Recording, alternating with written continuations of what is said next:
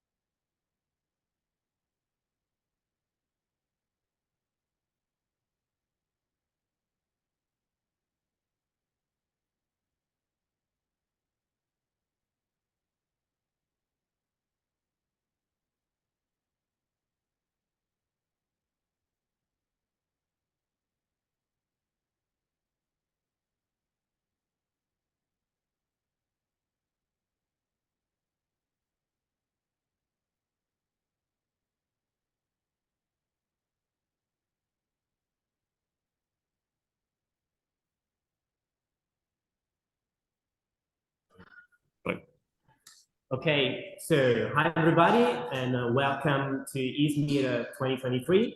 I'm Riccardo Giampiccolo. I'm a postdoc researcher here at Politecnico di Milano. I'm a part of the organizing committee for this brand new edition of Izmir. And so I do not want to steal like any more time to this amazing event that we are very glad to host here in Milan. So I'll leave the floor to Giorgio, Stefan, and Fabian. So if you have questions as far as the conference is concerned, you find me here on the first row. In the first row, you can chat together during the break. So hope you enjoy this amazing meeting and event. I will for sure. And so see you later on. Thanks, Riccardo. So we have a message from Yuki, the general chair of the challenge. Let me mute myself first and then.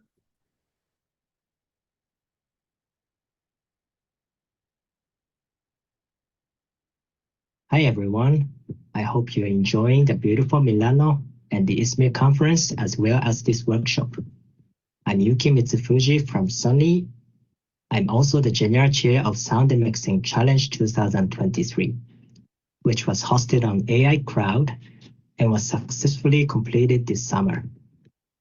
The second edition of the challenge was organized thanks to the effort of people from different organizations, Voices AI, Merle, AudioShake, Meta, and Sony. This workshop called Sound Demixing Workshop is the official follow-up event of the Sound Demixing Challenge, and therefore we will have a great opportunity here to know more about how the winners devised their models, what kind of tricks were effective in boosting the quality of their models, and what kind of issues they faced through the challenge. We also invited 2 keynote speakers from different regions, and I believe you'll enjoy their talks. Last but not least, I'd like to thank all people who prepared the workshop and kindly accepted our offer for the talks. I also want to thank everyone here who selected this workshop from other alternative concurrent events. Please enjoy. Have a nice day.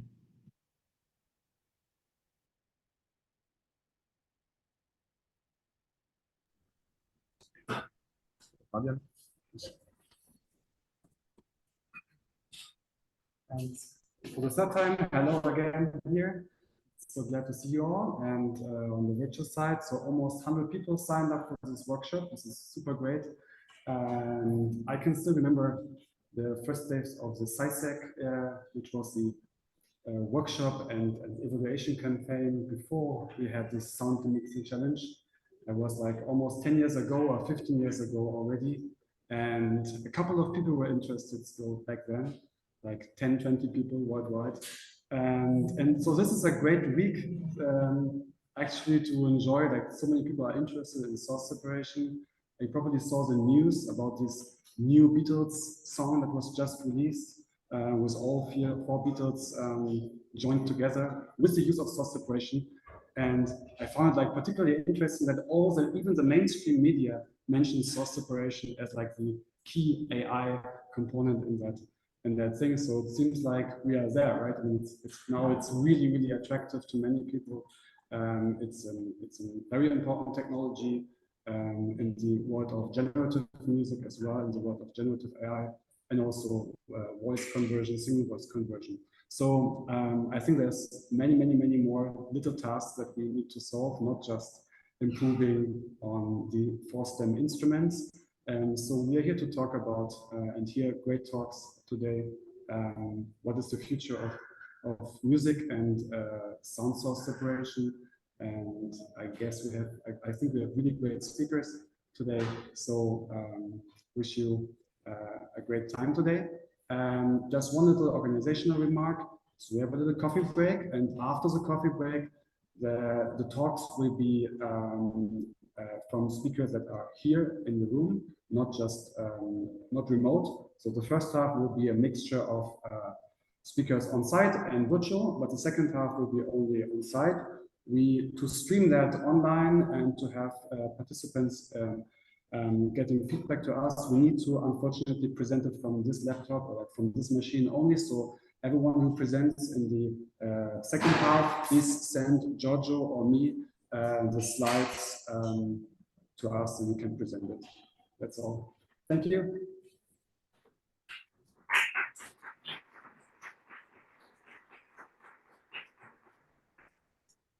Okay, so let's begin.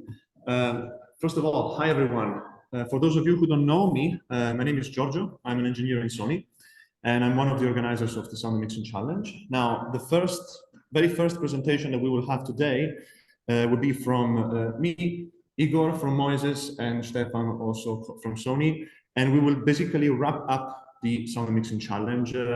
We will give a lot of focus on the winners in particular. We will finally announce who the winners are.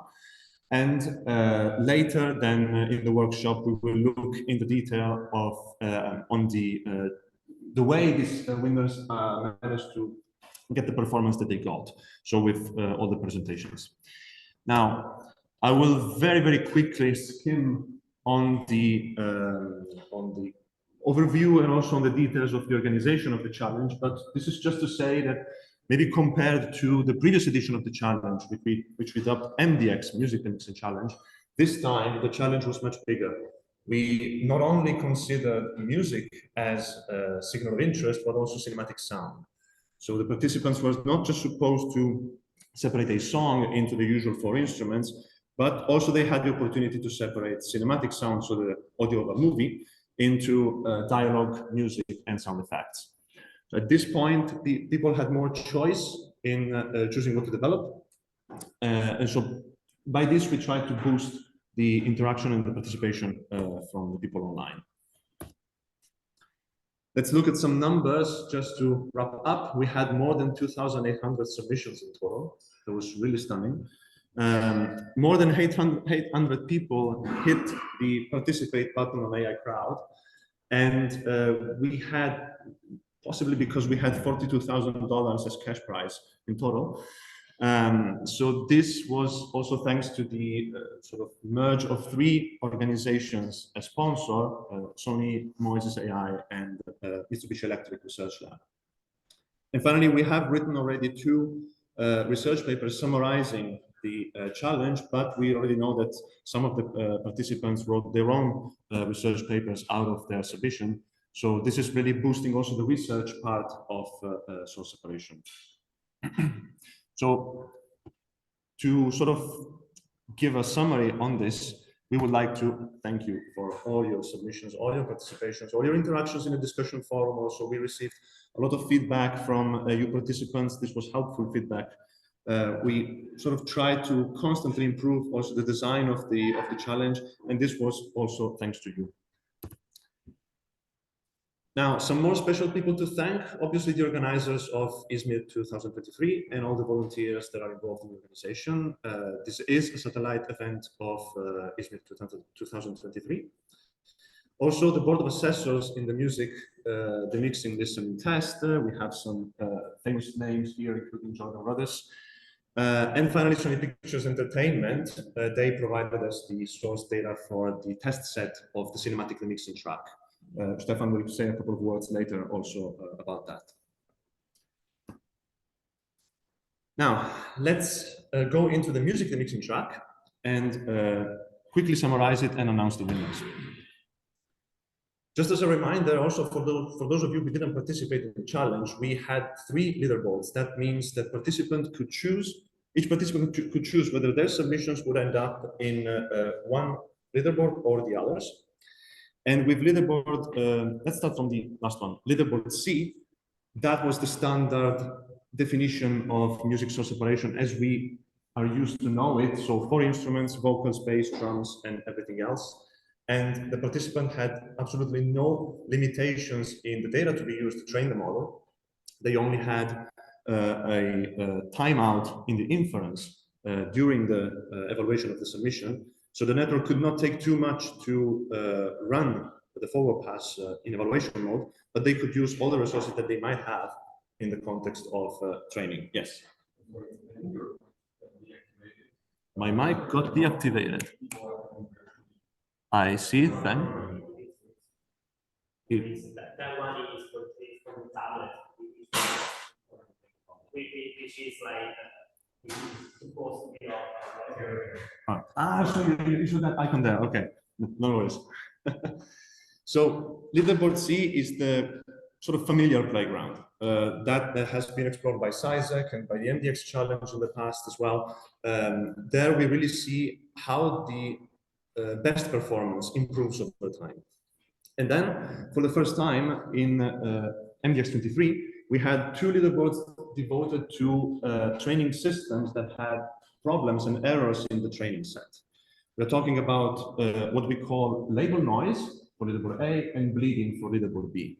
Label noise, we mean individual stem used as ground truth, which is labeled as vocals, but actually contains signals from other instruments.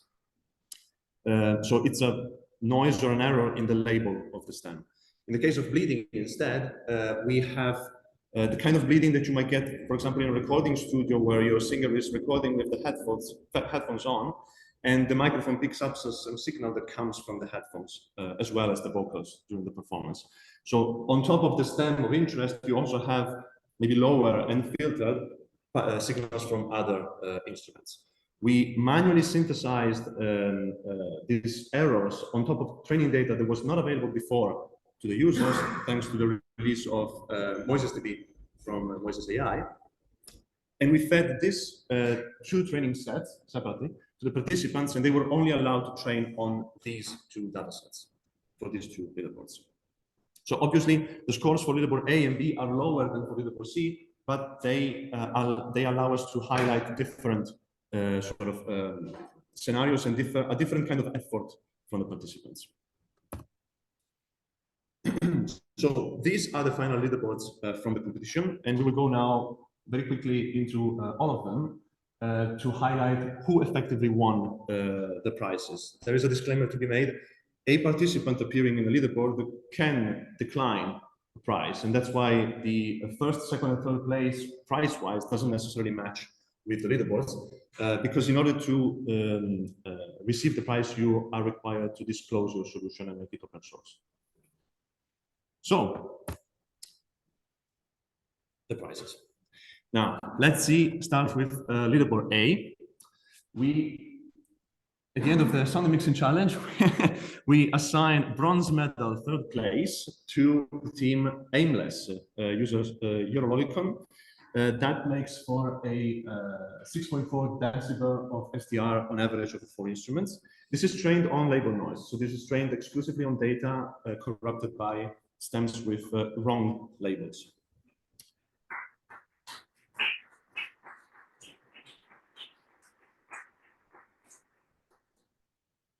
Now, for silver medal, we have the team Korean University Laboratory, so Kim Min-seok and Unicus. Congratulations, 6.6 dB for SDR. And for gold medal,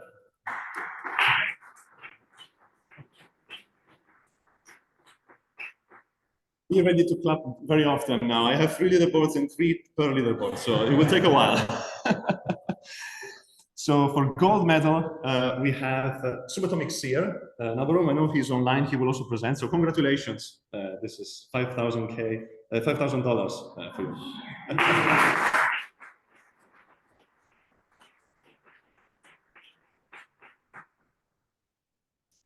Okay. Now, let's proceed to leaderboard B. That's with bleeding. So the training data now contains also, on top of the source of interest, signals from other instruments, but they have been filtered. They have been definitely lower in volume than the source of interest.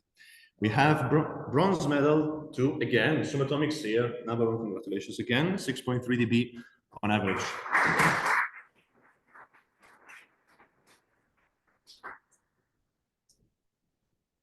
Now, the silver medal goes to ZF Turbo. That's ZF Turbo and Tatiana. That's 6.38 dB SDR. Congratulations.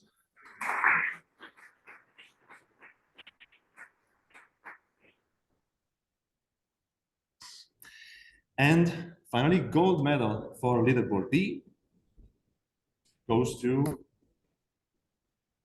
again, the Korea University Laboratory with 5K.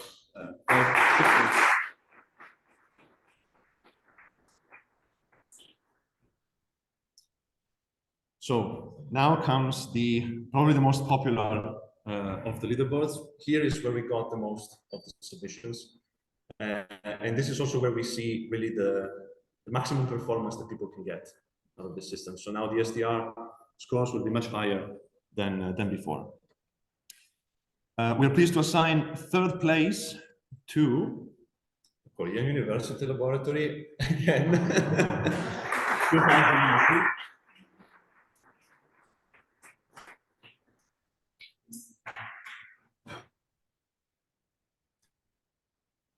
Yes. It's you, obviously. No? Okay. Then silver medal to Kimberly Jensen. This is new. 9.1 dB SDR on average. Congratulations.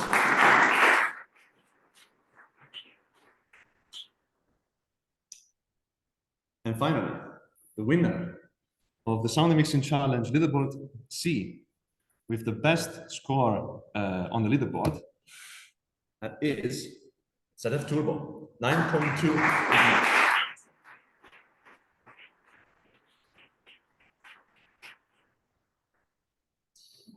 So congratulations, everyone. Here I have a summary of all the winners on top of the leaderboards. Okay, now we still have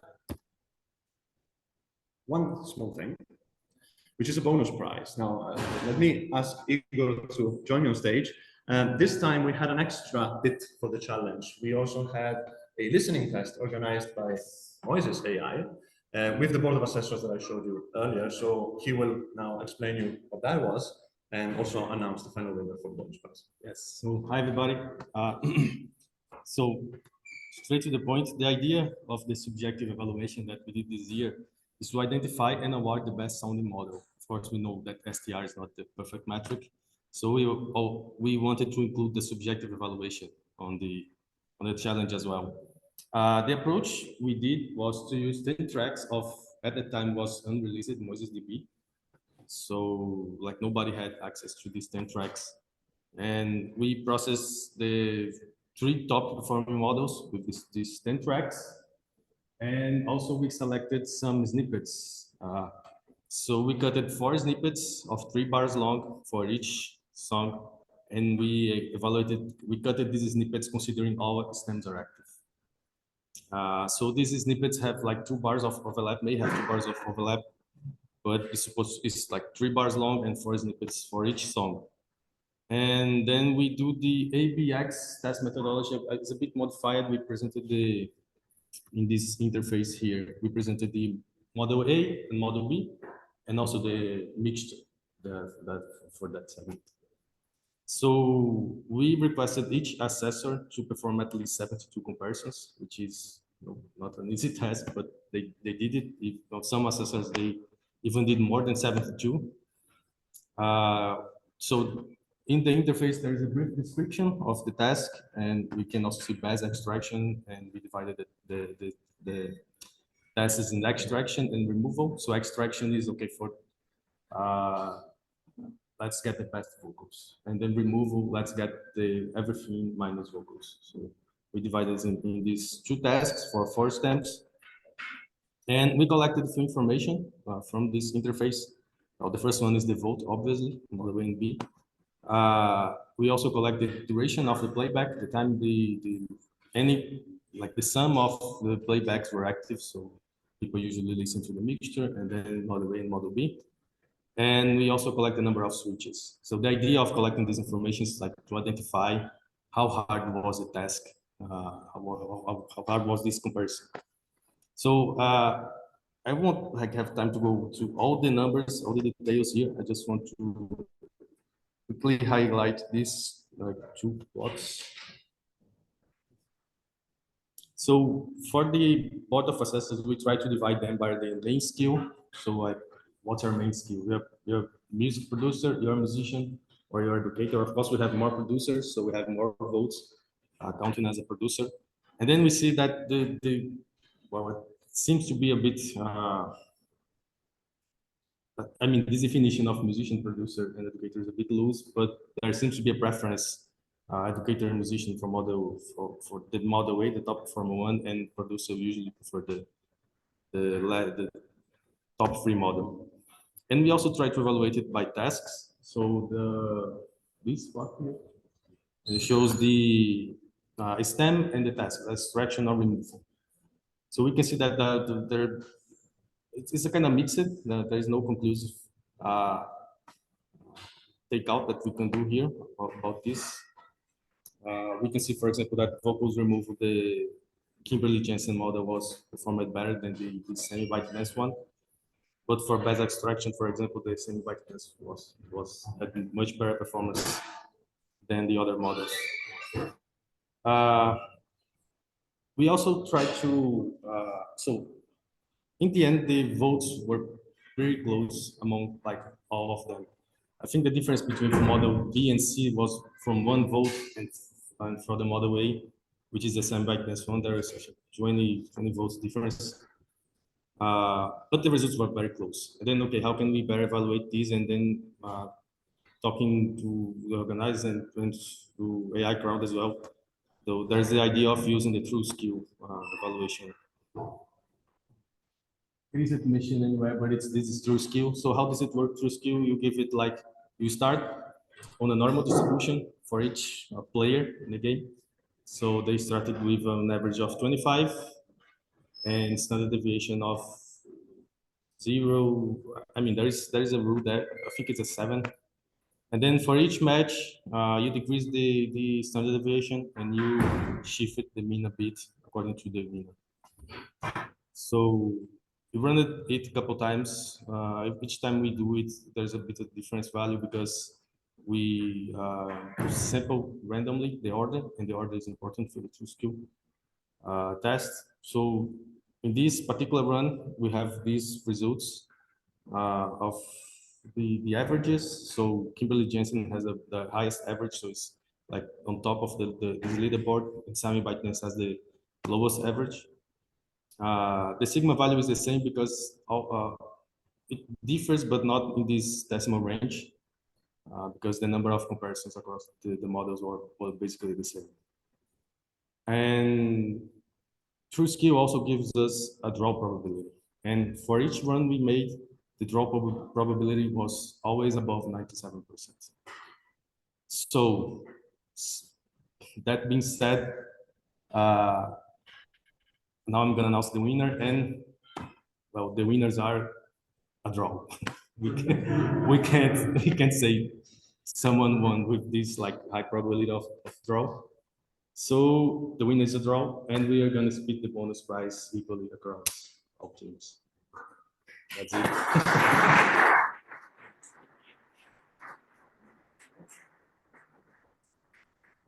Yeah, thanks, Igor.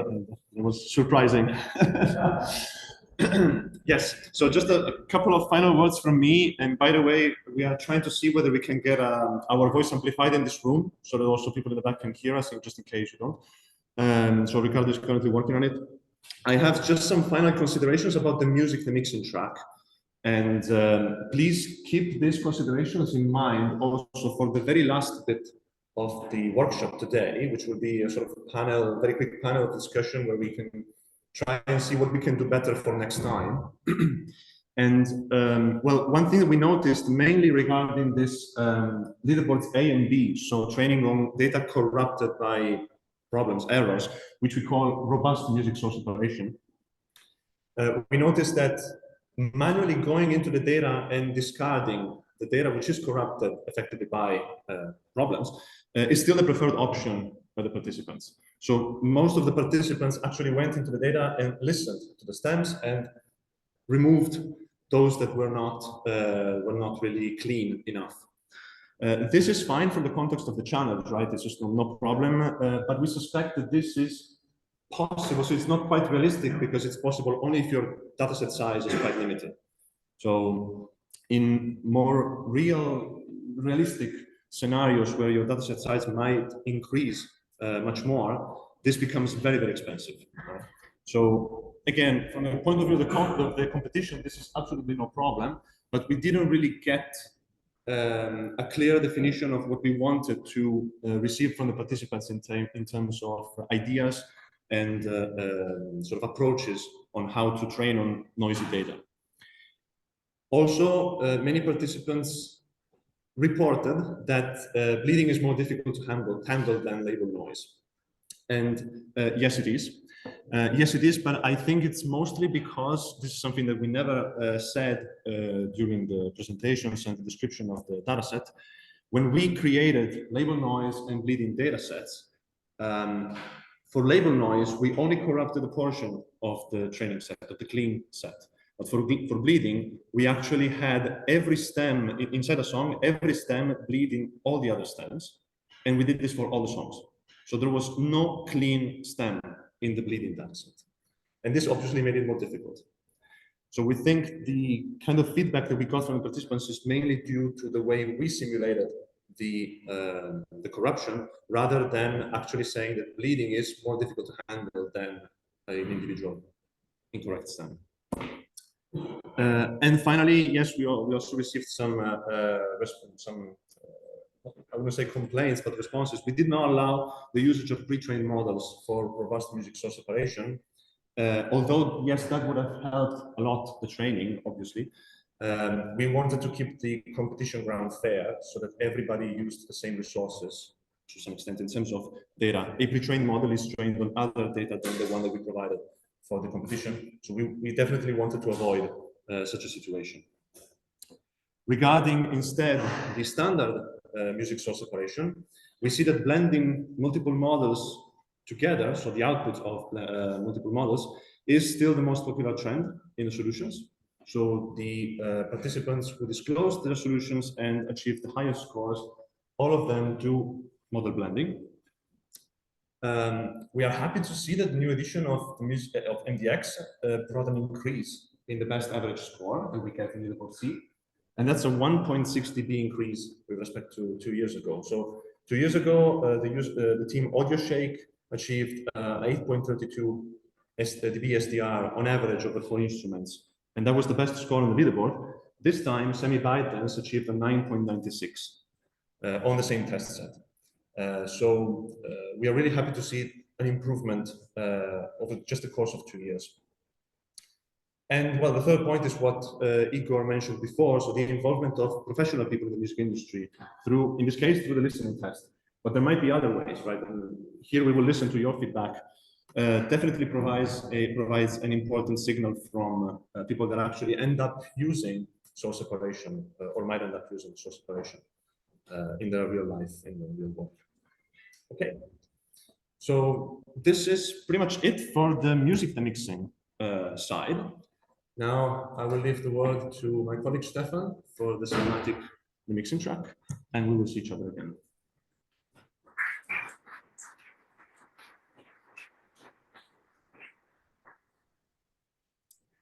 Okay, so I would like to summarize the cinematic demixing track. And on the first slide, this is just the setup, so the problem formulation. So participants were asked to take a mixture, and their system should produce 3 outputs. should produce the dialogue, the sound effects, and the music track that at the end together make up this mixture. And we use the same metric as we use for the music demixing track, the global SDR as the score. We want to rank the different participants, different submissions that we have.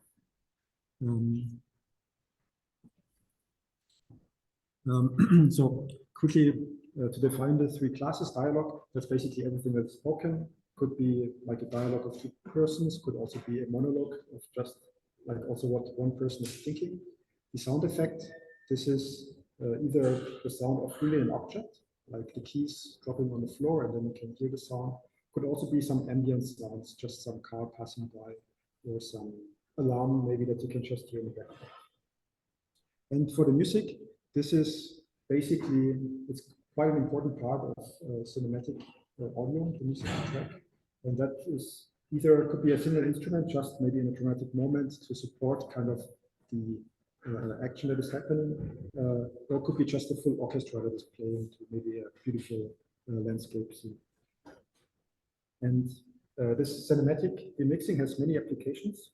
For example, language dubbing. Say you have a movie in one language, but you want to change this to another language. Yeah, maybe it's better, or maybe it's better if we use a microphone. Yeah.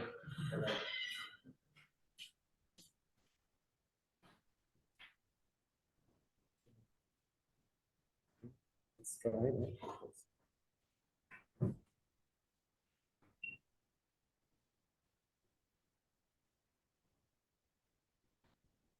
Just something. Yeah, maybe I need to. Can you hear me now clearer? Really closer, like this? Okay. Language dubbing is one application. Also, you can think of maybe you have an old movie with some music, but you don't have the copyright anymore of the music production that you used for the previous, for the old mixture, and definitely want to remove the music. Could also be upmixing, like classical use case. Maybe you have just an old movie in stereo, but now you want to make a Dolby Atmos version out of this, and then you can use with this cinematic separation at least kind of a simple upmixing strategy to go to more channels. There are some challenges compared to music that I want to quickly highlight here, and there are basically three. And the first one is really the lack of sufficient data. And this is something, if you think about that, that's really a problem. First of all, cinematic audio normally is multi-channel. So not just stereo, it should be 5.1 normally, or maybe even 7.1. But the materials, the data sets that you can find on the internet, they are most often just mono. And this at the end means that you need to use some either augmentation technique that you really incorporate during training, or you can do something that some participants did. Maybe you have like a system that just operates channel-wise, but at the end you try to combine the outputs, like channel-wise outputs, into something like with a multi-channel filter, into something that makes that exploits this multi-channel structure of your audio. And you want to have material that is full band, that really has up to 24 kilohertz, some frequency content. You want to have, or you have emotional speech, you have children speaking, you have human sounds like breathing, laughing, and so on. And these are all sounds that you want to separate, right? And they all should go into dialogue, but there's not really data that you can use, right? And what people are doing, as is written here, at the end, vocals from music are actually a good proxy for a dialogue. At least it's a good proxy for training systems that should do the dialogue extraction. The second problem is the broad and diverse nature of sound effects. If you think about this, this is really a problem. And at the end, maybe you cannot really hope that you have a system that has seen all the sound effects that it will later see in the wild. That's a problem. And so you need to have models that can really generalize, and you need maybe to think about something hierarchical, as we will see. And also maybe at the end, it's the best that you remove dialogue, you remove music, and what is remaining that you call sound effect. But that's really a problem. And the third problem is that there's also some overlapping classes. Say vocals could be part of the music track could also be something that just someone is maybe like the main actor is just singing along a song, right? And this is some ambiguity, some problem that you have to deal with. Just to highlight some challenges compared to music separation.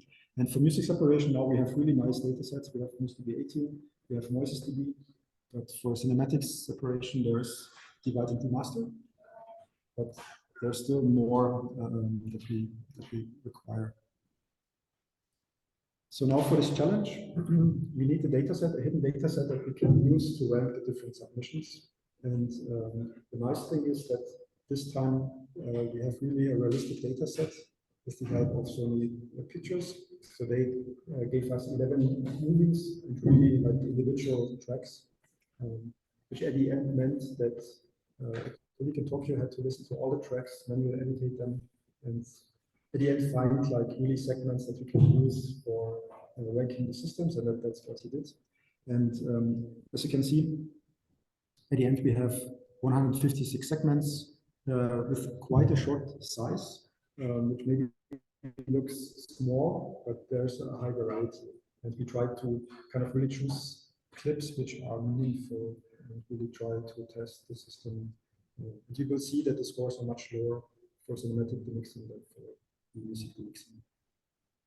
And as I said, there's a lot of manual effort, and thanks to a colleague Hirano-san in Tokyo, who put in a lot of work, we have this data set. And also there's like another movie that we used, Killian's Game. That's a demo movie that you actually can find on YouTube if you're interested in, and you can find on YouTube also how this movie was shot. And for this demo movie, we basically return to the participants their output of the system, such that they know basically when they did a submission, okay, how did their system perform on this movie, that they can have like a clue maybe what went wrong. I should speak up. Speak up. For the wishes. Okay, then I have to send you basically. Okay. Yeah. Okay, and the second thing is the cocktail fork baseline that was released by Mitsubishi Electric, Merle, which was nice because we always try when you set up such a challenge.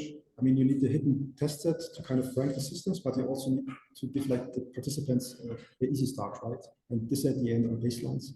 And Merle open source their multi-resolution crossnet, and participants could just start with the solution and use it. And this was then part of the starter kit, and you could just clone and add your running submission from which you could then basically move on and improve. So with this, we come to the final leaderboards that you can see here.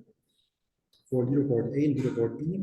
Leaderboard A were all submissions where the systems were only allowed to be trained on the divide and remaster dataset. That's a dataset also from Merle. And leaderboard B, participants were allowed to use any data.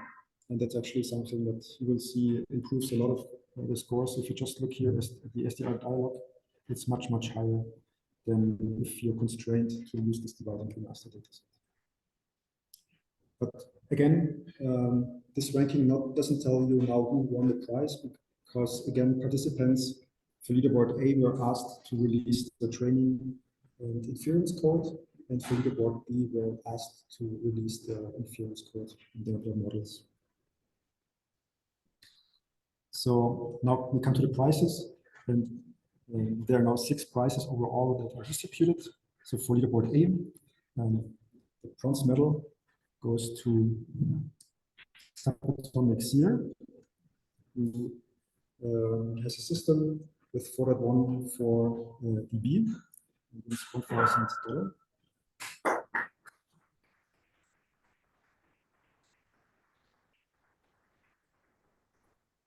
The silver prize goes to MP3D, who has a 4.2 dB system with $1,500. It is an applause.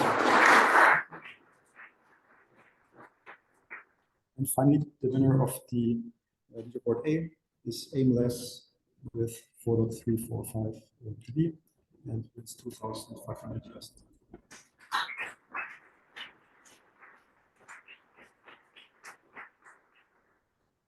Okay, so these were the systems that are trained, or they were only allowed to use the divide and we master dataset. Now for leaderboard B, participants could use any data, and the bronze prize goes again to MP3D for his system.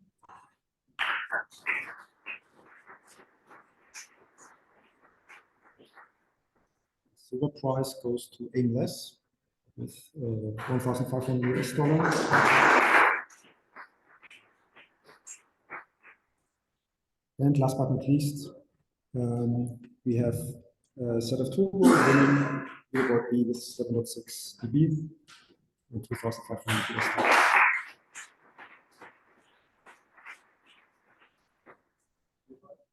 Sorry. Yeah. It's really two times like SDR for effects. I was wondering. Yeah, sorry, that's a mistake. Yeah. So the first one is dialogue, the second one is effect. Yeah, sorry. We see it here. So it's dialogue, effect, and then music. Okay. So with this, so here again you can see the winners. Maybe some final considerations. Now that we also kind of saw in the submissions of the system, of the participants, and also we wrote a paper together with the participants, what are the lessons that we could learn from the top teams? And what we can see is basically that the cascaded model works very well. And such a cascade is shown here, where people try to first extract the dialogue. That's something that you will also hear later, thoughts from the participants.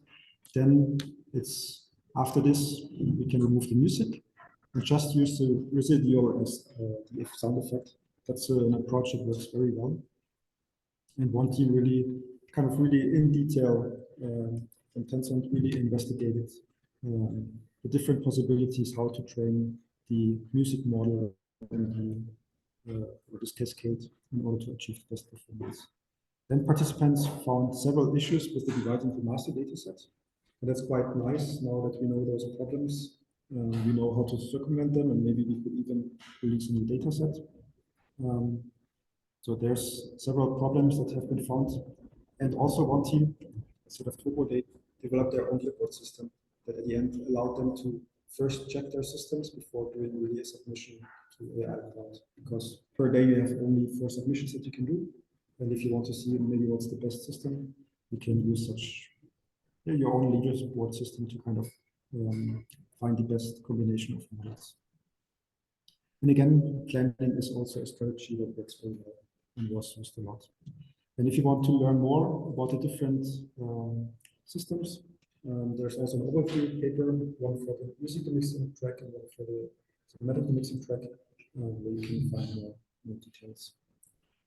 And then last but not least, I can speak now of all of us. We would like to thank all participants, because if you organize such a challenge, it's actually quite, at the end you have a lot of work, but then when a challenge starts, basically there's nothing you can do, right? You just, at the end, at the beginning you talk a lot, you create these data sets, this hidden data set, this training data sets, you try to have baselines running, and then the day X comes where the challenge starts, and there's nothing you can do, right? And then you just have to wait, okay, are people coming, will people contribute?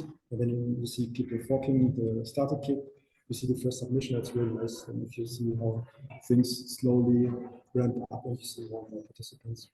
So from our organizers' perspective, really a big thank you to everyone who joined and contributed to this challenge.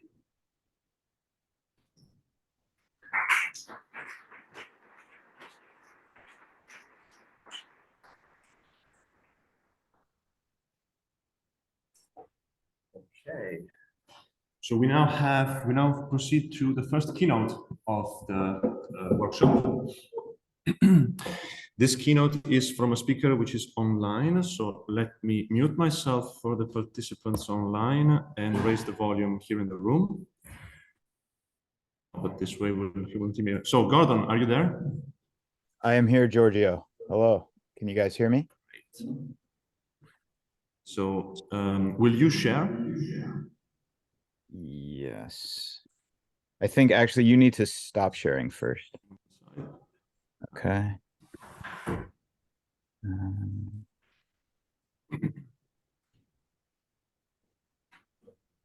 Okay. Okay. See my I screen? can see it, not yet in full screen. Okay, now I see the full screen. How about, let me do a quick audio test. Did you get the cheesy MIDI? Yeah. Yes, yes, we got it. Thanks. So I'll All right. mute myself and the floor is yours. Okay. All right.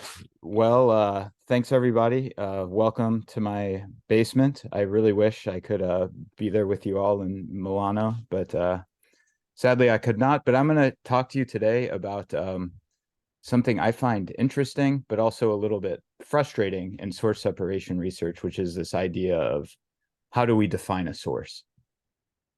And I should say before I start, well, I'm the one who's going to be talking today. Really, a lot of the work that I'm going to be talking about is work of my colleagues, and these are our former interns, Ethan Manilow, Darius Pitterman, and Themius Zinnes, and then also my colleagues at Merle.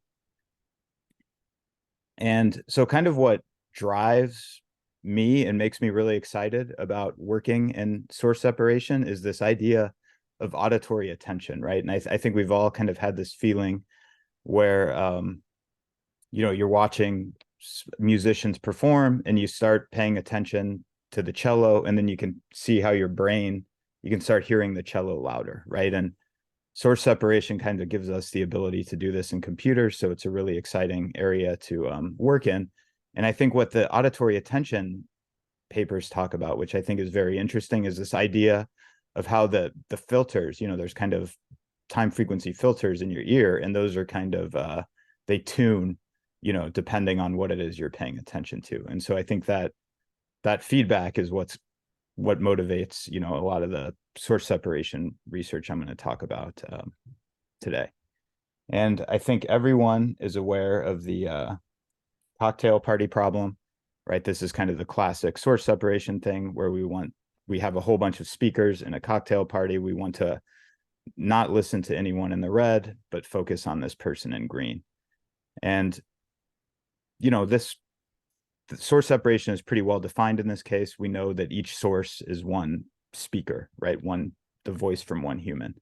But then when we want to kind of move along from the cocktail party to what we call the cocktail fork problem, which is Stefan just mentioned was kind of the basis of the cinematic sound demixing track, right? Which is really our motivation was this use case where you're watching TV and, you know, you set the volume such that you have to turn it up really loud such that you can hear the dialogue, and then the car crash, you know, is too loud or you can't hear the music in the background.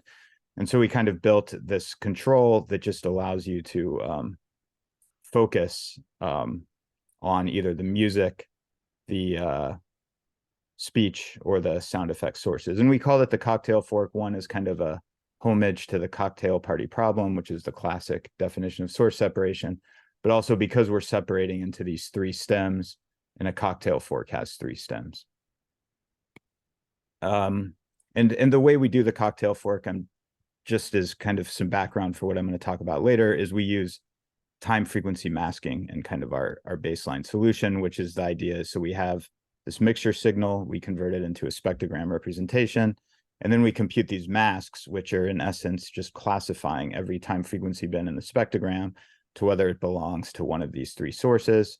And then we multiply the masks by the spectrogram, we get the time frequency estimates of the sources, and we do the inverse STFT to get the original sources, or the estimated sources, sorry. And we train this model, you know, using typically signal reconstruction loss, things like mean squared error, mean absolute error. And these can be, you know, on spectrogram magnitude, complex spectrograms, waveform, multi-resolution spectrograms. There are many different ways we can quantitatively measure signal reconstruction.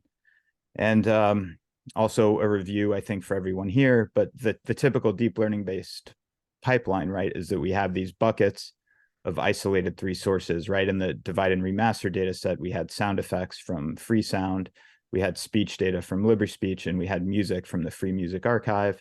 And we pulled a sample from each of these. We mixed it in such a way that was hopefully passably realistic. And then we trained the neural network to estimate these three sources. And we have the loss function that compares it to the ground truth sources. Now, this pipeline well, I think it's great and it, you know, can do incredible things. There are some things that I find maybe a bit unsatisfying. And the first is kind of this definition of a source, right? And I think as Stefan spoke to with the CDX challenge, you know, there was this issue of singing voice. So in the divide and remaster data set, we made the decision as we were creating the data set to include music with vocals as part of the music stem. And I think there was some mismatch there with the actual cinematic hidden test set. And so that's, you know, gets to that ambiguity somewhat. Sometimes you can have multiple people talking. So, you know, the speech stem is maybe a bit too broad. And then you have things like a dog barks, but its tail is rhythmically banging against the trash can. And so this, you know, people who really like dogs might consider this musical, but and also there's different parts of the dog that are different sources. So for us, what we decided to do to kind of help model this uncertainty was to reframe the definition of source under a hierarchical framework. And that's what I'll spend most of the talking about. But the other kind of problem with this classical source separation pipeline is this idea of it doesn't really focus, right? So we always have 3 buckets, right? Music, speech, and sound effects in the cinematic demixing case. And then we just use like remix post-processing to get the output signals rather than kind of focusing on having the model sort of adapt to what it is you want to focus on. And so to kind of do this focus, we can just condition our models on certain ways to describe sources. And that's what I'll talk about, hopefully also time permitting in this talk. So just to give an outline here. So I'll talk mostly about hierarchical source modeling and specifically a couple different works, one about hierarchical music instrument separation and another one about hyperbolic audio source separation. And then I'll mention some work on source conditioning as well. So jumping right in to this idea of hierarchy, right? The cinematic demixing problem, or what the cocktail fork problem is really kind of a top level of a hierarchy of what are kind of the classical source separation problems, right? We have music source separation where we want to separate music into the different instruments. We have speech enhancement and separation where we want to separate out individual voices.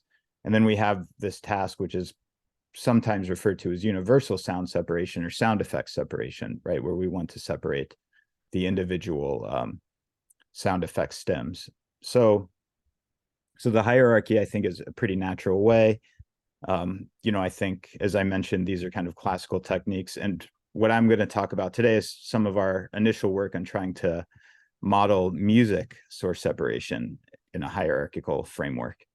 And I think what initially motivated us to do this is that in music source separation, we know that when an audio engineer is creating, you know, music that we listen to, they are arranging this music in a hierarchical manner, right? And some data sets such as MedleyDB kind of have this hierarchy encoded in them, right? So there's the raw stems, or the raw individual sources, which are then mixed into stems. For example, the individual drums go into the drum set, and then these are all combined together into a mix. I mean, unfortunately, MedleyDB is quite small, and when you start to get into the long tail of instruments, there's not really enough for doing deep learning research. But even more is then when MedleyDB kind of was merged into part of MuseDB, sadly, all of this long tail has to just get combined into the other class, which is convenient in some way, but also limiting. And so what we really wanted to do was try to come up with some way to do musical instrument hierarchies, right? So we know you have the string section in an orchestra, which is composed of many different string instruments, or the woodwind section, or even grouping different guitars in a mix, or different drums. And so really our motivation for the hierarchical separation was kind of twofold. One, it helped us to deal with this uncertainty about what a source is, but also take into account some of this knowledge we have about how different sources relate to each other. But unfortunately, no data set of stems, especially of these fine-grained leafed instruments, really existed for source separation. So kind of the first thing we did to try to start tackling this problem was created this data set called SLAC 2100. And this was selections from the LAC MIDI data set from Colin Raffel. And this was MIDI data scraped from the internet. LAC means 100,000 in a language, I can't remember which, but so for SLAC, we just took 2,100 of these 100,000 MIDI files, and we synthesized them using a commercial toolkit. And what our hope is that we did this would maybe be good enough to do some kind of sim to real and actually help us do better on MuseDB, because we would have real music data that was correlated, and we looked at sim to real, and unfortunately it didn't really work that well. You know, in the introductory test slide, I played kind of a cheesy MIDI example of SLAC. There was also no vocals at that time. I think you know, over the last year we've seen this explosion in generative models, so maybe it's time to revisit the sim to real side of things for source separation.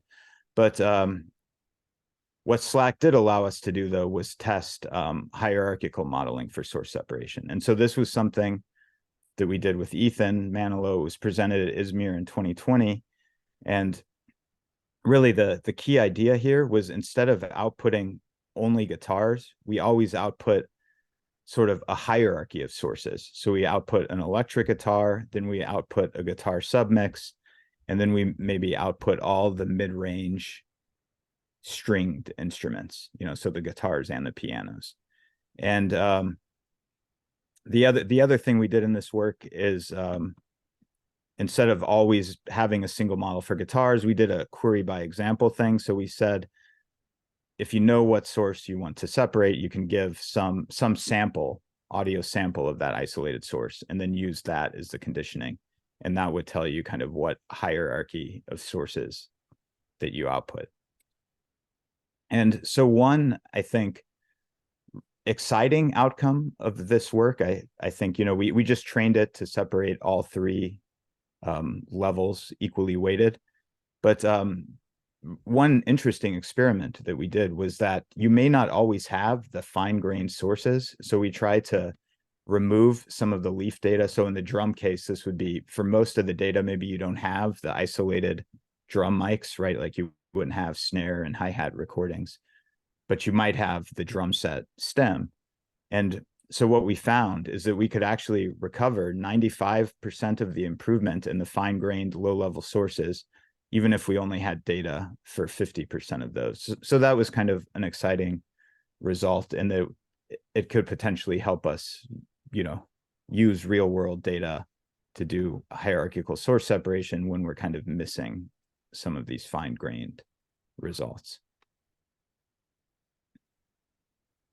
Oops. So the other thing that we did in this work was the way we kind of actually modeled the hierarchy was what's using a simple hierarchical constraint. And what we assumed is that when you went up to higher levels in the hierarchy, you were just including more sources, right? At one level, you had the electric guitar, and then you added an acoustic guitar to it.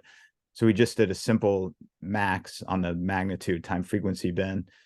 And this is unsatisfying, I think, for kind of several reasons, not the least of which is phase cancellation could make this max inaccurate.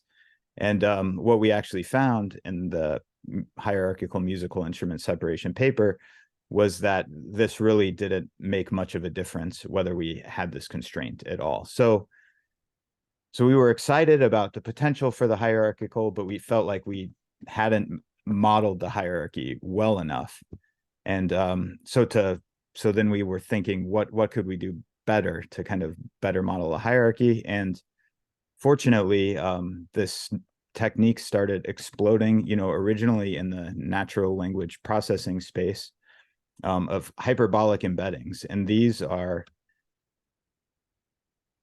models that can be used in neural networks that are really effective at encoding hierarchical data. Obviously, natural language has many types of hierarchy when you think of documents to sentences to words, and then relationships between the words. And it also became very popular in image processing as well for encoding hierarchical data. And there are even some works prior to our work for source separation that used it for kind of audio classification. So similar to, I think those of you who are familiar with audio set, you know that it has a hierarchy of sources. So when you want to do classification, I think hyperbolic is a nice way to do it. So real quickly, what are hyperbolic spaces and why are they useful for modeling hierarchies? So I think the reason that they're useful for modeling hierarchies is kind of shown here on this figure in the left, taken from this paper by Lopez. And what we can see here is every node in the graph is or a node in the hierarchy tree embedded in this hyperbolic space. And what we can see is that the distance, in this case between H and I, kind of looks like a tree. And the reason it does that is the way I kind of like to think about this hyperbolic space is, instead of, if you have a point on two different sides of this hyperbola, you actually have to move all along the hyperbola to get between those 2 points, rather than kind of a straight line between the 2 points is Euclidean space. And so this is what I think the intuition for why hyperbolic spaces are useful for modeling hierarchical data. And there was an artist named MC Escher who was made a lot of really cool artwork in hyperbolic spaces. And I think what I like this bat image here, what this really illustrates is another neat property of the hyperbolic spaces is that when you're in towards the origin, these are the more general classes, right? The top of the hierarchy. But then as you move to the edge, you can pack infinitely more data into the edges of this space. So you can always make the hierarchy more and more finer grained. And so in hyperbolic space, each one of these bats has the same area. And that's another thing that makes it a really useful for modeling hierarchies. And there's many different ways, there's many different models of hyperbolic spaces. The one we use is what's called the Poincaré disk model. And this is kind of what everyone uses in deep learning. And that's because the gradients are well defined. And so our idea of then using hyperbolic spaces for audio source separation was really this idea of learning a hierarchical embedding for time frequency bins. And for those who are familiar with techniques such as deep clustering or deep attractor networks, what they do is they use this model where for every time frequency bin in the spectrogram, you learn a high dimensional encoding for that time frequency bin. You don't learn them independently. I mean, you have the context of the entire spectrogram for learning these embeddings, but then when you're classifying or doing things with these embeddings, you can treat each time frequency bin as having its own high dimensional embedding. And in this case, in the hyperbolic source separation, so we use the same idea, but now every time frequency bin is embedded to a hyperbolic embedding. And this has the nice property, we ran it on some CDX, like synthetic CDX mixtures here, and you can kind of see the hierarchy grouping. And let me tell you a little bit more about the mechanics of kind of how this works and some neat properties that you get by doing source separation in this hyperbolic space. So the first thing is actually to compute this embedding, we don't have to do anything special. We can just use whatever deep learning source separation model we want, just regular Euclidean layers. So in our case, we just have a BLSTM and then a linear layer. And as I mentioned, this gives us kind of an L-dimensional embedding for every time frequency bin. And then now for the hyperbolic, we just use a deterministic mapping that kind of takes a Euclidean embedding and maps it into a hyperbolic space. And that's what's kind of shown here. And then what we do is we essentially want to classify every time frequency bin in hyperbolic space. But in hyperbolic space, what would be a plane that we would use for classifying in Euclidean space is now this arc, a hyperbolic hyperplane, sometimes called geodesic. And here we indicate that by h. And then what happens is the hyperbolic distance between the hyperbolic hyperplane for class C and a given embedding is used as the mask value. And so we have multiple classes. We can take a softmax over the different classes to obtain these masks. And similar to the original hierarchical separation work I mentioned, we're doing this on multiple levels. So we have the child classes, you know, in this case, individual musical instruments or different types of speech signals, and the parent classes, which would be music and speech. And we're having we have two separate softmax layers, one for each level of the hierarchy. And one thing which is interesting about these hyperbolic spaces is kind of how interpretable they are. And oh, sorry, one more thing before I talk about the interpretability, I just want to say for training, we can really use any signal reconstruction objective we want. I mean, once we have the mask, we can multiply it by the mixture, take the ISTFT, kind of do all the tricks we do in regular source separation once we get the mask. And the only thing that's a little bit complicated is to do the optimization to take these gradient steps. We have to take them in hyperbolic space, and you have to use what's called Riemannian atom instead of regular Euclidean atom. But fortunately, there's a very nice Python package that makes this quite transparent for you called GeoOpt, which you can use to do the optimization. And so now let me talk a little bit about this idea of hyperbolic certainty, which I think is really kind of one of the things that makes hyperbolic spaces really interesting for source separation. And so that's this idea: if you have 2 points in hyperbolic space here, X and Y, and you take their average, you kind of move closer to the origin of the Poincaré disk. And so what that kind of means is if you have two individual sounds, you know, a drum and a bass, and then you kind of average those, you move closer to the middle. And so people sometimes interpret this as some type of certainty, right? So if you're closer to the origin, because you're probably taking the average of many things, you would have low certainty, but if you're near the edge, you would have high certainty. And so what we know is, since we're taking these embeddings of a single time frequency bin, and we know that sources overlap, what we actually found is that overlapping time frequency bins containing overlapping sources are embedded near the center of the hyperbolic space, and those containing a single source are embedded near the edge. And this is kind of illustrated in this histogram. We can see that when one source is active, almost all the bins are very close to the edge, distance of 1 from the origin. But then when we have a lot of sources overlapping in a given time frequency bin, we can see that they're embedded very close to the center.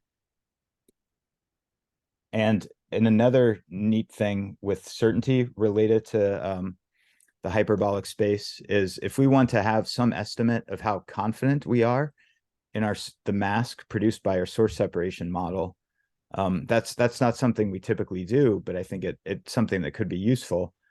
But if we want to get this from our regular source separation model, I mean, one way we thought to do this, and other people, I guess, have, is what people sometimes call Bayesian uncertainty or baseline. And what this really is test time dropout, right? So you run your model potentially hundreds or thousands of times with dropout, and then you obtain kind of a variance for every time frequency bin, and you can use that as a confidence. But the nice thing about the hyperbolic model is we can use the distance to the origin that I mentioned in the single slide to obtain kind of a confidence mask of our source separation model using just a single forward pass. And so that's a pretty neat property, and I'll show one way we considered using that in a minute.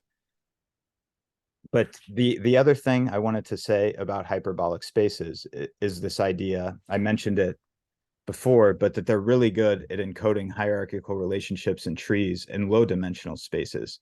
But I think if you think about this, you could probably convince yourself that if you have enough dimensions, you can also encode trees in Euclidean spaces, right? By, you know, saying the parent has to belong in only certain dimensions, and the children in other dimensions and things like that. And so what we found in our experiments is kind of backed this up in that when we had low dimensions, so when we had only a 2-dimensional embedding, the hyperbolic, gave us much better SDR. But as we increased the dimension of the hyperbolic space, the Euclidean embedding tended to perform better, probably because it's easier to optimize. And again, with enough dimensions, it can encode the hierarchical relationships just as well. So we have this hyperbolic space, and I mentioned it has these cool properties. When you're near the edge, it's you're close to the origin, or sorry, when you're far from the origin, near the edge, you have kind of high confidence source separation bins, and it works really well in low dimensions, for example, 2 dimensions. So we thought this could be really neat for making kind of a novel source separation interface. And sorry, so that's what we built here.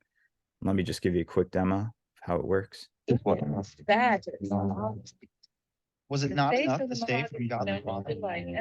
So that's the mixer sound. And what we built, and with this interface, you can kind of select embeddings in the time frequency space and hear them. And you also have the ability to plot the different learned hyperbolic hyperplanes and select all the points lie within one and hear that. And I think this is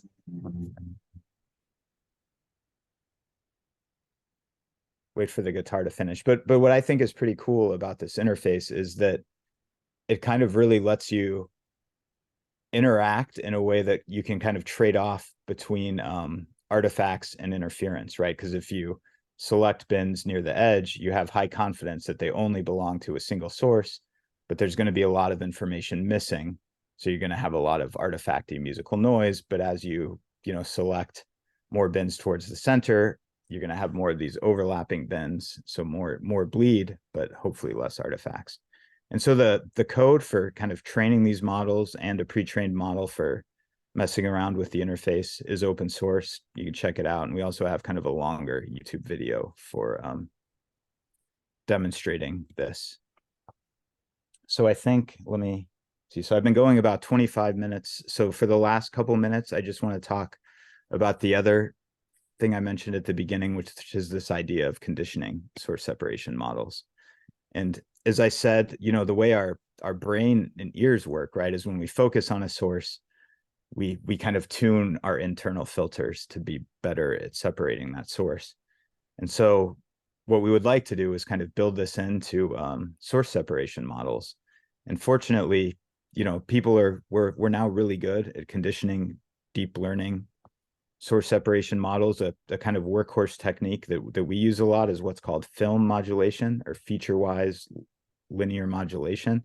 And this is this idea that given a conditioning embedding signal, what you do is you learn sort of a weight and a bias that then kind of modulates the input to every layer of your deep neural network. And so this is some way to get at this idea of kind of tuning the source separation model based on what it is you want to listen to.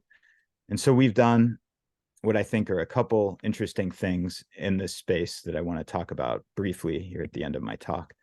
The first is this idea of heterogeneous target source separation. And this is the idea of trying to get at this way of encoding what somebody wants to separate, but they're not always sort of well-defined, or there's many ways to slice an acoustic scene, and they're not necessarily unique, right? So if we have 2 people talking, we could want to isolate based on maybe the gender of the speaker, maybe the distance from the microphone, which speaker is near or closer to the microphone. Maybe people are speaking different languages. We can also use the energy of the speaker who's talking louder. And we can kind of use those to say which speaker we want to separate in cases where maybe we don't have an example target speech or a target signal to use to tell the model what we want to separate. Maybe we can just use these conditionings. And these conditionings are fortunately all things we can kind of simulate in our training data, right? And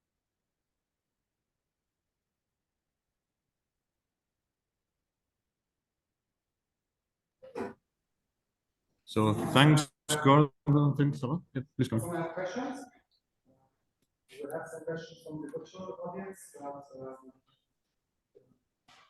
bring it up now or type it in also if you also on the Zoom call. Now I think we have to repeat the question, otherwise it's not audible. Sorry.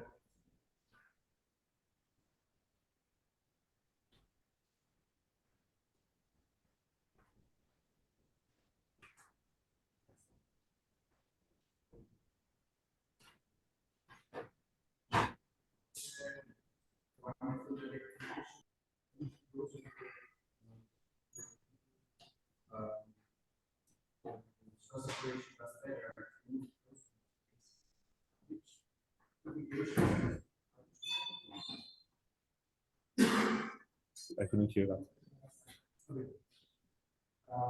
mentioned there was a method where was moved closer to the bottom position where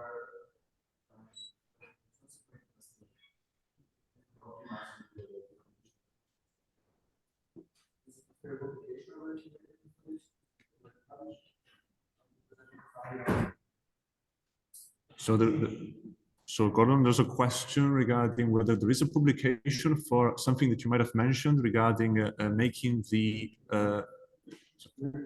condition on the source distance. the condition on the source distance. Optimal conditioning. Yeah. So there was, I think our original publication was in Interspeech 2022, which was just related to separating speech signals, and then we had the general thing, and I think actually that was the only one we did that used distance between the sources in it, and we were able, in that case, we could just simulate the data, right, using some RIR database to simulate people at different distances from the microphone. I think there's other work. I want to say there's a paper from Google as well. I can't remember where it was published that also used distance between speakers as kind of a cue for source separation. As a conditioning input, I should say, for source separation. It's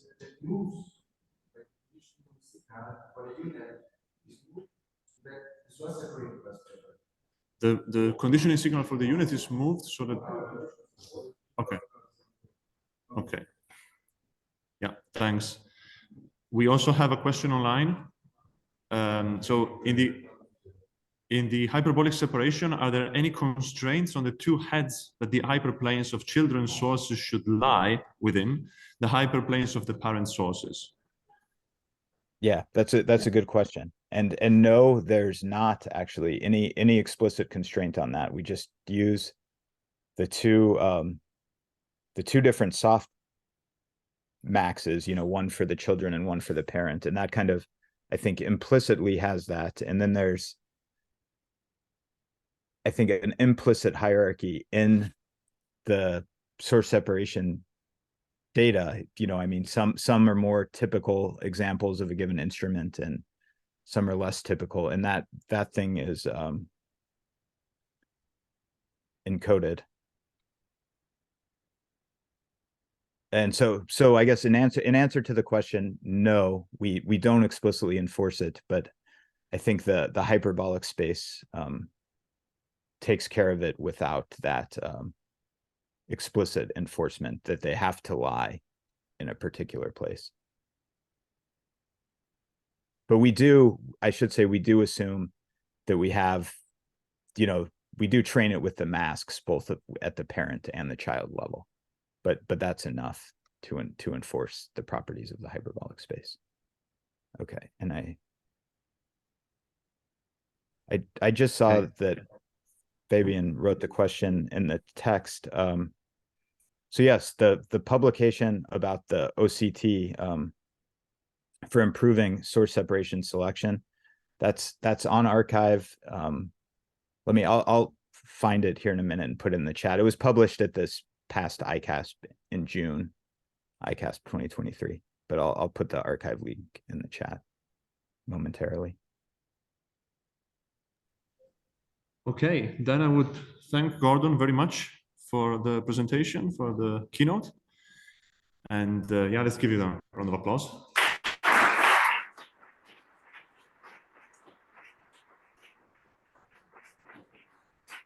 Thanks, everybody. And now we can proceed with the first presentation from the participants. Fabian. Okay. So the first one is a presentation titled Self-Refining of Pseudo-Labels for Music Source Separation with Noisy Labeled Data. And you can introduce yourself. Can you introduce yourself? Okay. Hello, my name is Yuki Che from Seoul National University. I'm doing you see, I'm interested in resource separation, and so I'm working on those stuff. And also, I'm from this lab playing music and audio research. Let me introduce my research. Thank you. For the virtual participants, please stand right in front of this. And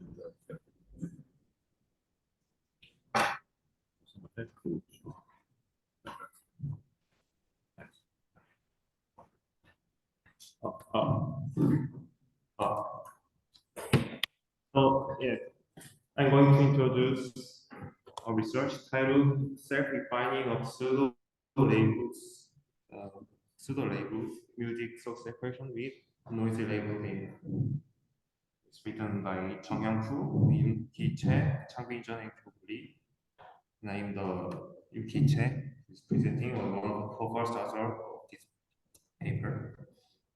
So we took part in track A of the MX challenge and data set using this track with some noise labeling. So we, in order to train a music source separation model, we want to gather a significant amount of data with multi-tracks. So we needed to categorize these tracks into predefined classes of separation, like vocals, the vocals, like basis or under.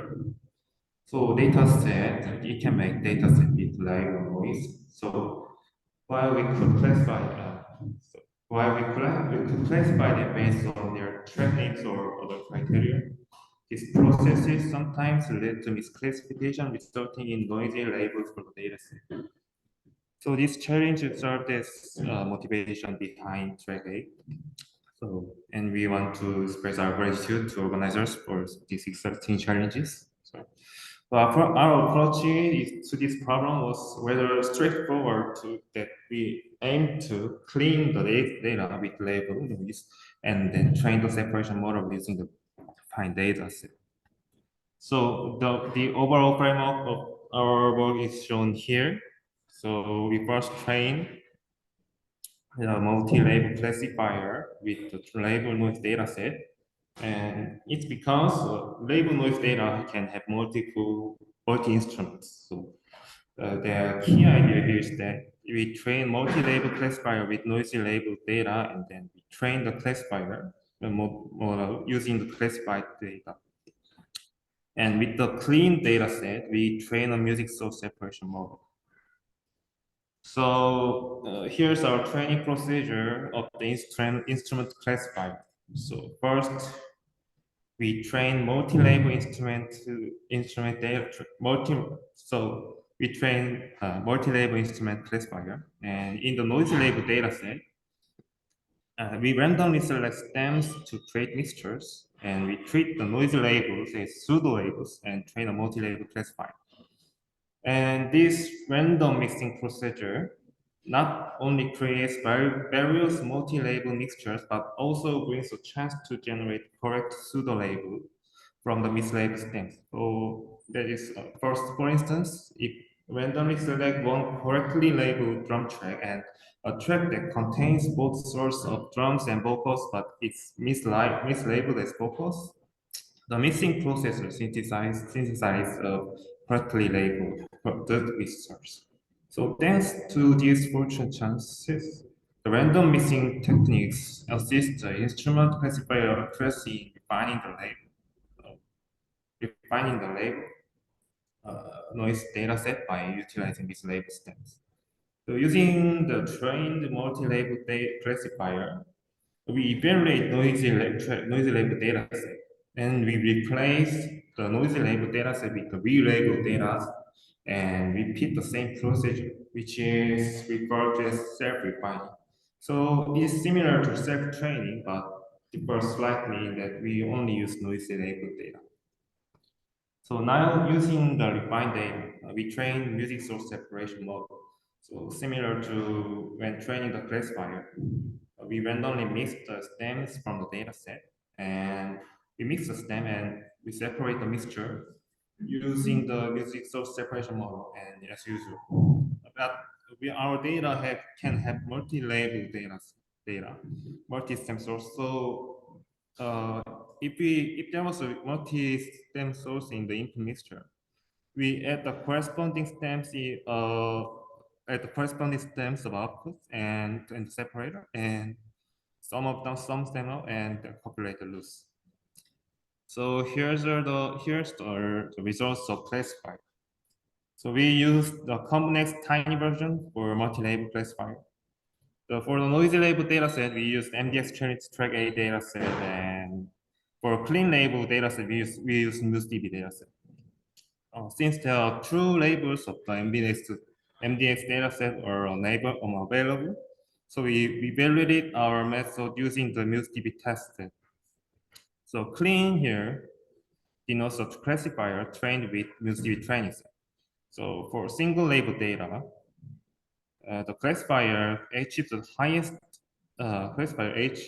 highest average performance on clean data set as expected. So it can be considered an upper bound for the performance as clean data set does not contain liveness. So classifier trained on refined data set here achieves superior performance, which is comparable to clean data set. So yeah, for the multi-label data, the refined data set achieves superior performance, which is compared to the clean data set. So contrary to the evaluation with single label data, the refined data set generally demonstrates a superior performance across all metrics in comparison to the noisy data set. So notably, the recall values are observed to be even higher than those of the clean data set. So in here are the results of music source separation models, and we evaluated the performance using the DMUX and constant economics models. And baselines are separation models trained on noisy data set, and this is the model trained on MuseDB training data set. So notably, we observed that the separation model trained with refined data set outperforms the other data set. So especially compared to the noise data set, and showing that our refining technique actually has improved the music source separation performance. One weird thing is that the performances of the data set reclassified with the classifier trained with refined data set. Exceeds that of clean, which is classifier trained with clean MuseDB training. So this implies that classification performance of clean clean is inferior to the classification performance of refined. So this discrepancy could be attributed to the differences in data distribution or between MuseDB and MDX dataset. And moreover, the number of training samples varies, and with 100 samples in clean dataset, MuseDB dataset, and 200 samples in the MDX dataset. So, and refining a partially noisy dataset, and so employing the sample partially noisy data set can yield advantageous outcomes than using the smaller clean dataset.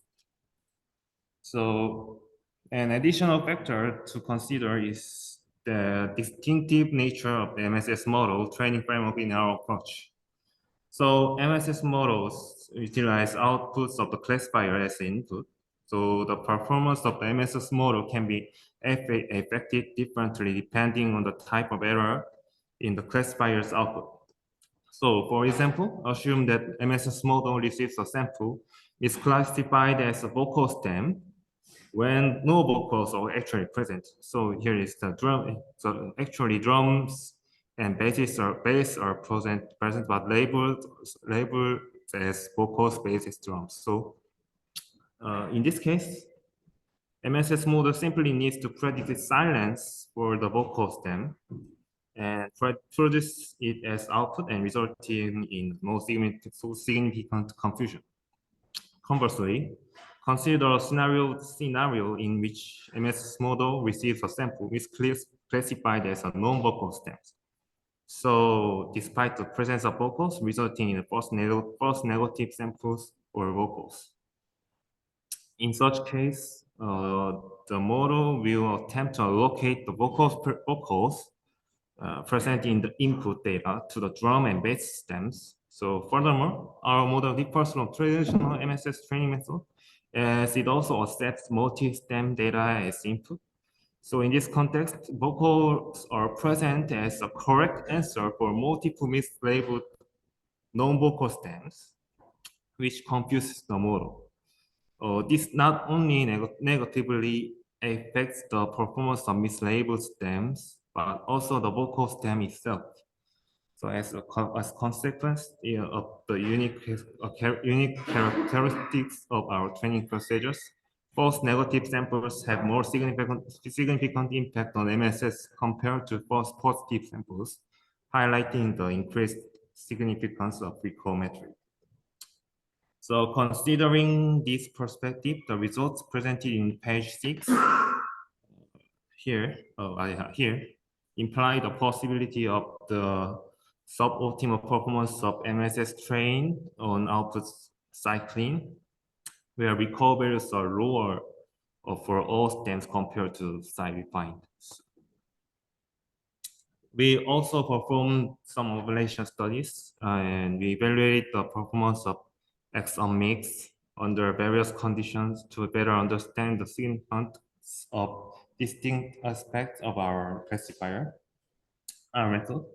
So we conduct experiments on examining the impact of threshold determination for the classifier during the training of MSS model using the classifier dataset. So in proposed, the threshold is set to 0.9 and setting the threshold into the 0.5 actually shows no significant change in performance. This outcome can be attributed to the fact that only 8% of classifiers fall within the range of 0.1 and 0.9 upon inference on resistivity tests. So in figure 4, we present the precision and recall curves for each threshold on individual instruments. And it is evident from the curves that if the variance within the range for both precision and recall are not substantial. So consequently, the choice between thresholds of 1.9 and 1.5 does not yield any noticeable disparity. Furthermore, we conducted an experiment involving adaptive thresholds for each instrument, where the threshold for each instrument were set to maximize the F1 score of the classification performance. So, however, we observed a significant degradation in performance across all instruments when employing adaptive threshold. This is because maximizing the F1 score necessitates the trade-off between the recall and precision. So often leading to a decline to recall to enhance the F1 score. So consequently, the performance of the MSS model experienced degradation and aligning with the discussion we had in previous slides. So that concludes my presentation. So our paper is also presented at the ISMIR conference. So please visit our poster if you're interested in our work or further discussion. So thank you for listening.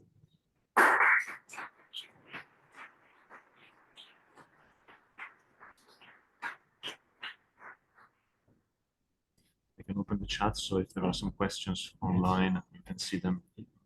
And please, if one writes a message here, also speak it out loud because they cannot see it. Are there any questions? One question maybe from virtual and here. Question?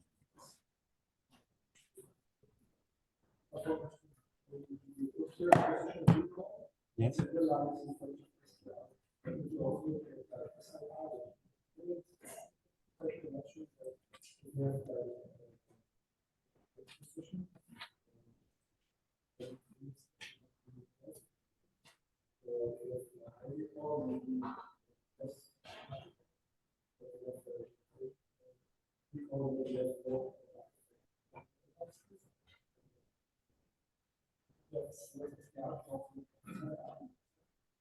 We just compared just SDR, but I didn't understand the question, but what else? Yes. Oh, good. We have an experiment.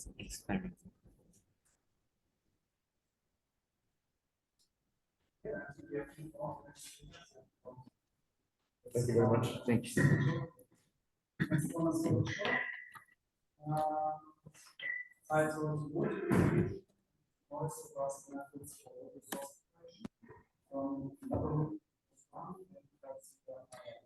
Yes, so Navarone, I see you're online. Yes. Feel free to share your screen. Yeah, sure. Let me.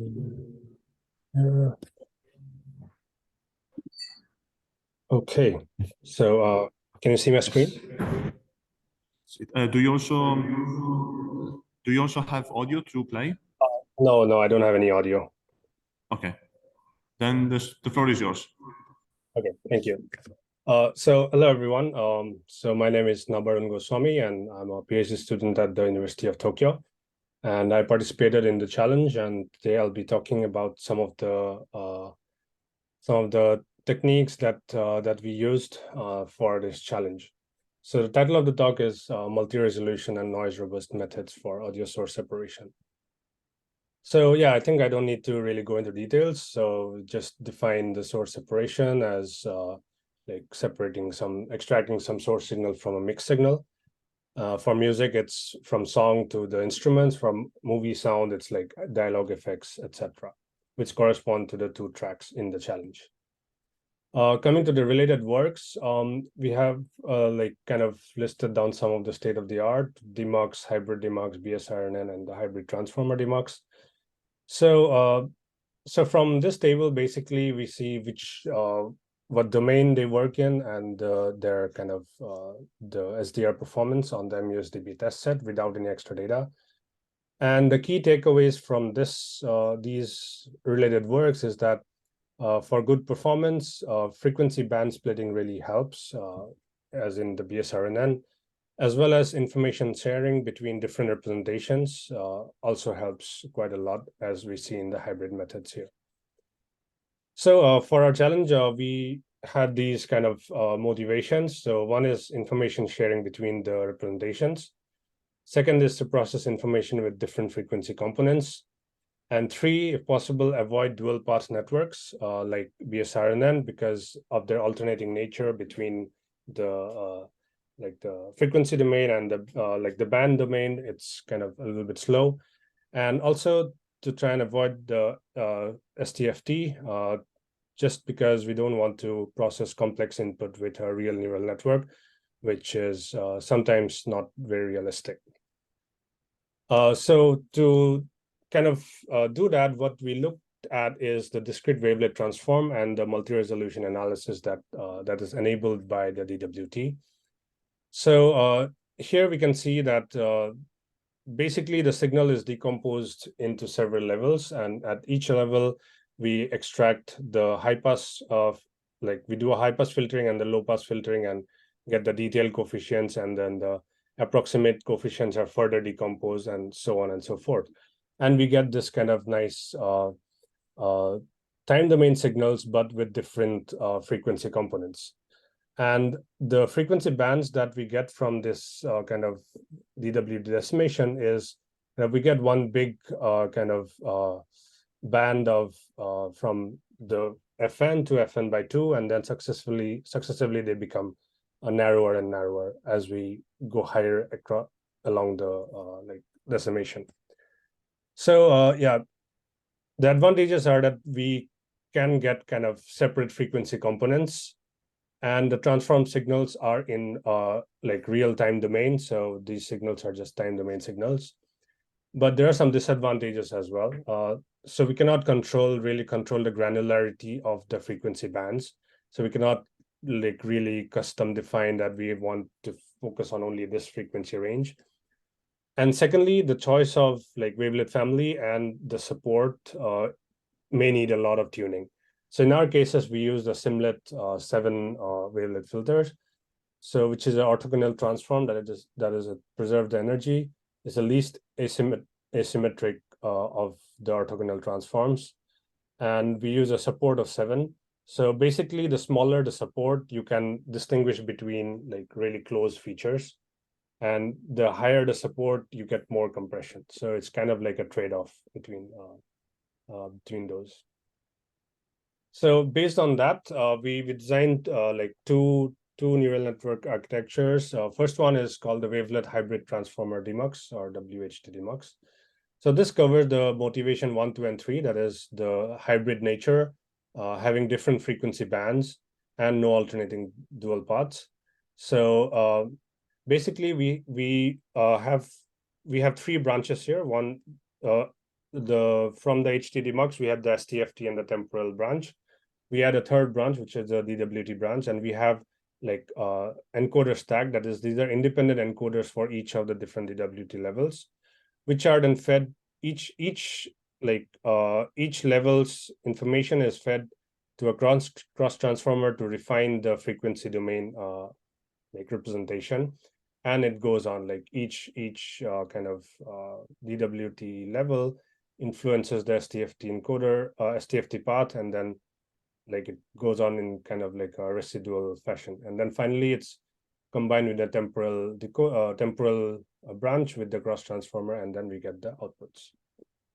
Yeah, so and the second one is a bit simpler. So here we cover all the 4 motivations, and that we don't have the STFT branch. So it's a hybrid DWT and time domain model. And similar to the previous one, we have these independent DWT encoder stacks. The representations from these we concatenate and kind of combine with the temporal branch to the cross transformer, and then again split them for the decoder stacks for this. And we also added like a source independent post filter. So instead of having like outputting just one layer outputting all the 4 sources, we have like a separate small kind of a couple of layers of convolution layers for each source at the targets. Yeah, so this is kind of the comparison between the 2 models that we kind of tried out. And we can see that the simpler DTU net performs much better than the WHT Demux, except the vocals. For the vocals, it seems both of them like perform quite similar. And as for the training data, we used 347 songs. We used MuseDB train and test, and the MedleyDB, the songs which are not in the MuseDB, and also a few of my private collection. And for validation, we used the MuseDB dataset 14 songs and 2 songs from the MedleyDB, which is not included in the training data. So yeah, so the conclusion is that the TU net, which drops the STFT branch, performs better than having the three-way hybrid network. And compared to other like state-of-the-art methods on the validation set, so we trained the BSRNN on the same data set, and we found that overall the TUNet performs slightly better, but for vocals, like the BSRNN model is significantly better. And for the drums, also the BSRNN is slightly better, but like for base, the DTUNet performs really well. And the HCDMux model, which is trained on the 800 data, and we use their original checkpoints, they kind of get the highest mean score, but the drums, the BSR then seems to be the highest one. Now, the question is, are there any artifacts due to the DWT and the band splitting kind of things? So there aren't any obvious audible artifacts, but we do notice some kind of frequency boundary artifacts in sparse areas of the spectrogram. Like, for example, you don't see that in the vocals and the drums stems, but in the bass or in the other, sometimes you see these kind of lines which basically correspond to the boundaries of the kind of the frequency bands here. Yeah, so next is the for the MDX under the noisy data conditions. So we have the two kind of noises, label noise and bleeding, and we don't have any access to clean data. So for this, we designed a noise robust training strategy, which consisted of several different loss functions, which we apply in like different times throughout the training.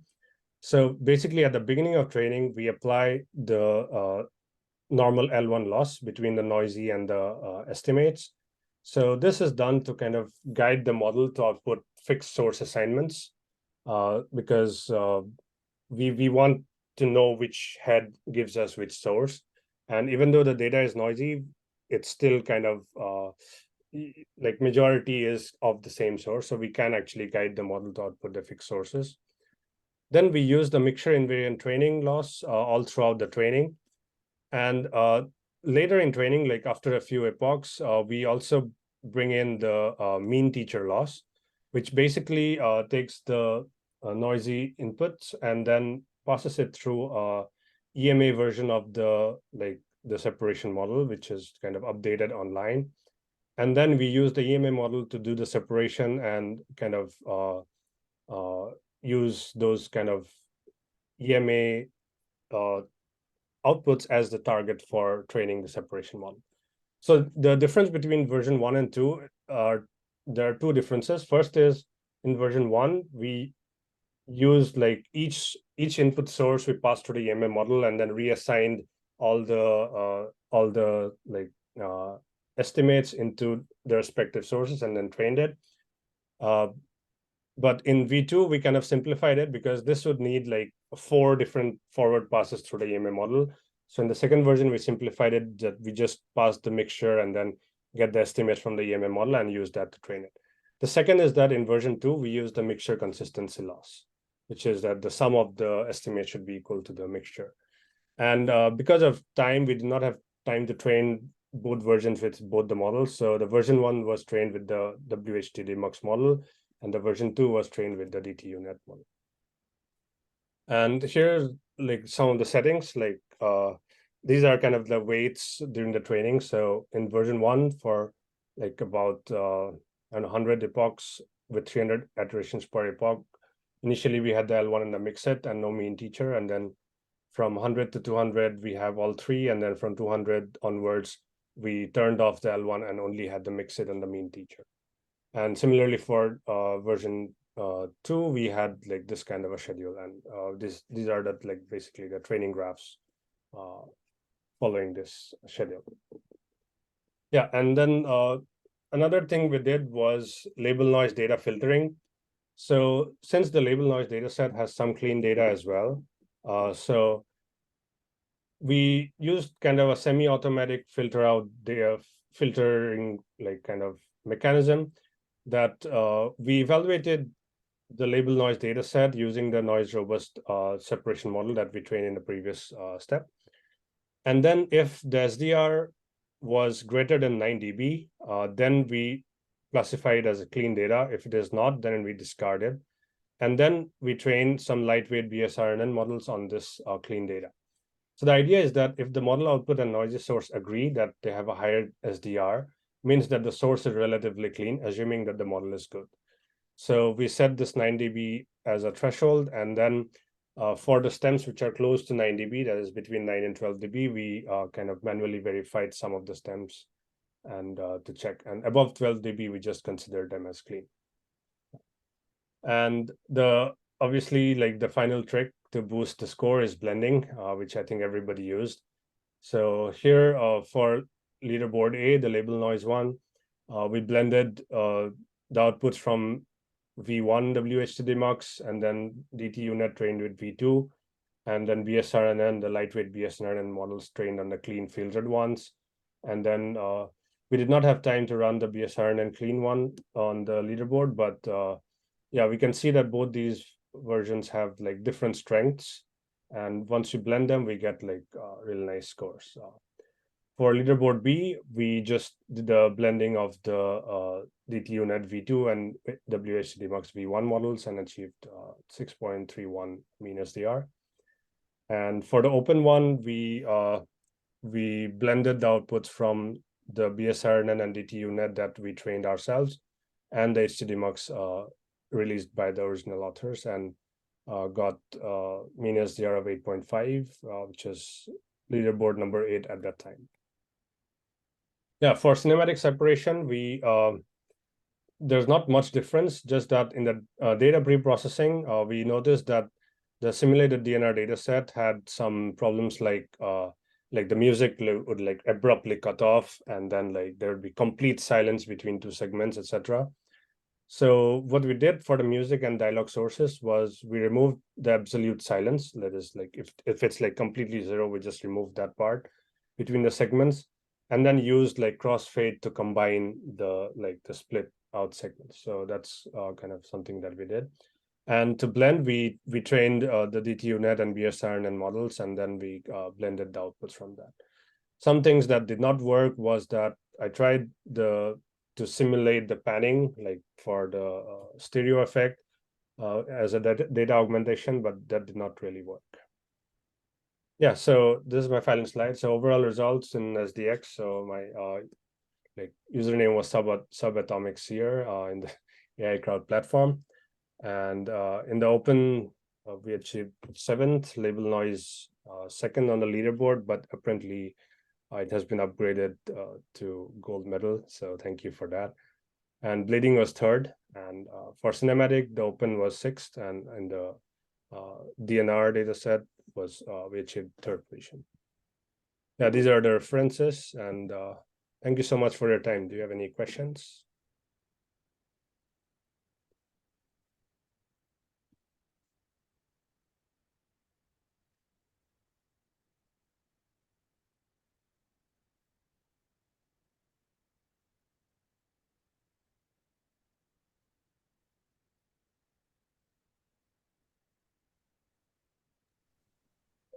Okay, it seems like we have no questions. And thank you very much, Nabarun, both for participating and for the presentation. And we can move on to the next. So the next presentation is by the team ZF Turbo. I see Roman is already there, connected. Hi, Roman. Feel free to share your screen. Okay.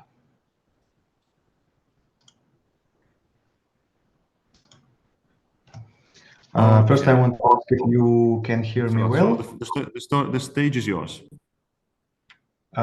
You hear me well now? Yes, we hear you. We see it and hear you well. Okay, great. Hello, everyone. My name is Roman Solovyov. I and my colleagues participated with team name ZF Turbo at the Sound Demixing Challenge. First, I want to introduce synth dataset, which we created to test quality of music source separation algorithms for the tasks of vocals instrumental separation. It was created using vocals and instrumental samples for music creation publicly available on the internet. The mixtures may not always sound like real melody, but they allow for testing audio separation methods.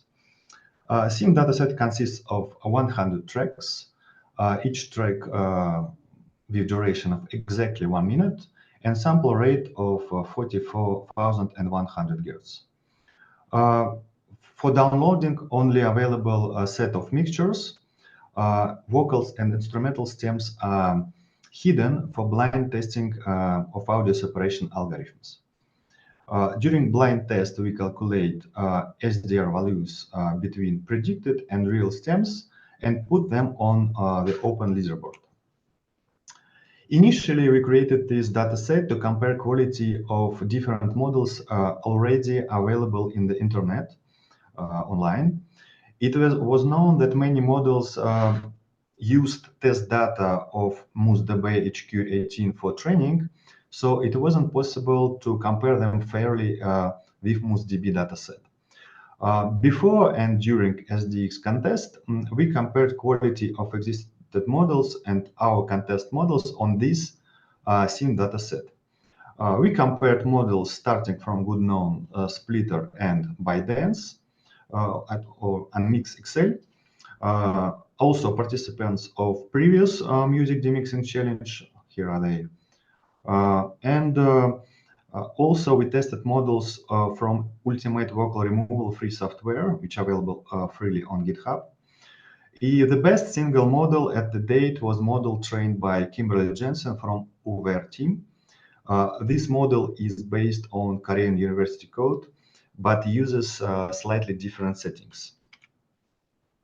Also, we tried to achieve best score on SIM dataset with ensembles, but we couldn't use big ensembles in competition because of time limit.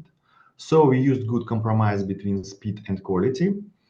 SIM dataset was created for internal usage, but we decided to create a public leaderboard using it later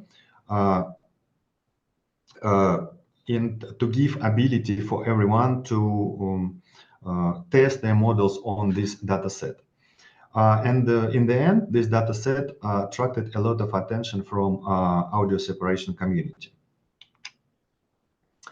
A logical continuation of work was to create a new dataset which removes two drawbacks of SIM dataset. First drawback is that SIM dataset contains not a real melodies, and second drawback is that it only is suitable to test vocal instrumental separation.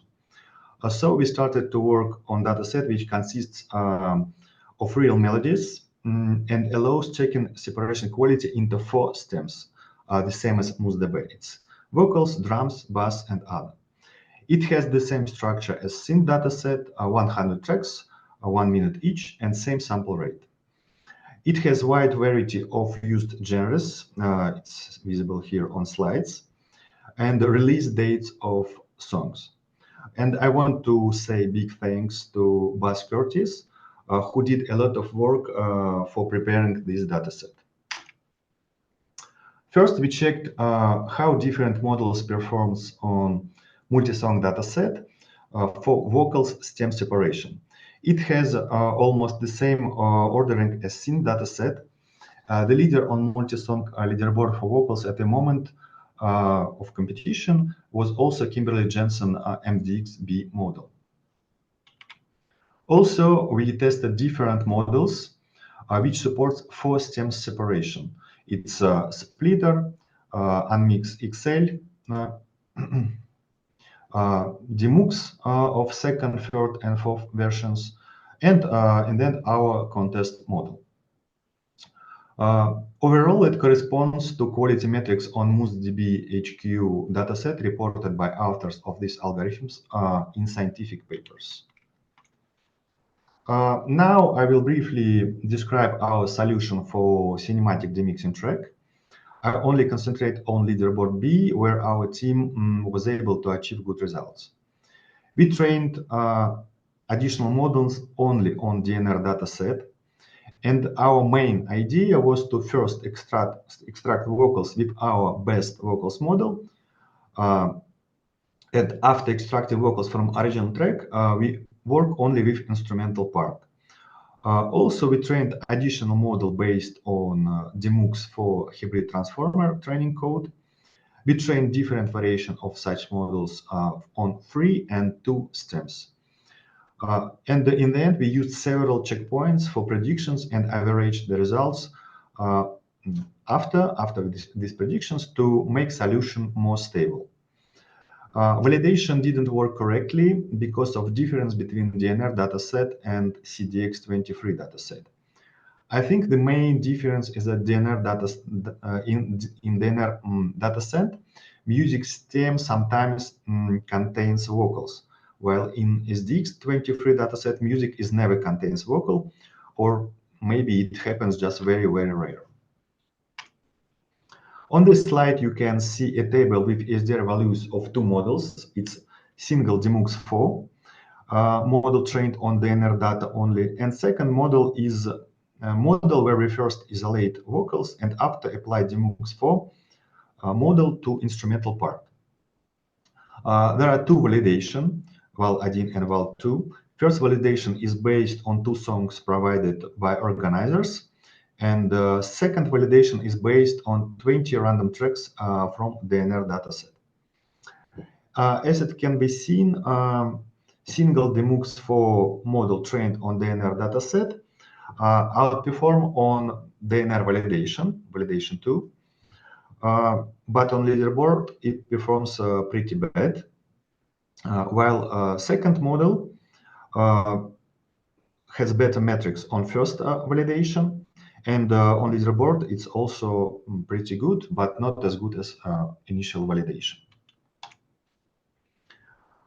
Here is description of our method for music demixing challenge, leaderboards A and leaderboards B. We used the same method for both leaderboards. We trained Demux4 HT models on all available data. In the end of the training, as in CDX, we averaged several checkpoints. It's seen that this method works better on bleeding task, maybe because it's harder to find problem places with heuristics comparing to label noise. So we got 6th place on label noise and 2nd place on bleeding leaderboard. Our approach for leaderboard C is based on the ensemble of models suited best for a particular stem. We didn't train models for leaderboard C and used only freely available models. It was possible with help of our multi-song and synth datasets. We were able to check quality of ensemble and find best weights for different models. Also, we knew that MDXB models from UVR project are really great for vocals. And we had set of different Demux4 models which have not so great vocals, but very great for all other stems. So the idea was to first extract vocals in the best possible way, and after apply set of Demux models to instrumental part only. So we make a task easier for Demux models to work. Also, the models were pretty fast, so we were able to use test time augmentation technique, applying model 2 times, one time to original mixture and the second time to inverted mixture, and then averaging the result. This technique almost always slightly improved the results. For extracting vocals, we use two UVR models and best Demux4 FT model with weights 10, 4, and 2. After this, we subtracted vocals from initial mixture and after used instrumental part only. Here is the link for code for our solution, which now available free on GitHub. We had 4 official Demux models. It's Demux FT. It's best available weights fine-tuned for each independent stem. Demux original model which predict all 4 stems at once. Demux 6S model which predicts 6 stems including piano and guitar. And Demux MMI, it's old Demux 3 model which predicts fine-tuned on large data set consisted from 800 tracks. Using multi-song data set, we found best weights to combine results of these models to obtain better score for each stem. And using this approach, we were able to get good score on MDX-23 leaderboard C. After contest, we were able to continue work on this task. With the help of the members of Audio Separation Discord channel and members of UVR team, I was able to prepare internal dataset of more than 2,000 songs with vocals and instrumental stems. At the same time, IE Lab from Korean University released their very great code which they prepared for SDX-23 challenge with new TFC TDF architecture or third version. We internally call it MDX-23C. I adapted code a little bit. I added validation and trained models on the big vocals data set. I was able to improve SDR between publicly available models, which were based on MDXB architecture from 9.48 to 10.32. This model is available now as part of Ultimate Vocal Remover software on GitHub. Using this dataset, I also improved Demux for vocal model from SDR from 8.42 up to 9.04. Also, I implemented a vision transformer with UNet decoder. I call it VitLarge 23, and this model achieved pretty good results. SDR 9.78 for vocals, but still not enough to outperform MDX-23C model. I think probably transformer decoder needed instead of UNet. Next, Lucid Rains on GitHub implemented Bass Reformer and Melband Reformer based on Sami ByteDance papers, and it's the winners of the Music Demixing Challenge leaderboard C track, and they had very big SDR. In paper, they used enormous computational resources for training. In my training now, I use only single GPU. And currently, my result of SDR is 8.38 on multi-song dataset. But training and improvements still continue, so I expect this SDR will be more better. For closest future, I plan to release universal training code, which I use for training all these models, and plan to train more specific models like piano, guitar, lead back vocals, etc. Also, I prepared internal benchmarks similar to multi-song dataset and SIM dataset for testing rare stems separation. For this, I used recently released Moses DB dataset. Here is the link. I tested already available models for quality. For piano models, I had 3 different models. It's Demux for models with 6 stems, G-Audio model called GSEP, and my own models trained on custom piano dataset and based on MDX-23C architecture. Overall quality of piano models are poor, SDR metrics are low, and the same for guitar models, but models for Demux and my own models are more or less usable. Also, I tested publicly available karaoke models which allow extracting lead vocals only. All of them are part of UVER project. 2 of them is based on VR architecture, and these 2, and 1 on MDX-B model. The difference between type 0 and type 1 is that before extracting lead vocals, all vocals extracted with best available vocal models like MDX-23C. So here I first extract vocals and then apply the model. It's visible that MDX-B model works a little bit better. Also, it's visible that quality of lead vocals is much better if they first extract all vocals from the song. Since the submissions after contest is still available to submit, we tested some models on multi-song, synth, and SDX-23 leaderboard to see if it correlated or not, and how good is this correlation. We tested some old and new models, including Demux, MDX-B, VitLarge, MDX-23C, some ensembles. Also, we had results of Sami ByteDance version 0.1 on both multi-song dataset and on SDX-23C leaderboard. And for better visible correlation, I made a histogram like it was proposed, where blue is SDR for multi-song dataset and red is SDX-23C leaderboard. Currently, the best model is which created by Sami ByteDance is not available for free use, and free models even in ensembles are not good enough as this model in terms of SDR, but we are working on continue our work, and for the last 3 months SDR gap slightly reduced. Thank you for your attention. Now I'm ready to answer your questions.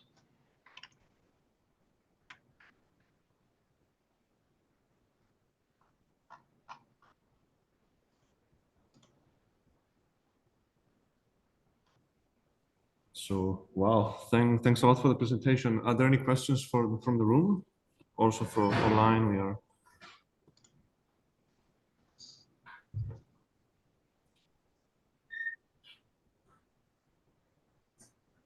No virtual questions so far? No virtual questions, right? No one has one? I will have one question. Okay, yeah. Just stay here. You mentioned the ensembling with like test time augmentations, and can you say something about how, I mean, the scores seem to improve, but can you say something about how the perceptual performance, like, do they actually improve perceptually as well, or do you think this like makes the performance worse? No, it's never improved too much. I mean, test time augmentation, but since we are in the competition, each little bit improvement on SDR was critical, so we use it in our solution.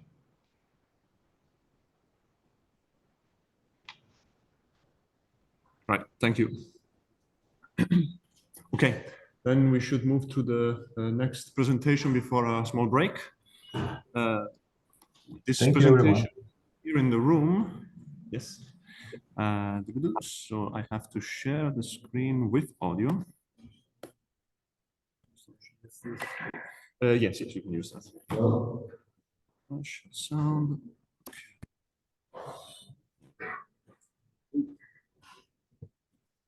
So you PowerPoint.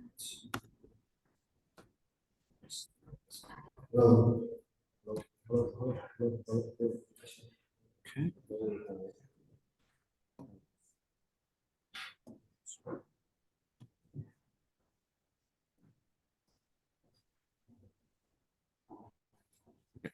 So when you speak, also for the visual people, please stay in front of this so they can hear you. And when you want to play back your files, you have them on Audacity. So just I'll be here and maybe I can skip that. Up to you. Up to you. Yeah. Okay. Thanks for organizing this workshop. So yeah. So I'm talking about the Sami ByteDance user source operation system for the sound Demixing challenge.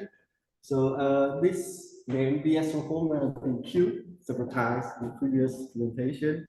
So hopefully I can tell you some how we achieve something.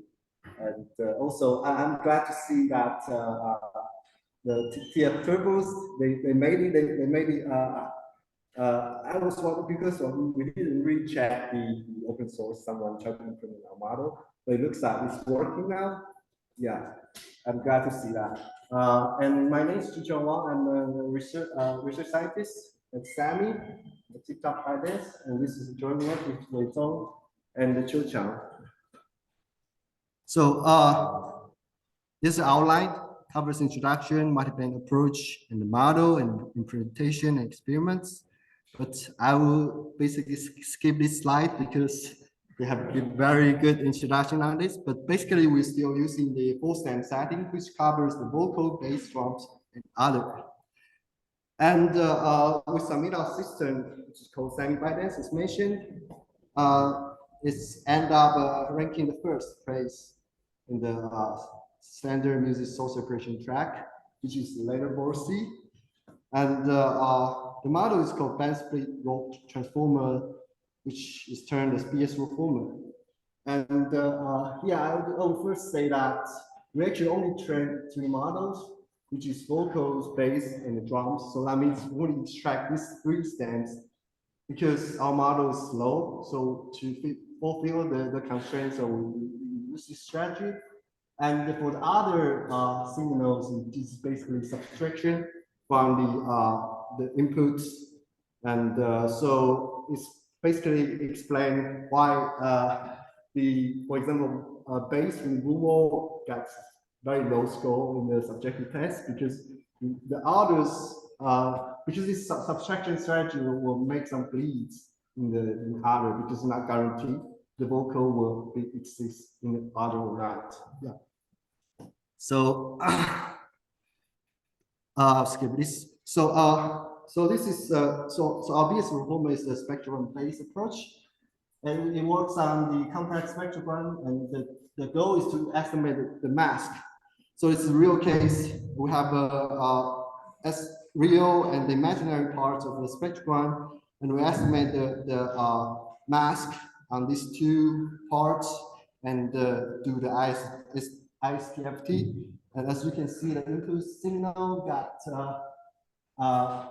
brought out some non-vocal parts through the mask. And I'll just skip this slide.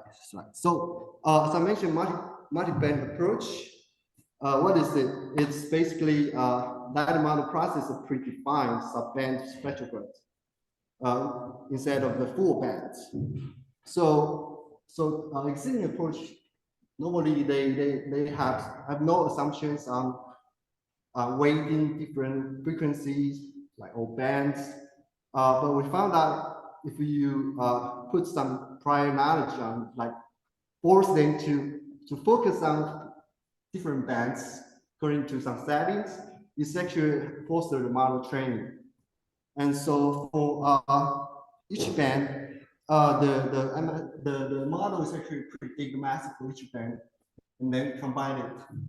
So this approach has been adopted by the band-split Ireland, BSR, which is recently proposed, and they have achieved a very good result.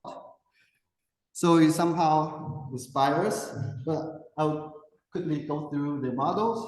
So for the inputs, they use MLP, which contains a layer norm plus polykinetic for each MLP. Then they use the MLP to extract the features for each band. Then you got a tensor of time, bands, and features. Then, most importantly, they actually treat this representation as two sequences. One is the time-wise sequences. The other is band-wise sequence. So they use two RN respectively for modeling these two dimensions. The first one is RN across time. The second is RN across K. So and then they get a mask and combine it, and the band split is non-overlapping. Yeah.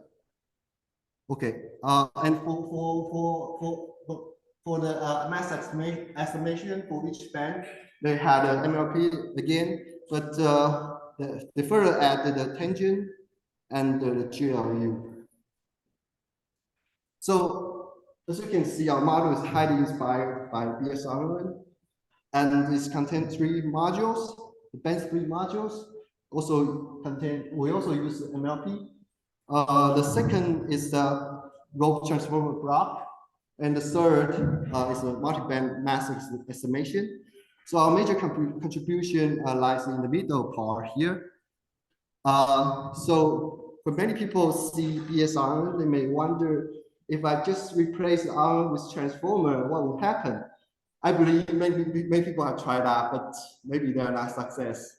So I would say one of our another important contribution is that we trained it successfully and achieved a very good result.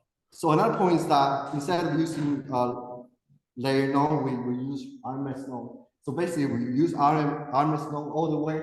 If there's this type of layer, we all use RMS norm. And for loss, we just pretty regular loss, MAE.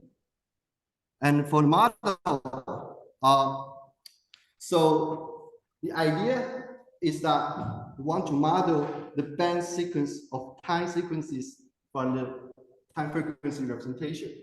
So let me see, there's a 10 here, no. Okay, so we introduce a so-called hierarchical transformer encoder, which contains two levels of transformer. So for the inner level, it's basically try to model the local information, which is in inner band sequence. So consider this is time.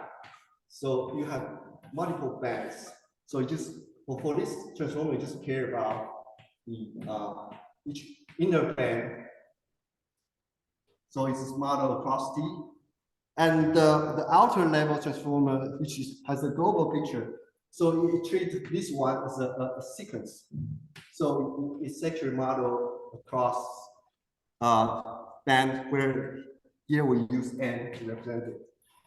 So this type of architecture has its siblings. So we actually have worked on this kind of model for a long time. But before, we mostly focus on, for example, the SpecTNT is a model we use to model for example, vocal melody, beat tracking, chord recognition, etc. And they all achieve a state-of-the-art result.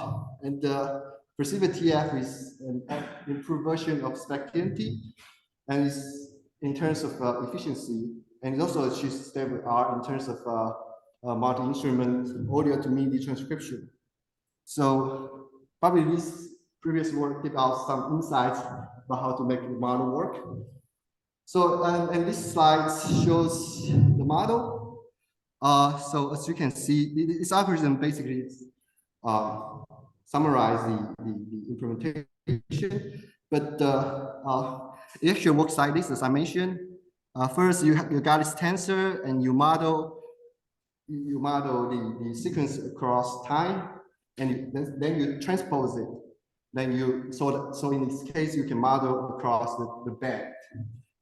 But we believe that doing this kind of repetitive operation of transpose, because it's LM layers of blocks.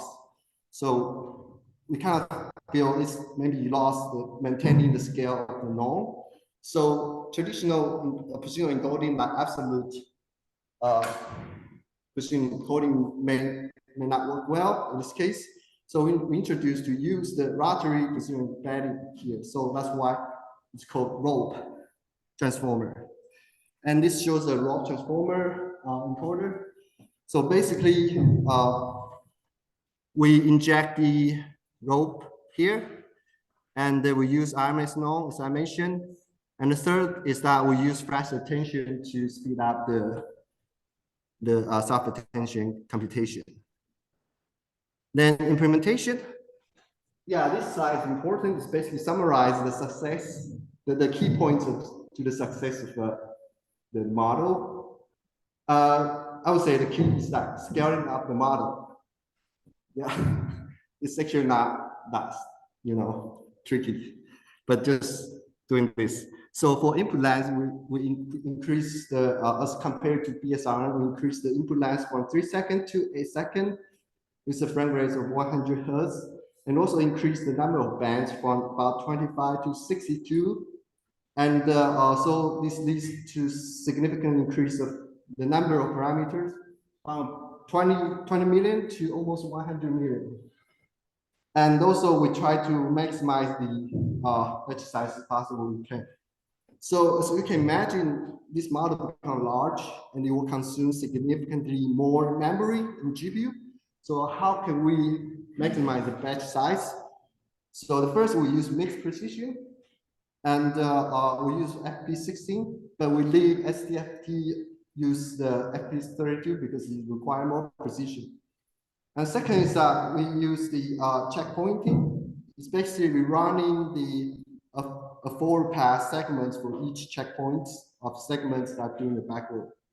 And it's significantly improved from out of memory to batch size of 2 when you use a single B132 byte of GPU.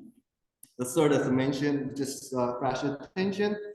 And lastly, for example, we actually used a 16 NVIDIA A180 gig GPU that leads to 128 page size.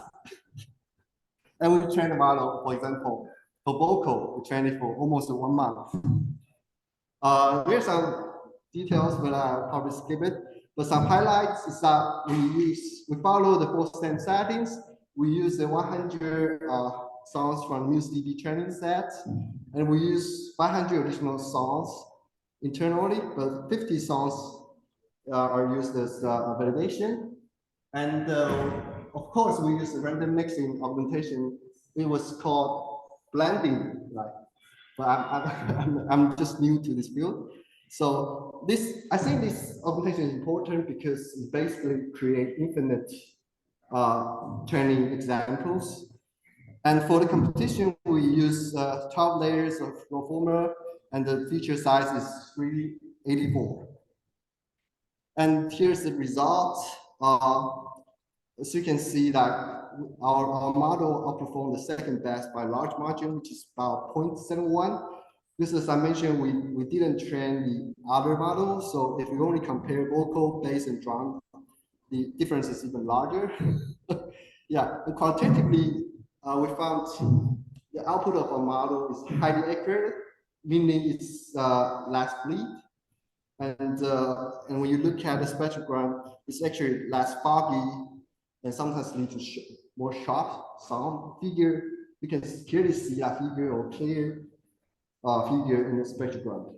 And on a subjective test of that paper, your paper you just mentioned, yeah, it looks like musicians and educators likes our model, and music producer doesn't like it, probably because the sound is too sharp in some way. But anyway, want to experience the audio quality for free? There's an app called Ripple Music Creation Tool, and it's available on Apple iOS, but it's only available in the US region, so you need to hack a little bit. And I want to thank the Bas Curtis from the Discord audio separation server. He provided a very thorough subjective comparison among different existing model or like products.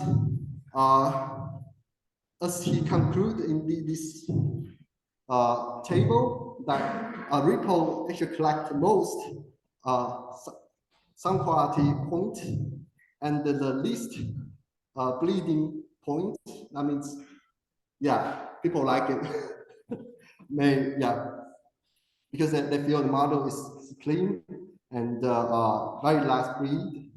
But it somehow introduced some artifacts. I would say that artifacts is because for a product, we want to minimize the latency, so we basically do nothing about overlap. So you can just imagine when we get a chunk, you just directly concatenate. So to the boundary, there's sometimes an inconsistency of the phase. They call click artifact. Yeah, and it's a little bit aggressive. That means the sound's a little bit dry. Okay, I don't think I have much time, but here I try in our optimization study, we try to answer some questions.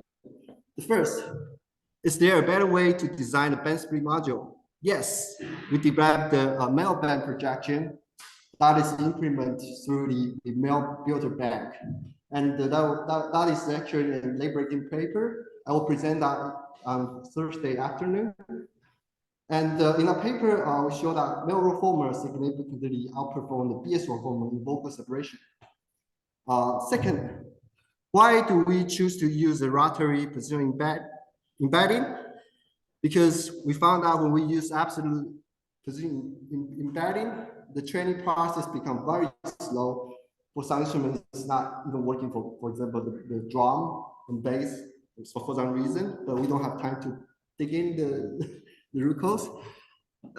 Third, can a smaller model also work well? Yes. BS reformer with 6 layers of reformer blocks also achieves state of the art. Yeah, you can see in our archive paper. Next question is that, is the model data hungry? This part I'm very surprised. No, training the model solely on MuseDB still outperform existing model trained with extra data, except for drug separation. Okay, last question. How do different methods impact the performance? So actually we use truncate and concat strategy for our demixing challenge system. And it seems slightly better only in vocal separation, but for instruments like bass drums and other, overlap and average strategy shows consistent superiority. But we still struggling how to resolve those chunk artifacts. If you have any experience on this, please tell me. But maybe that's also another attribute of the model. Yeah. Okay. I'll try to skip those slides, but this basically tells you about the null band projection. Yeah. And we have some qualitative comparison. Yeah, I can go through this. Basically, we found that the male reformer is better to like to better handling the middle to high frequency. So it shows cleaner spectrogram in middle to higher, and it's more robust to the noise. For example, in the BS reformer here, you see some noise on high frequency, but the male reformer is that is gone, and it's also stronger in terms of removing the bleeding. For example, in this case, we got some synthesizer signals, but in male, it's gone. It's cleaner. And yeah, that's about my talk. I would like to thank the SDX organizing team and especially the best Curtis from the Discord audio separation community. Yeah, without you, I couldn't get such a passion to work on this. Thank you. Any questions?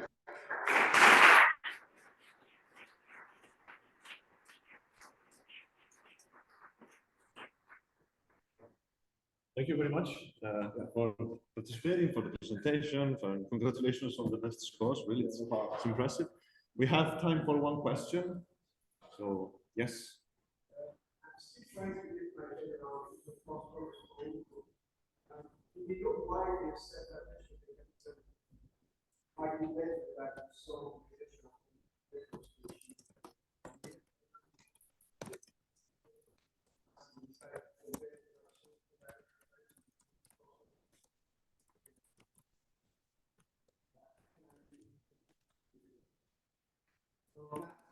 Why the crossover based mechanism than the convolution? Yeah, so I'm new here, so I will look at transformer. So my insight is that when you do convolution, you're gonna have at least several parameters, and you cannot really absolutely remove all these. So you will always produce some like small values in the mask. So I guess those things probably will cause the noise. And one observation that on spectrogram, if you use a convolution as front end, the result looks a little bit foggy. For some reason, you just see some noise, like uniform noise, all the way in the band. And transformer, I feel it's the major concept is that the actual model is sequence. So I think that maybe give very powerful, ability to like predict the mass very accurately. So you think transformers are better at coding the sequence to the next possible? No, I'm not saying that. I just say, yeah, transformer could be a good model for classifying, if this vocal is not vocal. And some people like to use the convolution, for example, as a pre-processing or like a feature extraction or in front of transformer. And we found that will basically will actually reduce the quality for some reason. So just MLP and transform all the way. That's it. Yeah. Yeah, I'm actually pretty new to this community, so yeah, I just based on what I learned in this journey. Actually, start working on MSS early this year. Yeah, thank you.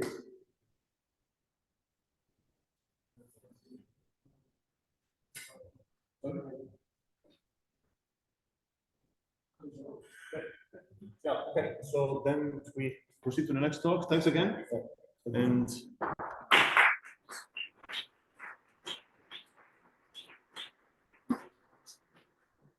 is it online or it's online?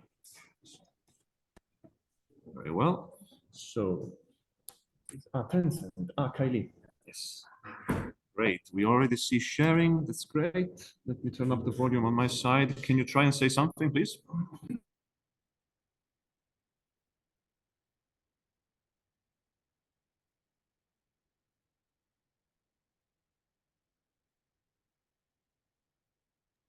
Okay, we see the screen, but we cannot hear you.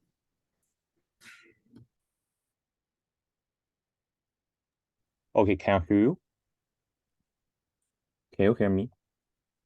Hear me now? Yes, now we can hear you. Okay. Hello everyone. My name is Li Kai from Tsinghua University. Today I will introduce our system for cinematic sound demixing track.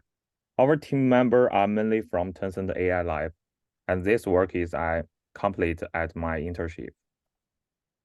The presentation will be content three part. The first is briefly introduce the cinematic sound demixing track and our result in this computation, and then an introduction of our systems, both our model and the data pre-processing method. And finally, I will talk about some discussion in this computation. And at the end of this presentation, I also have a demo show our system. Cinematic sound demixing task is to extract the dialogue, music, and effect from the cinematic sound. By participating in this computation, I personally believe that the mainly difficult of the CDX task are following three areas. The first is the boundary between the music and sound effect in the film are not very clearly, because sometimes the sound effects are easily covered up by music. This affects the quality of separated music and sound effect. And second is the variety of sound effect is very large, which can lead you to need more training data set to train the model to enhance its generalization ability. Finally, the background noise is often easily extracted as a sound effect. This will affect the separation performance of sound effect. And we try to address this issue in our system, and we got the first prize in the Open Dataset Leaderboard B. And next, I will introduce our system, focus on both the model and the data processing.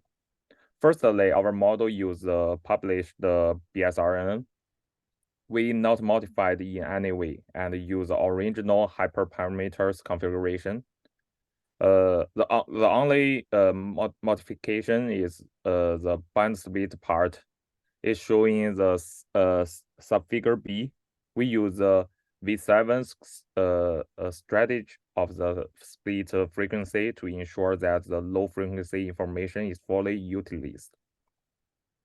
And our core for our system is the training pipeline. This pipeline is contains of three parts. The first, we use a music-based pre-trained model, BSRN, to extract the dialogue from the mixtures. At the same time, we use mixtures to train the to train from scratch the two different model to extract the music and the sound effect. And then we add the pseudo mixtures from for fine tune against the pre-trained music and the sound effect model. The pseudo mixture means we use a mixture minor the dialogue as a input data, and also we use a mixture to input the pre-trained model and fine-tune this model. And I think the most important part of the computation is the data processing. First, I will talk the data set issue. The music and sound effect in the original DNR dataset contains some vocal voice. After we remove the vocal using a music between BSRN, the model trained with only processed DNR dataset improves the model performance significantly. For data extension, we additionally added about 100 hours of dialogue data, which includes some open source dataset, such as the DNS challenge dataset and another TTS data. And we also add the 10 hours of the movie sound effect data and 100 hours of music data.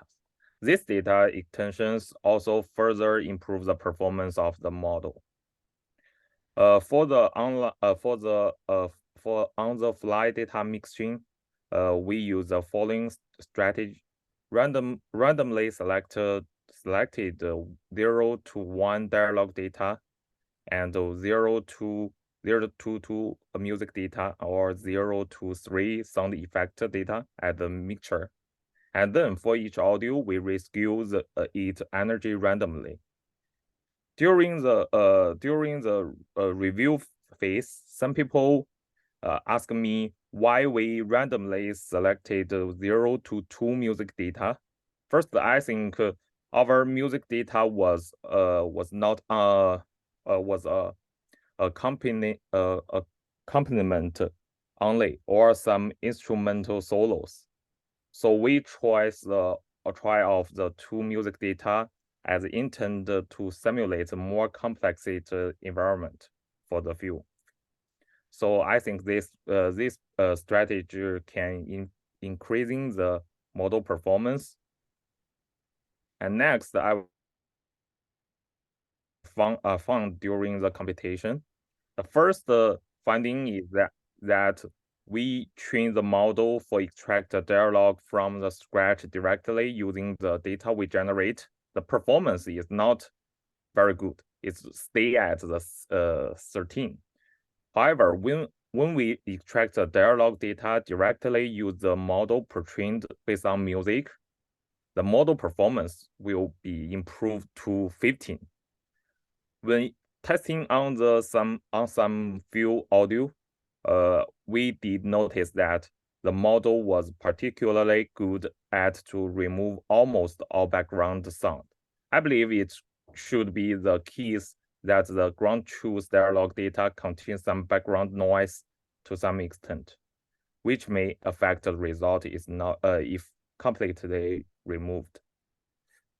Another is the dialogue leakage issue in the DNR dataset. We can see this figures. This is a leaderboard A, not the final result. This is the result. And this result, we use a processed DNR dataset.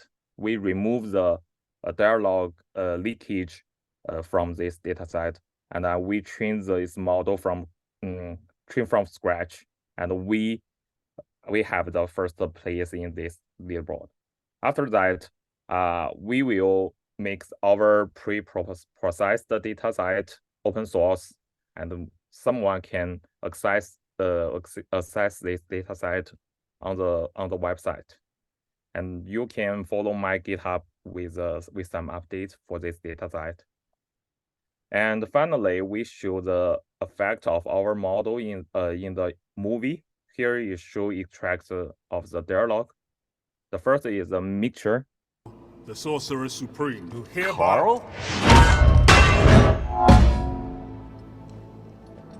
Captain Carter, the first Avenger. Blackagar Boltagun, Keeper of the Terrigen Mists, the Inhuman King. Blackagar Boltagard? Oh. And we use this mixture as input for our model and extract the dialogue. The Sorcerer Supreme, who hereby... Carl? Captain Carter, the first Avenger. Blackagar Boltagun, Keeper of the Terrigen Mists, the Inhuman King. Blackagar. And that's all. Thank you.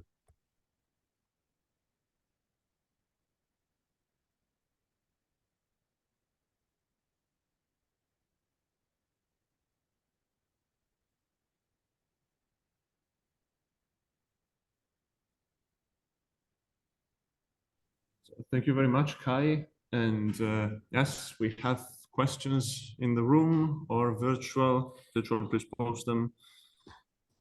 Yes, we have one in the room. Please. I have one. So you said that the music separation pre-trained model was better than the abstraction model from scratch. So do you have some insight about that? Like why would you do this? So he's asking about insights on the fact that the pre-trained music model was better than the trained from scratch dialogue model. Do you have insights about that? Yeah. I think the for the dialogue data set dialogue and have some background noise, and if you use the better if you use the dialogue data set to train from scratch your BSRN, this model will remove all of the background noise. So maybe it's not align the light with some background, but if we use this model is not almostly remove the background noise. It has some noise in the separated dialogue track. So I think this will be so our system gets the better performance in this track.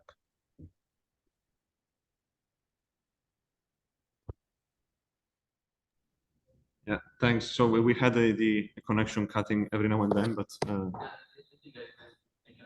okay. Yes, the statistics. Yeah. Okay, Fabian. No other questions? Then we stop for a break. Yes. Okay. We're running like 30 minutes behind schedule, so we suggest to shorten the coffee break by 10 minutes, so make it 20 minutes. We end up only making 45. So we meet again in 20 minutes. Yeah. Yes. So for the people virtually, we meet again in about 20 minutes. Could we have some cookies?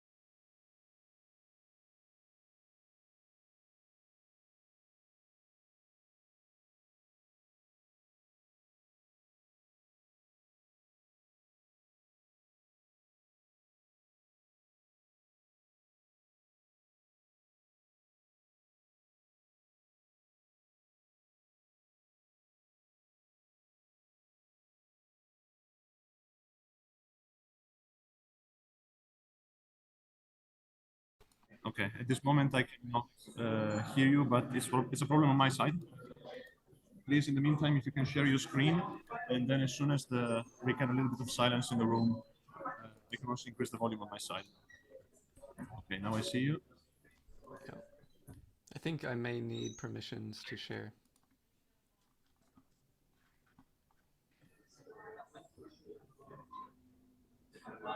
Gli spegni il quadro direttamente?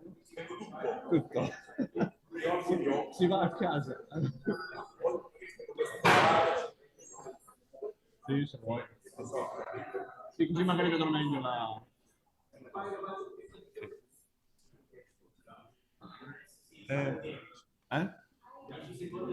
Okay. 10 more seconds and we close automatically breakout rooms. So, guys, we are ready to restart. We are ready with the second keynote. We have Christian Steinmetz from University of London. And Christian, can you share your screen and try out if that works? I need permission to share. I can't. Yeah.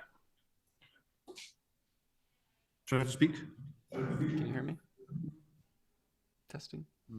Hello. Don't receive you very well. Is this any better? Ah, you need permission to stay the screen. Okay, yeah. Wait a moment. Ricardo, can we give him permission?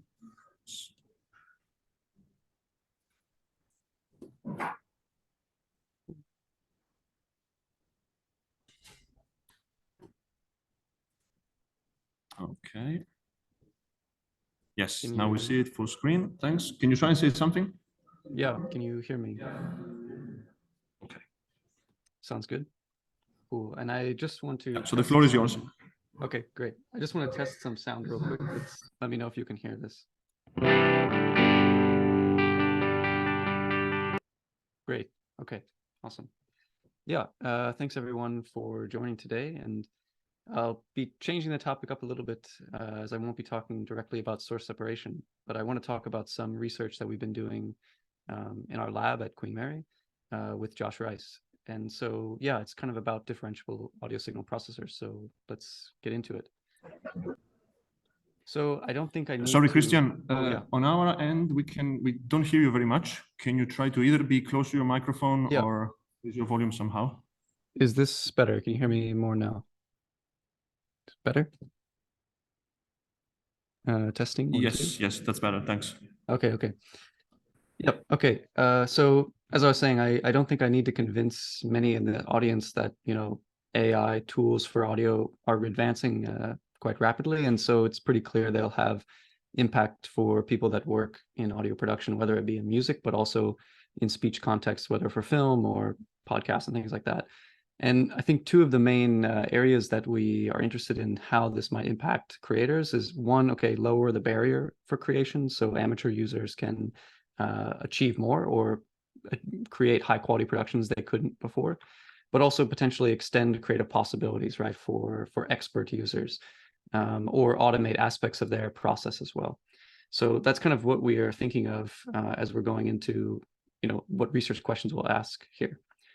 And I think if you also look at trends in the research side, you could kind of ask this question of, oh, well, maybe generative AI is all we need for building the next generation of AI audio production tools, right? We just take some huge music data set, train on a scaled transformer model, and we can use this generative AI model to do not only generation tasks, but also editing tasks, for example, tasks that might have traditionally been carried out with more classic tools. And that then kind of raises this question of, okay, maybe should we throw away all of the existing DSP tools, DAWs, plugins, synthesizers, because these black box generative AI models can, in theory, synthesize, edit, or manipulate audio, doing many similar tasks and even doing tasks that weren't possible before. And so I think, obviously, our stance should be kind of clear, like we don't actually want to throw away these DSP tools, but we want to find a way to merge this kind of machine learning technology and intelligence into the existing tools that creators are already able to use.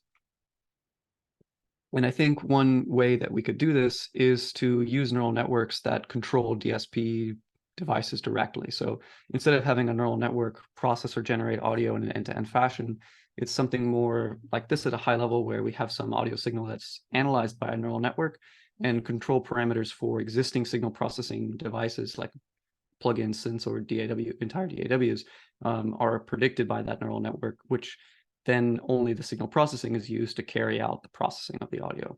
And for many tasks, this makes a lot of sense if we know that it can be solved with traditional tools. So things like creating a mix, sound design, using VST synths to create tracks and things like that, or beats. We can already solve that with DSP tools, so why not use DSP tools to do it? On the other hand, there are definitely tasks that we can't address in this way. So things like speech enhancement or source separation. I think using neural network approach is, end-to-end is very well motivated there.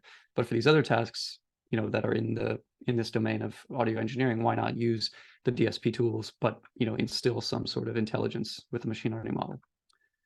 And what that kind of brings us to is, well, how are we going to facilitate that? And to formalize things just a little bit, kind of one of the most basic setups that we can look at is to introduce a few components here. So we have some audio signal X, and we then introduce some neural network, which we represent here as a function f theta of X. And this neural network analyzes this audio signal and is tasked with predicting some control parameters p hat here. And these control parameters are actually the control parameters for an audio signal processor or an audio effect or synthesizer potentially. And this synthesizer or audio effect takes as input some audio and those control parameters to produce some processed audio signal y hat. And what we want to do is then train this neural network for some particular given task to predict parameters that achieve some goal, where that goal means, we can represent that goal with some data set that is a pair, groups of pairs of input audio and target ground truth audio y. And we're going to optimize this thing according to some, measure of distance between the predicted audio signal at the output of the audio effect and the ground truth audio, right? But what I'm denoting here by this gray dashed line is that in order to train this neural network, we're going to need to get gradients, particularly the gradients of the loss with respect to the parameters theta here of our neural network, which means that we need the intermediate gradients here with respect to p, for example. And that's where this concept of differentiable signal processing comes into play, because we need actually to compute the gradients for all of the intermediate operations inside here. And unfortunately, that turns out to be non-trivial. So in the talk today, I want to kind of split it into two main parts. The first is to give you some background on differentiable signal processing, talk about existing techniques that have been proposed in the literature and the trade-offs of those approaches. And then in the second part, I want to talk about DASP, which is a new library that we're releasing today, actually, that implements a bunch of differentiable DSP components, specifically with a focus on audio effects. And so I just want to introduce that library and discuss a little bit about what you can do with it and share some of the example code that we're putting out that shows kind of, what are just some very basic possibilities with this. So to begin, I want to talk about first techniques for differentiable signal processing. So far in the literature, there's been a number of different approaches. And I think it makes sense to try to understand a bit the trade-offs of these approaches. So definitely the predominant approach, and the one that is, that I think people most closely associated with differentiable signal processing, is the idea of just leveraging existing automatic differentiation frameworks. So this idea was definitely popularized in the DDSP work from Engel et al. And in this approach, what you would do is essentially explicitly define whatever signal processing operations you want to optimize inside an autodiff framework. So, PyTorch, TensorFlow, JAX, or something else. So that would mean, like, for example, as I'm showing here, if you wanted to implement some sort of recursive IR filter, you would just directly implement the coefficient computation and the filtering process directly in PyTorch. And assuming that that operation that you're implementing, all of those operations are differentiable or approximately differentiable, you can just treat it as if it was neural network code, and autodiff library will give you the ability to compute gradients for each of those intermediate steps. So this can work really great when you kind of meet those constraints, but there are a number of considerations, because in practice, it's not super straightforward to actually achieve this. And so what we want to consider then is, like, we actually consider this approach to be a white box method, because it requires that we have knowledge of the internals of this function h that we want to control, right? So while in certain cases that's kind of trivial, like, oh, it's an IR filter, we understand, you know, analytically how to implement that. But if the device we want to control is some more complex, you know, compiled binary VST plugin, we don't actually have knowledge of those device internals, so it's not really possible to even implement it in an automatic differentiation framework. And if we kind of break down existing methods, I would say that there's kind of maybe two different flavors of autodiff approaches. The first is to just directly implement the signal processing operations in the same way that they would be, you know, implemented, you know, in a textbook or however they're defined directly. So like I said, for an IR filter, we kind of understand the mathematics of that and we can implement it in PyTorch. But we might also have issues with things like vectorization. So it could be very slow to implement it directly in the way that it's defined. And it's also common that things like recursion are problematic. So again, IR filters could actually be implemented in theory, but maybe pose some problem there. And maybe also or suffer from things like vanishing gradients, because now you have some computation graph that gets unrolled through time, and at audio sample rate, it's not very scalable. So what ends up happening instead for a lot of these autodiff approaches is that you kind of design some approximate or surrogate operations to achieve this. So you would create, so for example, for the IR filter, something that's very common is using frequency sampling method to actually approximate the response of that IR filter, which lets you do it in a feed-forward way. So you kind of have to come up with different creative hacks for each different device that you want to control. And what we've also found is that it's not possible for all types of devices. So something that's particularly problematic is dynamic range processors. So there's kind of been some different approaches and hacks to make that work, but still none of them are fully solving that problem. So even more work is required here. But this is just to kind of give you some insight into, you know, okay, automatic differentiation is one way we can do differential signal processing, but it definitely has a lot of potential drawbacks and it's not a universal solution. And that really motivates two other approaches that I want to introduce. The first of which is the neural proxy approach. And this approach first starts with a pre-training phase. And in the pre-training phase, you do something very similar to audio effect modeling, where you introduce a neural network and you train it just to mimic the behavior of the original function that you're trying to control, so this h of x, p. And after training this for some number of steps, your neural network should behave very similarly to the original audio effect. And then we can go back to our control setup and simply insert that frozen DSP neural proxy into this training system. And since that neural network is a differentiable you know, system, we can backprop and do all the training as we normally would using this neural network as a proxy for the real audio effect, right? And then at inference time, there's kind of two different options. In the standard neural proxy approach, we would continue to use this neural network as the audio effect during inference, but we really don't want to do that because we'd actually like to use the original audio effect. So in the neural proxy hybrid approach, as it's called, we actually insert this audio effect back in at inference time. And in theory, this should work as long as the behavior between the approximate neural network proxy is close enough to the real audio effect. But that can also be non-trivial. So again, there are a number of considerations for this approach. What's nice is that it's black box, right? So we don't need to actually know the internals of this system. We just need to be able to make input-output measurements from it.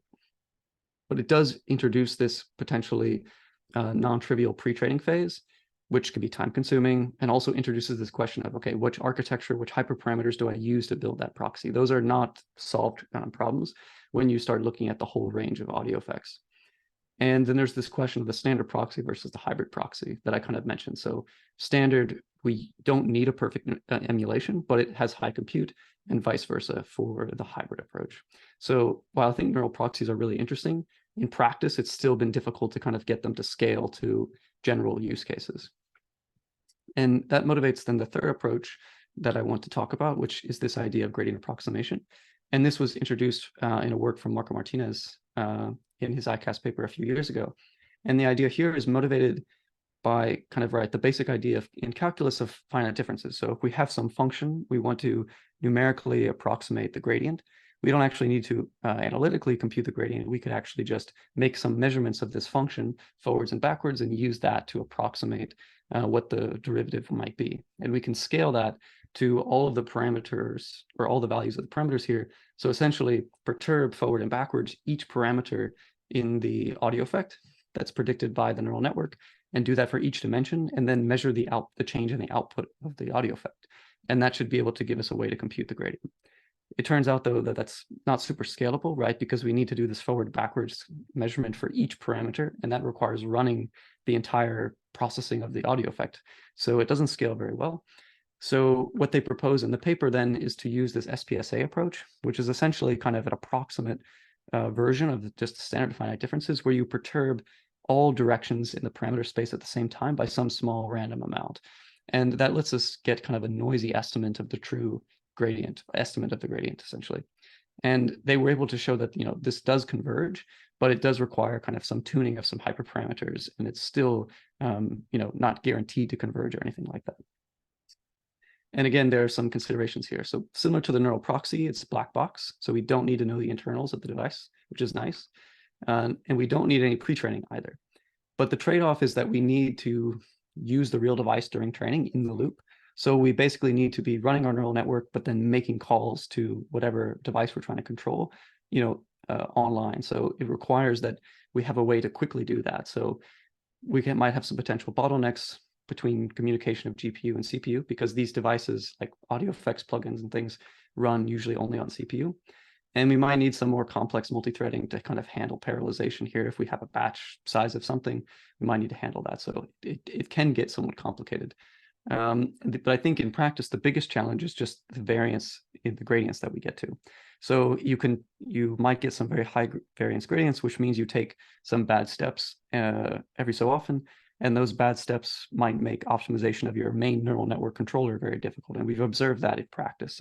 So making this kind of approach always converge in training a neural network is still pretty difficult. And it scales due to the complexity of the effect you're trying to control. So if the dynamics of that effect are very straightforward, it tends to work well. But if you put together a bunch of effects where the dynamics are very complex, it doesn't necessarily optimize very easily. But that gives you just a brief overview and kind of a very quick introduction to some of the potential techniques. And I encourage you to check out in more detail the works I mentioned if you want to learn more. And in our recent journal paper from last year, we basically did a benchmark of these 4 different methods on a singular task to try to basically discuss and investigate those trade-offs that I discussed in this talk so far. But I don't have more time to go into detail of these methods, but I think there's, if I haven't made it clear already, there's a lot more open questions here in the research that would be great for others to contribute to. But that wraps up kind of the first part, and now I want to transition into the second part where I talk about DASP, which I'm really excited to announce because we're basically open sourcing this library today, and we hope to continue to build on it in our lab and also open it up for external collaboration with the community as well. So what is DASP? Well, it's basically a Python library built on top of PyTorch, which implements a bunch of audio processors in a differentiable way. So we start by introducing a bunch of pure functional interfaces for each audio processor. So these are kind of stateless pure interfaces that make it very easy to implement or integrate them into existing workflows in PyTorch. Right now, all of our implementations are differentiable using the autodiff method and to enable backprop. And we can target both CPU or GPU with this, along with support for batching. So again, makes it easy to integrate into training. And it's going to be, it's open source under Apache 2.0, so can be used potentially in commercial as well as academic applications. And as I mentioned, kind of the pre-release version is available today. So definitely check it out on GitHub and give us a star. And yeah, check out the example code, which is what I'm going to discuss in a few minutes as well. So I definitely should caveat by saying, you know, DASP is definitely not in a fully stable state yet. We're still developing a lot of the components, but we've been using it internally for a number of months on some projects. So we're ready to put it out there just to get some feedback from the community and see also, you know, how other people might be interested in using it, which could help shape the further development of it. Yeah, so what does DASP bring to the table so far? Well, we have a number of basic effects, which I think kind of crosses a threshold of usefulness. So we have things like reverb, compressor, expander, parametric equalizer, distortion, and some stereo processing as well. So it's kind of the most basic tools that you would expect to be able to construct some audio processing chains. And all of these implementations come from various academic publications that have come from our lab in the previous years. And so the other goal of DASP is basically to collect all of these different implementations and knowledge and put them into a singular interface that could be easily installed and used in other people's Python's projects. So how does it sound? So I want to play a quick example here where I put together some very brief chain of effects, and just to give you a sense of like, okay, these differentiable effects, how do they sound and what can you do with it? So here's just a simple guitar example. First, here's no effects applied.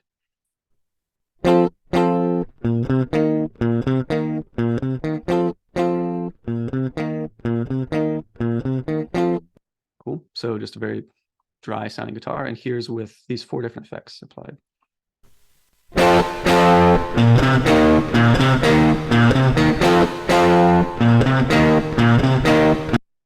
So I'm not sure how well you can hear across Zoom, but hopefully you should hear the distortion and the reverb at least clearly there. So you can kind of do something useful. And even probably doesn't come across Zoom, but we also have a stereo reverb. So the reverb can actually produce some pretty nice results.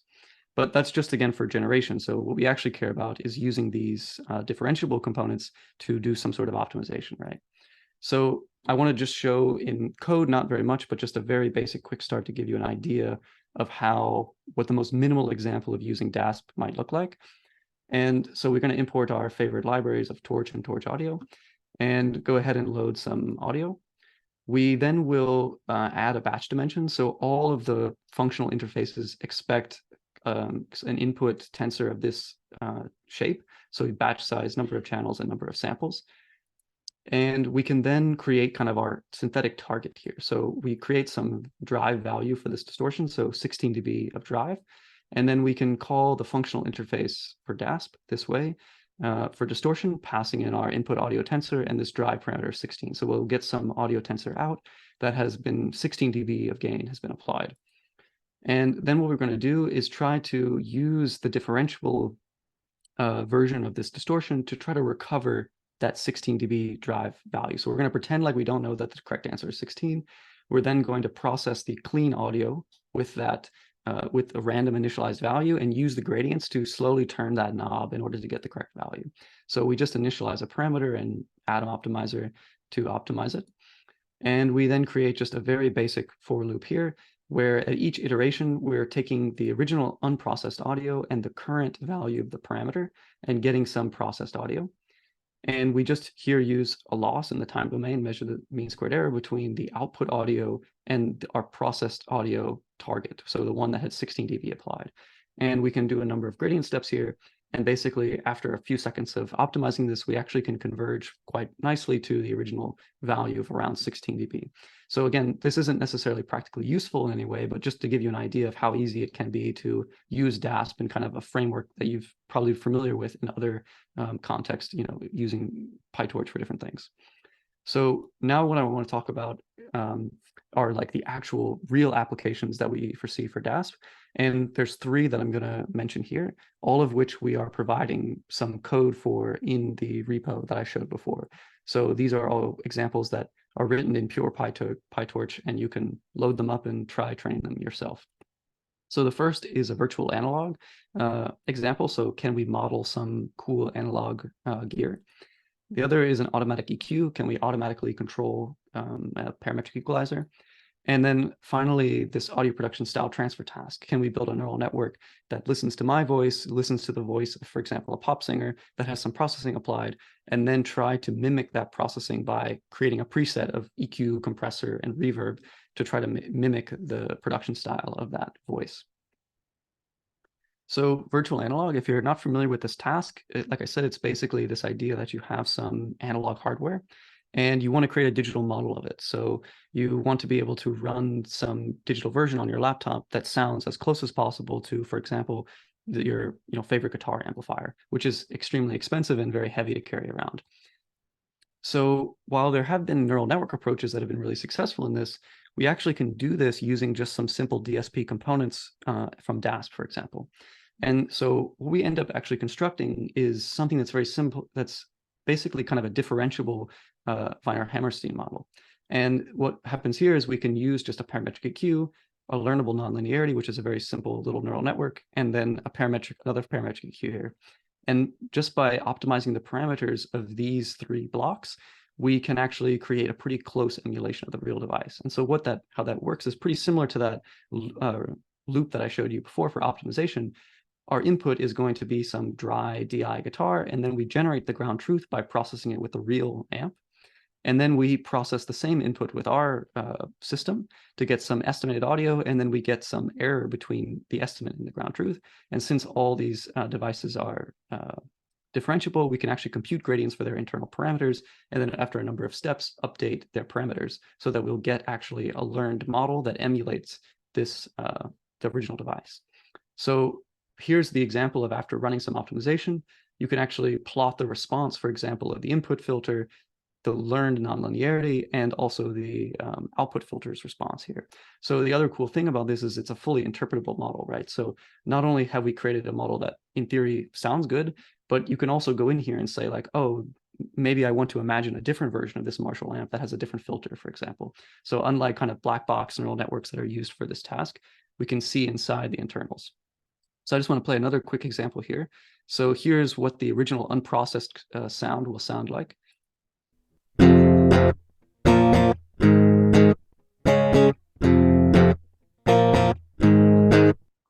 And then if we play it through the real Marshall amp, this is what it sounds like.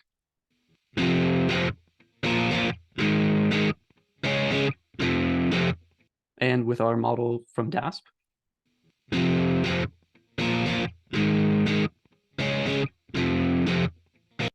So it might be hard to tell over Zoom again, but to my ear sounds pretty close. So it's actually really cool to me that you can create such a close emulation of some of this analog hardware, again, using just a few DSP components that we optimize with some gradient-based learning. So again, this is just one potential example. You can check out, so these examples I just played for you came from the code that's in the repo that you can find in the examples section. And we also include code there for training, not only for the Marshall, but like 5 other amplifiers there to kind of demonstrate that this actual simple model can work quite well across a number of use cases. So then I want to move on to a slightly more complex application, which could be something like an automatic equalizer. So in the approach I just mentioned, we kind of were fitting our model to a single amp, right? So there wasn't actually a significant neural network component there that was acting intelligently. We were just basically fitting the parameters of the EQs and the nonlinearity to match that particular amp. But what we might want to do is have something like an automatic equalizer that takes as input some speech signal that doesn't have a very nice frequency response. And we want to try to enhance that signal by applying just a parametric EQ in order to shape the spectrum closer to some kind of target spectrum of this, what we think good speech should sound like. So we can actually do that by introducing here some encoder, which in here I've implemented just as a temporal convolutional network. And it will look at some corrupted speech and use an MLP to then predict the parameter values of this parametric EQ. And we're then going to train it to predict back the enhanced. So we can take just a data set of high quality audio, corrupt it by applying a bad EQ, and then train it to predict back the original. And so, for example, the corrupted signal might sound something like this. He grumbled as loud as the worst. Well. So it has kind of a lot of resonance and very little low end. And so then the enhanced version, after just processing it with some equalization predicted by this model, might sound like this. He grumbled as loud as the worst. Well. And the corrupted again. He grumbled as loud as the worst. Well. So just doing a very simple EQ there, but the idea being that, you know, we can actually automate the control of some equalization, which is a task that an audio engineer might have to manually carry out, but we can actually just predict that EQ directly with one shot using a neural network after training on some data set. And again, we have code provided for this example. And finally, the last example I wanted to talk about is one further extension from this auto EQ, right? So this kind of stout transfer task. So instead of just predicting model to always map towards like a gold standard sound, we could also imagine this idea of adapting to a reference recording.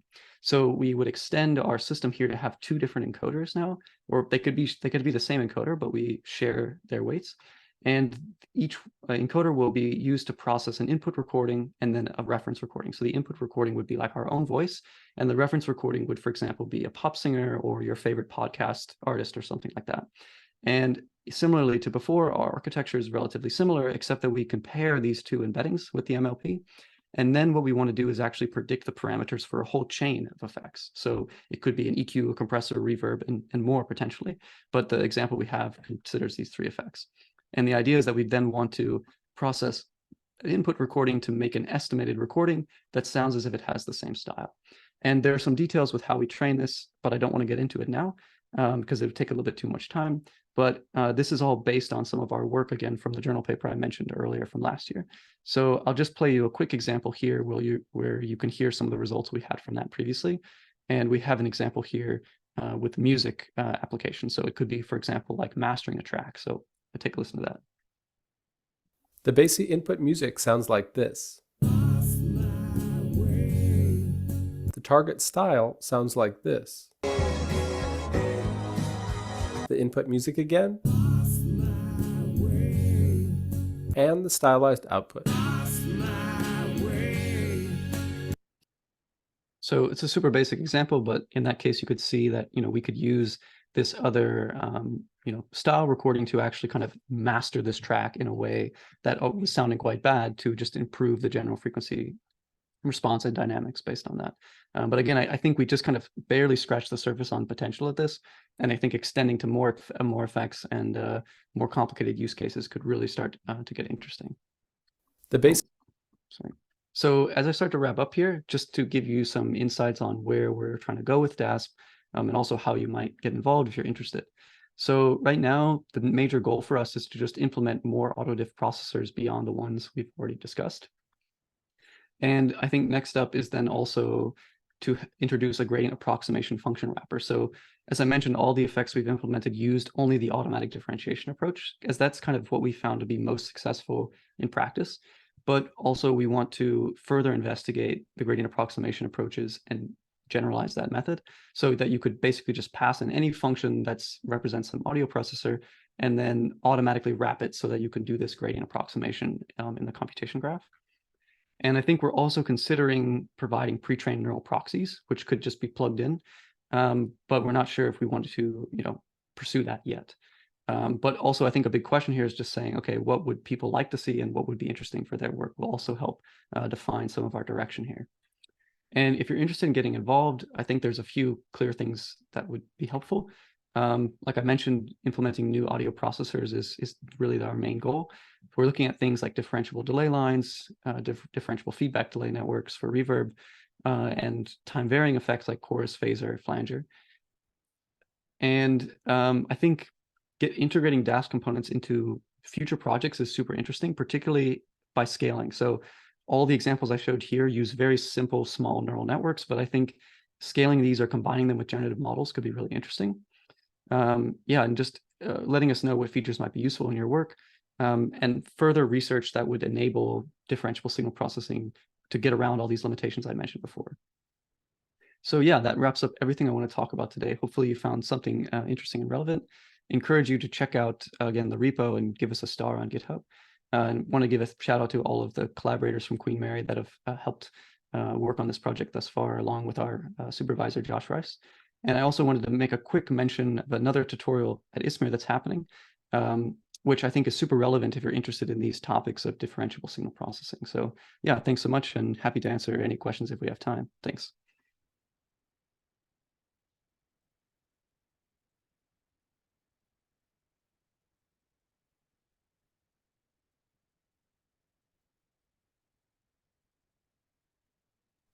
So thank you, Christian. Thanks a lot. Yes, we already have some questions in the chat. Yes, so let me repeat it out loud just for the people in the room. Could the model ultimately expose the same parameters that are available on the real device, or is this just intended static settings? And would there need to be a separate training for every combination of sampling rates and blocks size?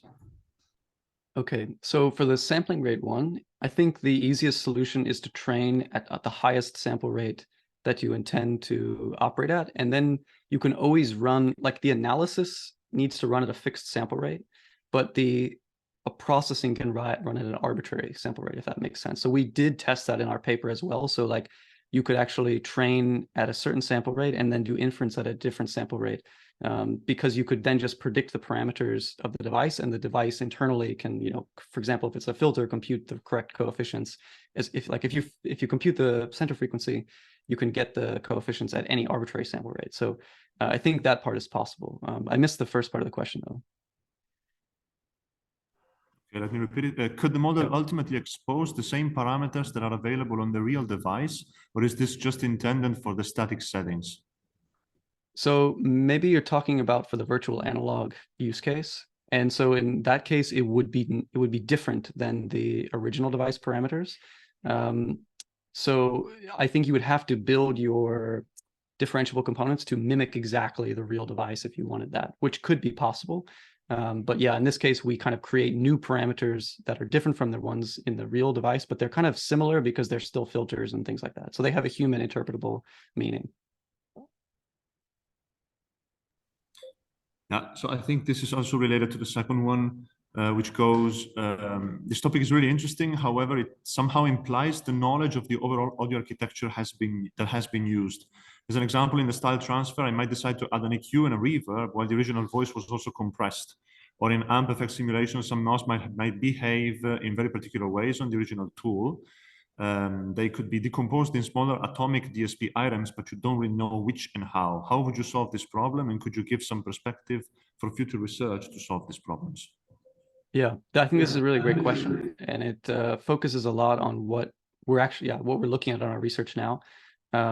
So I think there is potential here, but we would need to get away from this idea of having a fixed signal chain. So like in all the examples I gave you, we kind of beforehand a priori constructed, okay, there's going to be an EQ, there's going to be a compressor, and it looks in this order. But as you're saying, like you could have a solution in which sometimes you want to add an effect there, but sometimes you don't want it, or maybe you want a more complex construction of effects. So I think that's possible, but we just need to give the system the ability to predict that. And then there's the question of training, right? Because that operation isn't it's itself explicitly differentiable. So I think using some RL approaches for that part of the problem is what we're investigating at this point. Yes, so let join me in thanking again Christian for this nice talk. Thank you very much. Yes. Thank you.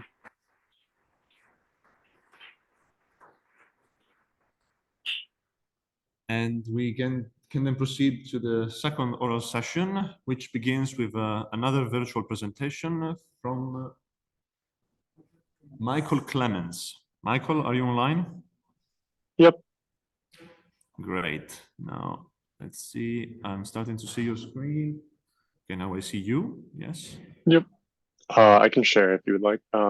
Okay, host disabled, participant screen share. Okay, perfect.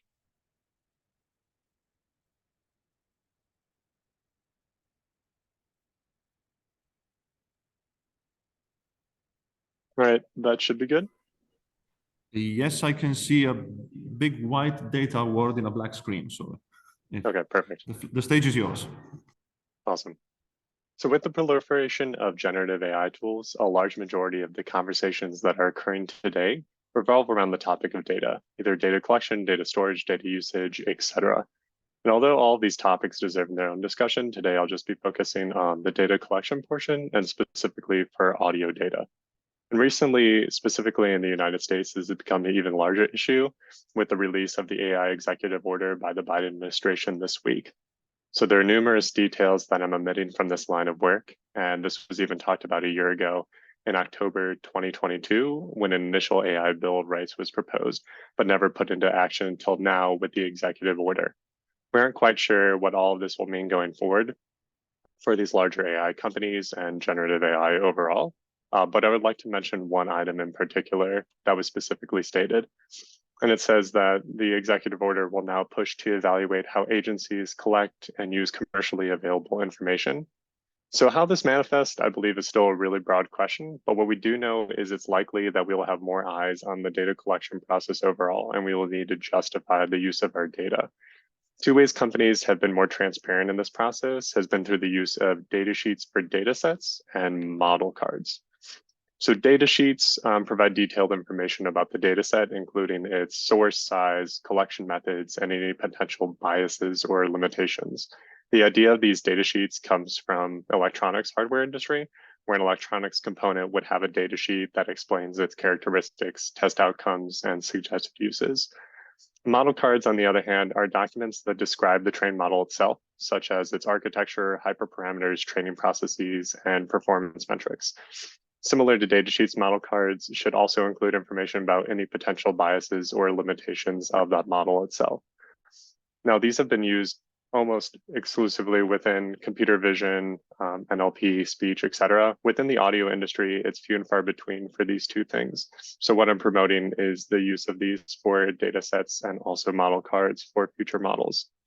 But for artists, the conversation around data is not only concerning privacy, but also their livelihood. We can see how artists have reacted to systems such as DALL-E and Stable Diffusion by really seeing the proliferation of tools that poison training data, such as Nightshade that was just released, and others. This data set was curated with the intention of ethically sourcing an audio repo with parameter values from DAW sessions, such that the data is not stolen or taken from artists without their explicit permission or being against copyright laws. And within audio, there are two types of tracks that we're aware of. There's multi-track and stem. This data set was primarily for a music mixing co-creative agent. So we're more focused on multi-track. Multi-track has the individually recorded elements. It could be stereo, maybe not. Stem are more often stereo bounces of pre-mixed elements. So multi-track tends to be really good for mixing, whereas stem, you don't have necessarily all the creative autonomy that you would have if you were given the multi-track data. Whereas mastering, on the other hand, if you have all of that data, it becomes a cognitive overload for the individual person who is mastering that track, whereas stems tend to allow creative fluency and agency within that process.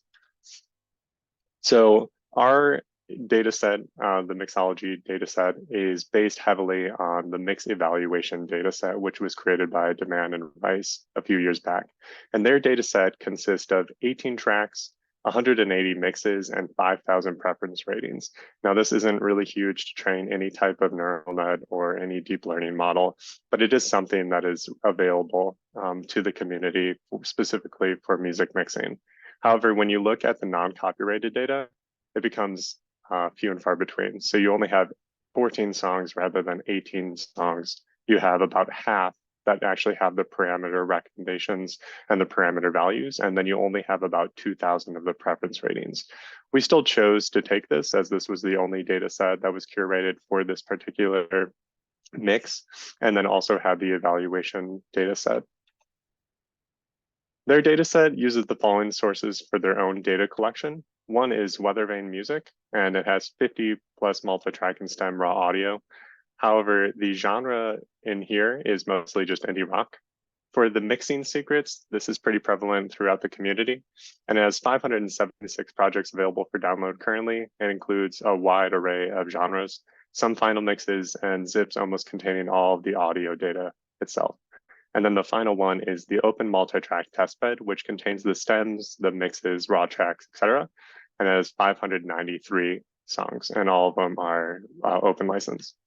So what we were interested in primarily was the mixing secrets and the 577, primarily because we wanted the final values within each DAW session for all of the parameter values that we were going to annotate.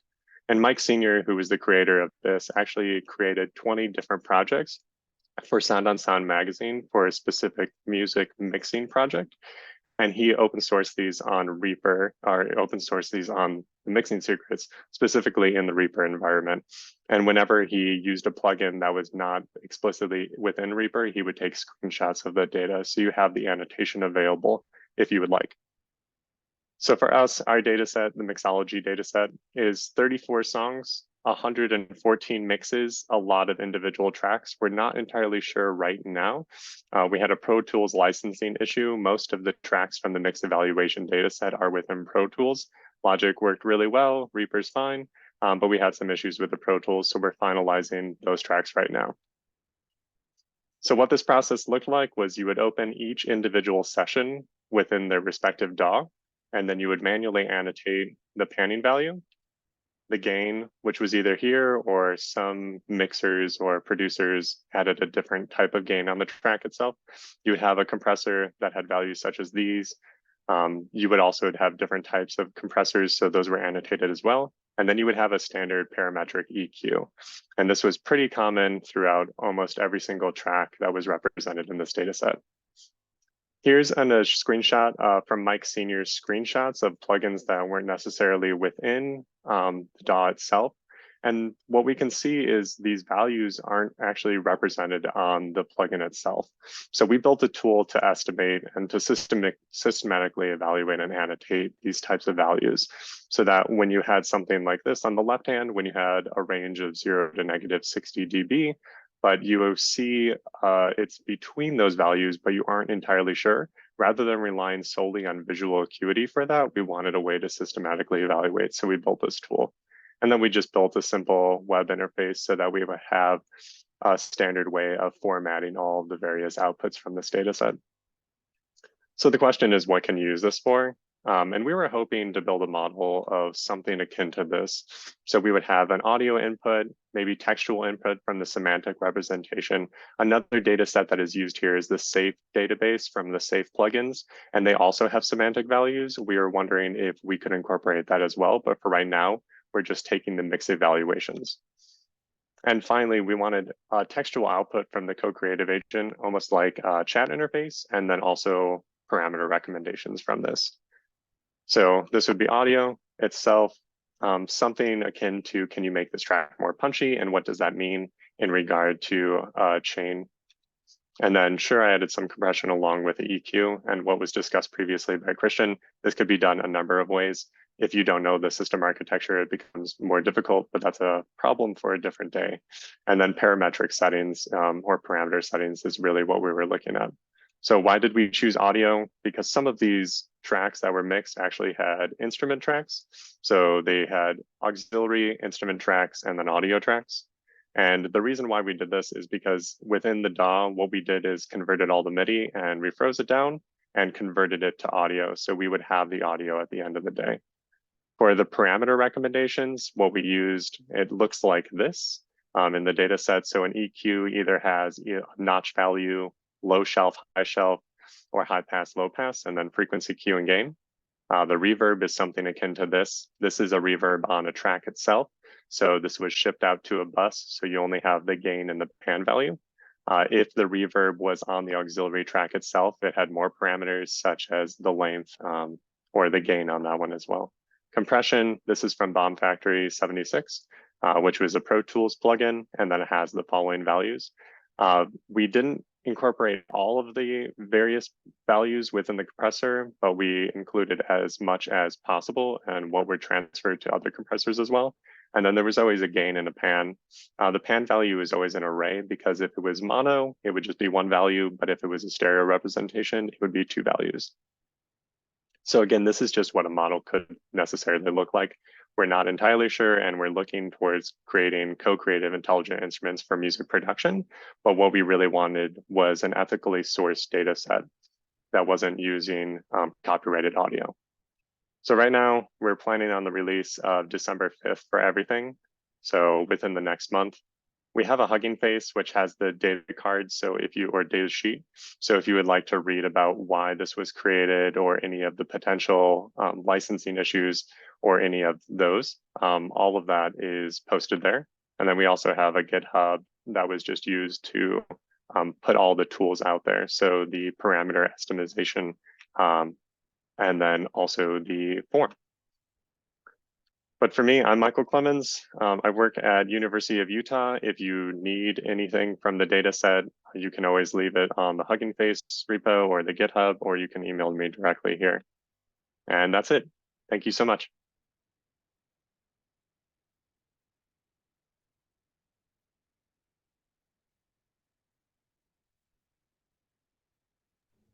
Thank you, Michael. Thanks a lot for the nice presentation and for providing this data set. Let's see if we have some questions online. Yes.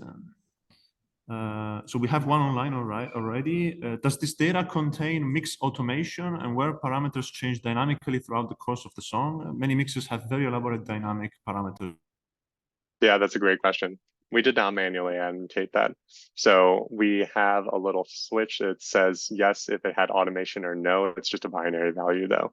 The problem was when Mike Sr., so the professional mixer, was mixing a lot of these tracks, the annotation by hand took about 5 hours for one of his tracks. And we decided that was just too expensive for compensation and just too lengthy in regard to that. But yeah, automation is what we would love to do, but I don't really have a solution currently. If you have a solution, that would be great. I'd love to hear it. Yes. Any other question maybe from the room? Okay, if not, we can proceed further. Thanks again, Michael. We have now the next presentation is in the room. So that means I can reduce this volume and hi. No, not this one. Yeah, this one. So I have to have the keyboard to show this. Sorry? I have to use the keyboard to. Yes, you can move with the arrow. Oh, no, I'm not sure. I'm not sure.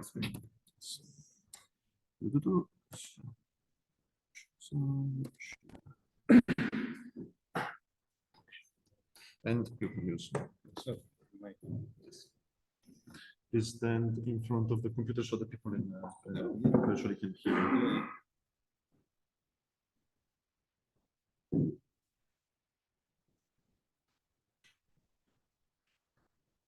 Yo. Hi, people online, can you hear me? Yeah. Okay. Maybe I was thinking of. You should be right. Yeah. Okay, yeah, hi guys. I'm Jingyun from Queen Mary University of London. And so the work I'm going to present today is zero-shot dual scene voice separation with diffusion models. So basically, we are doing some kind of unsupervised source separation using pre-trained generated models. And I did this work with my buddy Emilian during his visit at Queen Mary. So yes.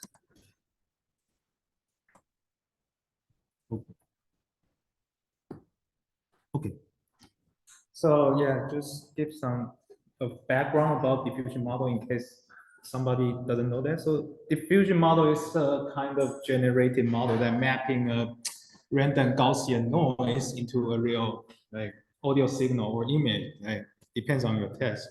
So the generation process actually divided into a lot of steps, and each step the model trying to denoise that input noise to gradually recover clear samples like this. And so basically the original formulation of diffusion model is unconditional. So you have no condition, you just like input Gaussian noise and then you map to generated samples. But you can actually convert a pre-trained like unconditional generated model into a conditional one without retraining or supervised training. So the idea is like this, because in each sampling step in diffusion model, you can divide it into two parts. One is denoising, which is predict the input noise or the gradient score or the original reconstructed audio signal or input, depends on your formulation, because there are a lot of variation of diffusion model, but they are doing the same thing, which is denoising, trying to remove the noise. And then you have the diffusion step, which is a kind of like special parameterization to add some noise and then to predict the next noisy version for the next iteration. So you can then repeat this process iteratively to generate output. And you can manipulate that diffusion process using some prior knowledge, like giving some conditional signal. If you know what kind of conditional signal it is, you can use it to plug it into that diffusion process and then generate the corresponding target signal given that condition signal, which is really beneficial because you can just train one generated model and use it on different tasks. It depends on your application. And also it can be beneficial when the paired data is really hard to gather. You cannot use supervised training, and this method is quite beneficial. So yeah, that's the basic idea. So before we are going to talking about methodology and our test, let's just give some general problem formulation of source separation. So here in this formulation, we have given like a multi-channel mixture, and this multi-channel mixture is from a number of sources signal, and these sources signal was like being transferred by a transfer function. Maybe in here the equation is actually a linear transformation. So given the transfer function and a number of sources, you get this measurement of mixture signal, and you want to recover the original sources, these individual sources, given this mixture signal. And also you have a like measurement noise, which is that depends on your measurement environment and your transfer function. So that's the general formulation of source separation problem. So if you only have one sources, this kind of problem is actually have been like explored in the literature using diffusion model as a unsupervised solver. So if you already know the transfer function H, like in the case of bandwidth extension, you know like what kind of downsampling rate it is, then the signal can be recovered using diffusion conditional sampling. And there are a few works that already look into this. Two of them are from this year ICAST paper. And in some cases that this transfer function is unknown, you didn't know that transfer function, then there are a few papers also propose how to like estimate this transfer function jointly during the diffusion process. So they are actually modeling two different distributions, given that whether the transfer function is known or unknown. So is there any work that considering the problem of with multiple sources? Yes. So here's a paper by Maliani that they actually look into the music source separation unsupervisedly using a trained multi-track diffusion model. So what they did is they trained a 4-track multi-track diffusion generating model to generate a coherent music pieces multi-track given the guitar, drums, piano, and basses. And after they trained that model, they use this model as a trained prior, and given a mixture, they manipulate the diffusion process to generate the separated sources using that generated modeling. So there are actually works have been looking into this. And here's also another paper that came out this year that is doing about multi-speaker separation. Oh no, not separation, it's about refinement. You will see why they using refinement. I think refinement is actually a clever way to some kind of like bypass some problem that I will talk about later. So what they did is they use a pre-trained unlimited number, pre-trained supervised multi-speak separator to first estimate an initial estimation of each individual speech, and then use that initial estimation to plugging into the denoising process and use the shared denoiser on each speaker, and then to refine the process from the like really rough initial estimation to a clean speech. So yeah, and by this work, we kind of like want to do the same, but we seeing that, oh, maybe we can remove that supervised speech separator, then the whole process can be purely unsupervised, like how amazing it is. Soon we found there's a problem. So we call the problem is particularly really obvious on monotimbral source separation. So here, monotimbral source separation by definition is that the sources signal, all of the sources signal have very similar timbre. For example, like singing voice, that every source is a voice signal, or maybe like a string section, you have violin, viola, cello. Those are like they have very similar characteristics and timbre. And these all sources are drawn from the same diffusion model. So given one single diffusion model, you train that diffusion model on these monotimbral sources.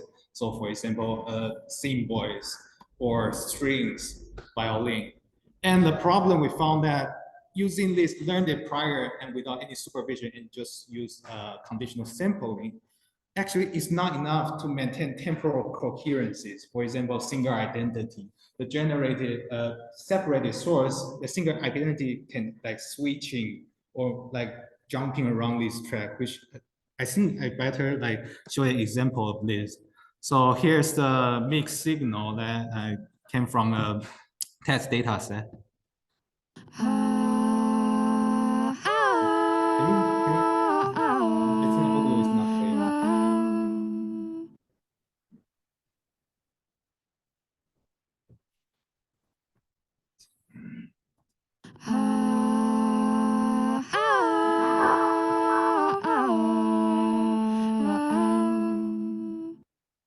Thank you.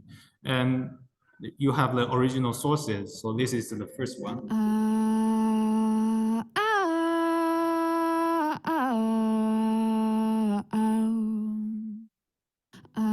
And this is the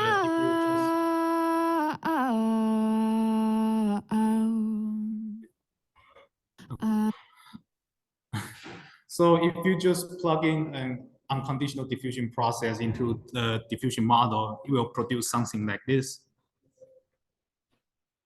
You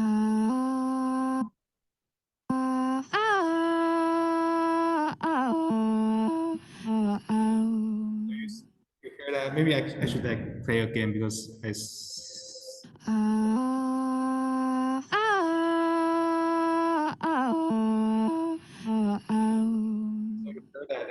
somewhere in between, suddenly changing to another singer and then change it back.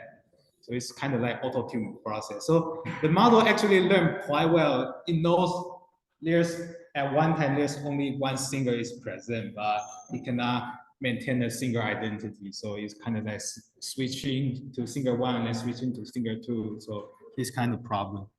So we are trying to, maybe this problem we're trying to find a way to solve this basically. So here is our proposed methodology. It's just our trial. So for the conditional sampling score function, we just adapt the paper I just mentioned by Mariani. We're using their conditional score function. So here you have the original unconditional score that if you just train the diffusion model, you get that function. And how we convert it into a conditional one is we just set the random track as a residual signal, and we estimate that track using just like the residual signal of the other sources sum together and then subtract to the ground truth, subtract to the mixture. And then we use the same model to predict the score of that residual track and then doing subtraction. So there are two different scores combined together and then we get that conditional score function. So if you are like really interested into it, you can look at their paper. We just like borrowed it into our framework actually. And the other trick we use is that we found maybe it's a problem because we just feed the whole signal into the diffusion process. So if the model kind of like generates some errors during the diffusion process, they cannot recover. So our proposed way is to maybe we can segment the whole mixture into overlapping segment, and then we do autoregressive diffusion sampling. How can we do that? So here, in addition to the conditional score function we just proposed, we actually also doing impending during this process. So here you have a previous segment that we generated, we separated before, and then we move the window a little bit, and then we use the the overlapping part of the previous segment to do impending, to trying to impede the rest of it, and based on the mixture function. So it kind of like our intuition is because we have this context, and this context kind of give the model a hint about the timbre and the temporal coherency of the generated signal. And we wish this method can help the model to generate a more coherent output. So so we did some experiments. So model we use, there's a diffusion model paper called Mosaic. We just use their model there, have a 1D UNet model. And we trained it for 1 million steps. And for training data, we found like open source C-invoice data, in total 8 C-invoice data with a combine of over 100 hours of data. And we train it with a chunk signal size of around 5 to 6 seconds. And then we run the benchmark on the newly proposed medley box dual signal, dual voice subset. So the number of source we set it to 2. Our algorithm can be generalized to arbitrary number of source, but right now we cannot find that suitable benchmark data set for this high number of sources. And the metrics are simply the SDR improvement and also SI SDR improvement, basically. So the sampling method we are testing, there are 4 different variations. So the one is just without any autoregressive sampling, autoregressive impending, we just feed the whole signal into a diffusion process. And then the second one is the autoregressive impending method we propose. And the third one is the segmented, which is kind of like autoregressive, but we doesn't feed any context information to the data. So basically we just chunk the mixture signal into short segment and then do the separation independently. And also the last one is also autoregressive, but for the context signal, we actually use the ground truth signal as a context signal. So it's kind of like teacher forcing when you train autoregressive models. And here's a note is that actually for each sampling step, we sample 3 different variations, and then we pick the one that has like the lowest loss to the ground truth. And it's kind of similar to how people using generative model, right? Because like you use stable diffusion, you generate a few variations, and then you pick up the one that you feel like the best suit of your need. So our proposed method is kind of more suitable for application that human is inside the loop, and human can make decision to generate coherent output. So we run some benchmark on our proposed method. So the first 2 lines, the first one is the supervised method that originally proposed in medley votes. And the second one is unsupervised, a very classic non-negative matrix factorization as a baseline. So you can see that the naive sampling method is already like surpassed this unsupervised baseline. And with autoregressive, the score like improved quite a lot actually. But if you compare it with the segmented method, actually there's not a big much differences. So if you just chunk the mixture into very small size, maybe that's enough to get this kind of quality. But if you compare the autoregressive method with the ground truth teacher forcing method, you can see that there's a much bigger difference. So the context did help the model to generate more coherent output. But maybe the most benefit, the major part of the improvement are actually coming from because we give the model a finer control of selecting more coherent samples, actually. So, yeah, I have to play some samples again. So let's just play 2 samples. So here's the original sources.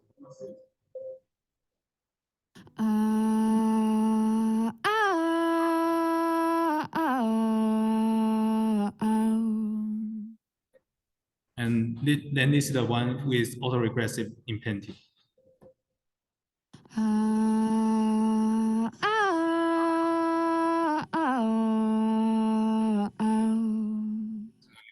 Like there's no disconnection if you have like really picking the sample step by step.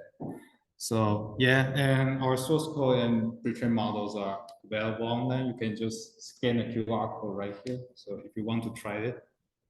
And lastly, I kind of want to like put some discussion or put some idea about this. So in my imagination or my way of thinking this, the holy grail of using this unsupervised diffusion models approach is to find a general sampling method for arbitrary transfer function using diffusion model trained on single individual sources.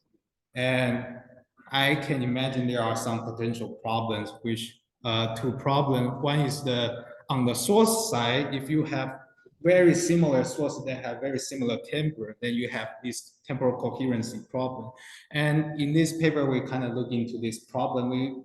Maybe we find some way to kind of reduce it a little bit, but I don't think it's a really clever way to solve the problem. So I think we have to find some more clever way to do this. And the other is, right now there are, I think there's no work, no paper that researching about the transfer function with multi-channel mixture. Right now, I don't think I have seen any work on this regarding it is unknown. The transfer function is known or unknown. And also, if we have developed this kind of method, what kind of like evaluation data set we can use? So it's a problem. So yes, so that's my presentation. Yeah.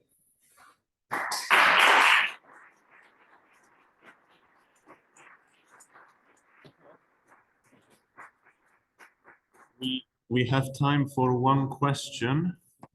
Let's see. Someone in the room has a question? Am I on that? I'll check on Zoom. Online. Stop sharing. I can display the chat. Okay. Seems like there is none. Okay. Okay. Maybe Stefan? Yes.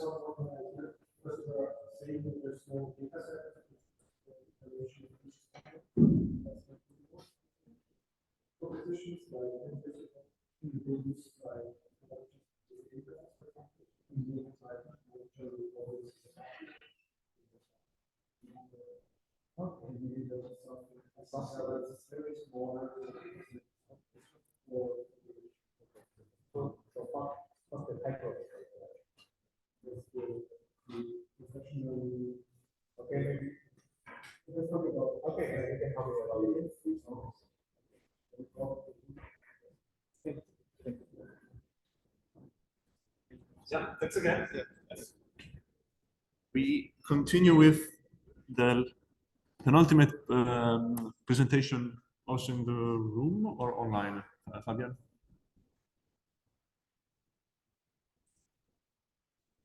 It's here. And can you give me the first name of the...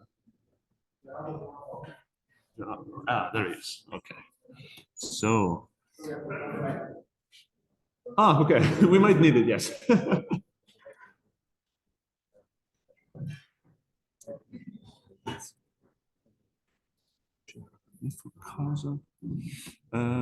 Did you send us a PowerPoint?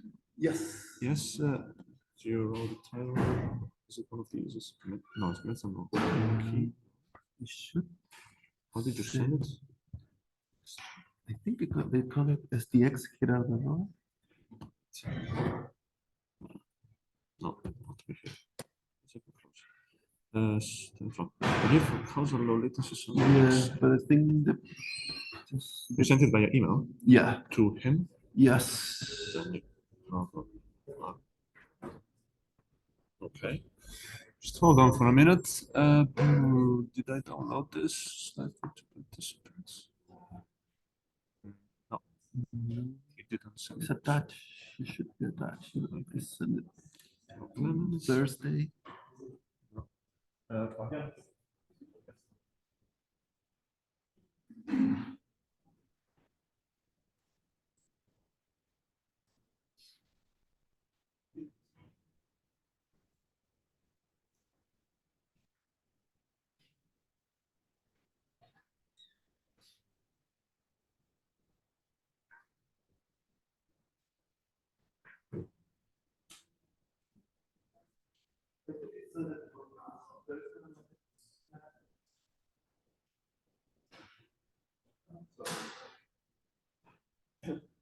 Just need 2 minutes to retrieve the presentation.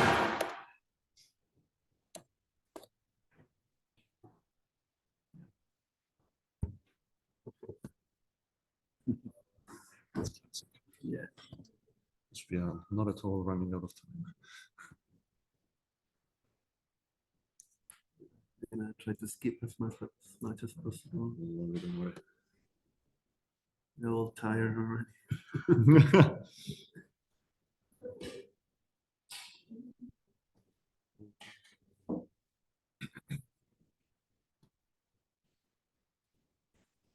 He said, okay.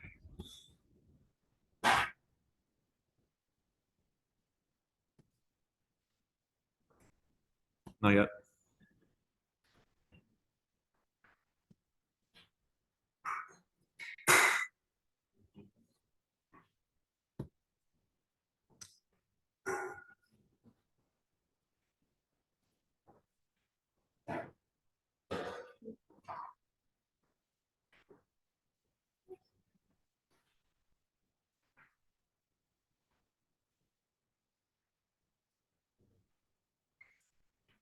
If you want, you can continue with the next, and I can maybe. follow. It's to sony.com. Yeah. Maybe let's continue with the next. In the meantime, you should arrive. And I can try to send it again.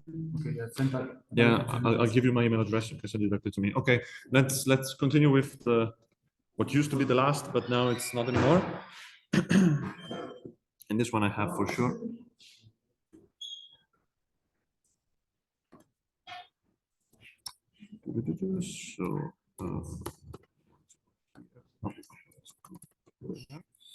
So share with audio the screen, and we go here. Yeah. Okay. Mi chiami. No, perché non puoi parlare quando il volume è alzato. Lo so. Ho fatto il Ok. queste aule. Allora sì, basta che alzi. Questo è il livello normale. Okay. Is it working? No, it's not. Okay.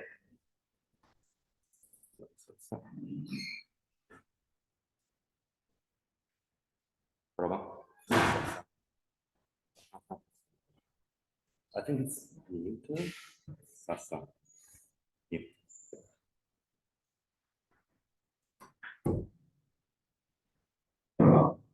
Awesome. Okay, hi everyone. I'm Alessandro Ibishmezza, and I'm a PhD candidate here at Politecnico di Milano. And I'm very glad to present you today our new dataset of drums called STEM GMP, which is a large-scale multi-key audio dataset which we envision for deep drum demixing.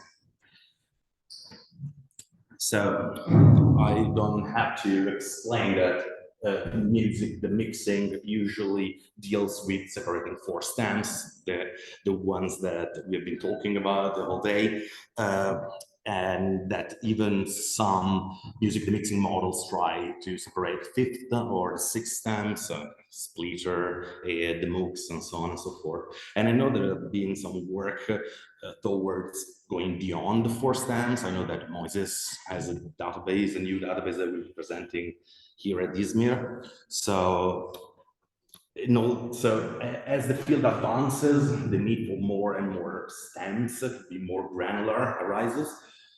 However, traditionally, drums have been considered like a single instrument, okay? And this is perfectly fine for all the applications that are okay with dealing with drums as a stem.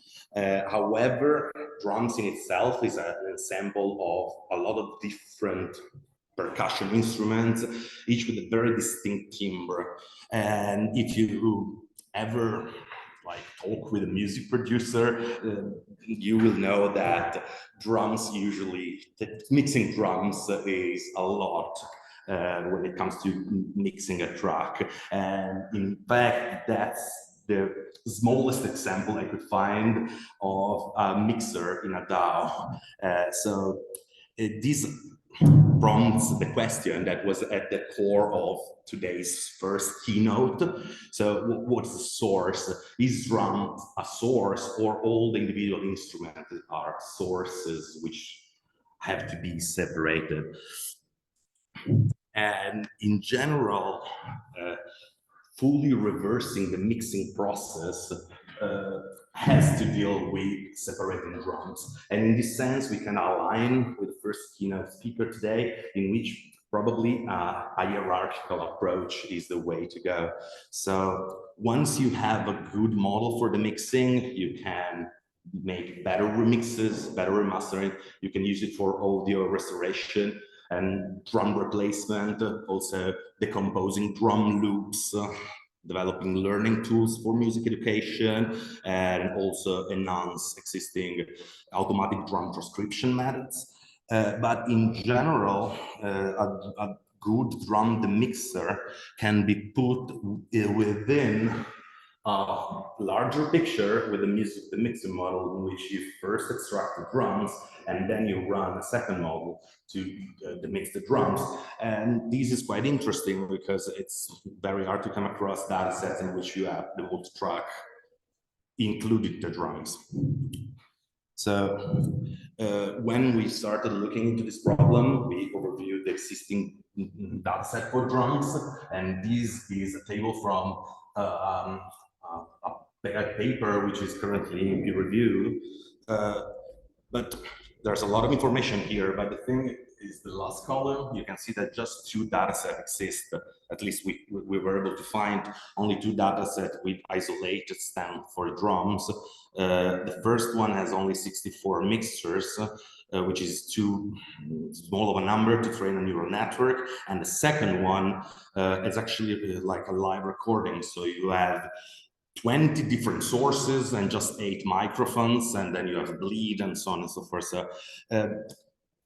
So, the available data sets are scarce, and due to this lack of data, matrix decomposition methods are still at the state of the art. So NMF, NMFD, which is non-negative matrix factor deconvolution. And to the best of our knowledge, there are no deep learning solution for this problem of demixing the drums. So this prompted us to create a data set for the task, which we call STEM-GMD, which is 1,224 hours of audio of expressive drumming, which we synthesize from MIDI using real-sounding drum sample libraries. And as far as we know, STEM-GMD is the first data set which contains single instrument audio stems or tracks from a canonical 9-piece acoustic drum kit, which are depicted here in the slide. So with the kick drum, the snare, the high tom, the mid tom, the floor tom, the open hi-hat, the close hi-hat. Arguably, those are 2 different sounds that the hi-hat can make. Then crest cymbal and ride cymbal. So to create STEM-GMD, we basically started from Magenta Groove MIDI dataset, which was released in 2019, and it contains 13.6 hours of expressive drumming, which were recorded by 10 drummers on an electronic drum kit from Roland. And the dataset GMD contains MIDI and full kit synthetic audio files, but doesn't contain individual stems, so you cannot use it to train the mixing model.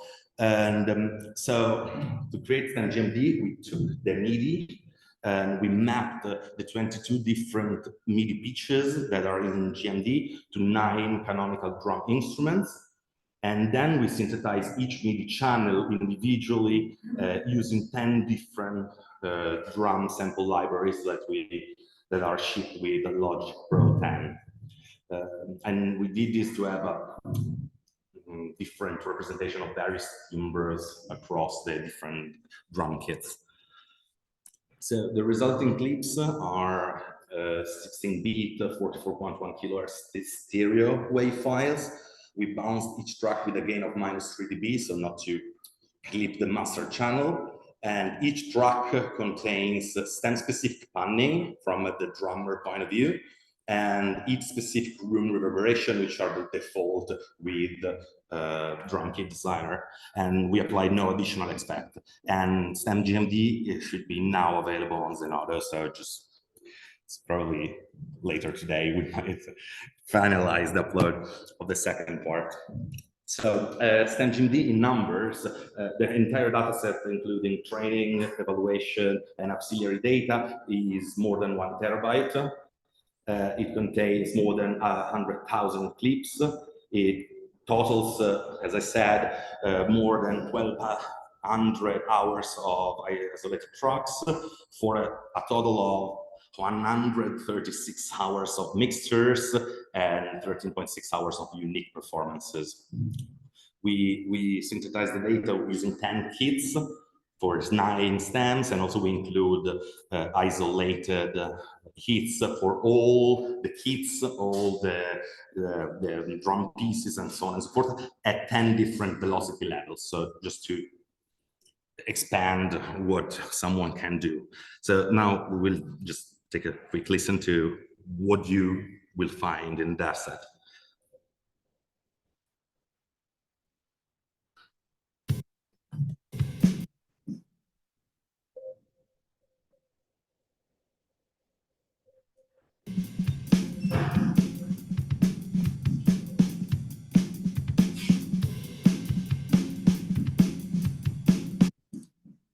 So this was the mixer.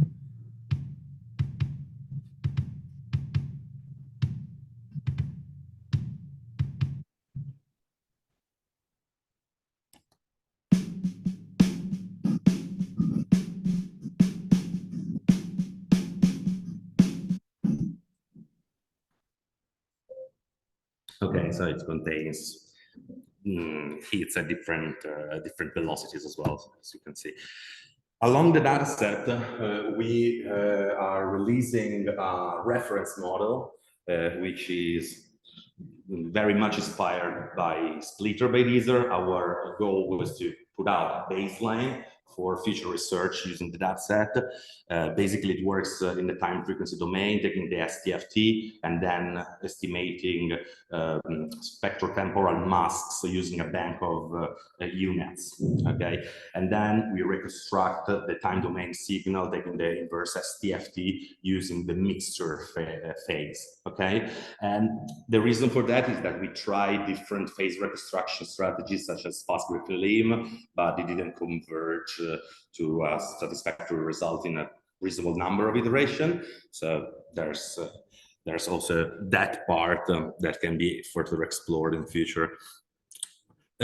Each UNet in LarsNet, which is the name that we affectionately gave to our model, is a pretty standard UNet with convolutional layers running from 16 kernels up to 512 and decreasing symmetrically in the decoder.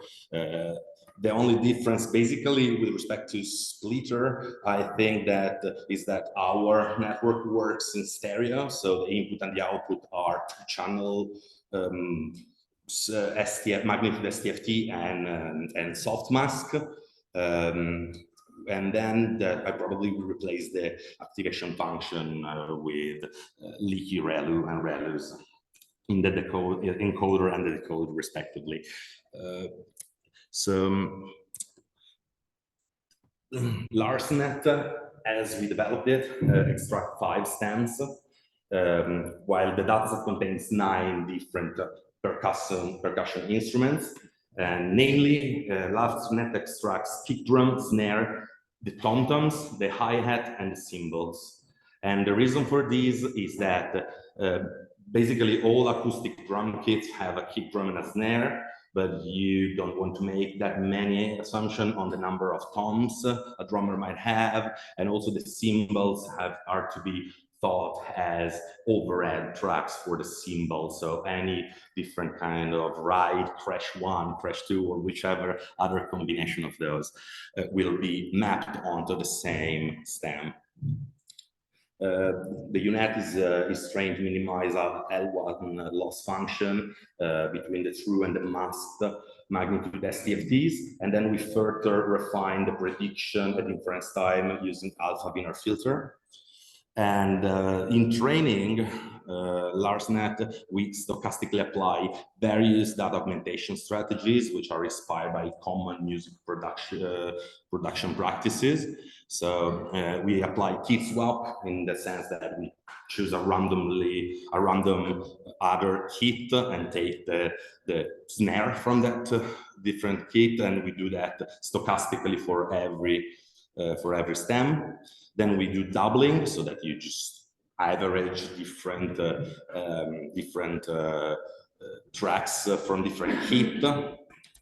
And then we pitch shift every track with a certain probability. We apply saturation and compression with a hyperbolic tangent with a parameter that varies randomly. We swap left and right channel to kind of mitigate the stereo information that are contained in the dataset, and also we just simply remix all the voices with random gains. Of course, other development strategy can be devised, such as panning, reverberation, echo, time scaling, and so on and so forth. That's the power of having a multi-track ground truth for the drums. So LarsNet significantly outperforms non-negative matrix factorization and the convolution techniques, and audio examples can be found at the link. Here, for time's sake, I'm just gonna play an example. So in the first row, we have the clean sounds, and then at the bottom, the stems predicted with LarsNet.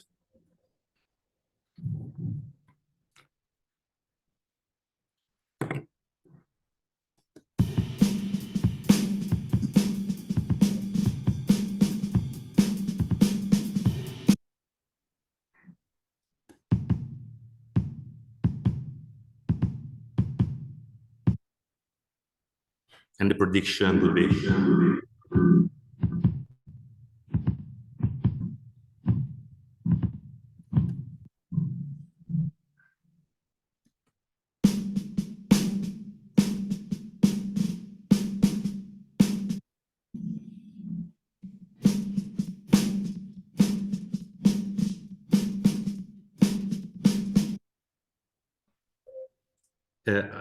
so the results are pretty good for the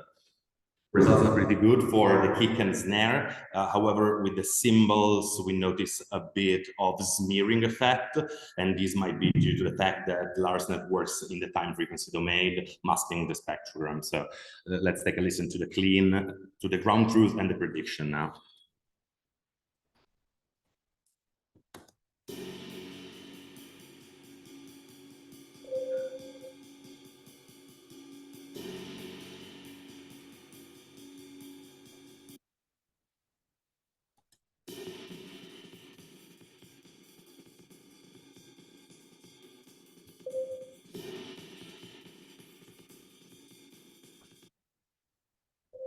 Well, it wasn't that loud, so I'm sorry about that. Anyway, we can hear, especially with the cymbals and the hi-hat, a little bit of temporal smearing. So, and the second one, like I wanted to play.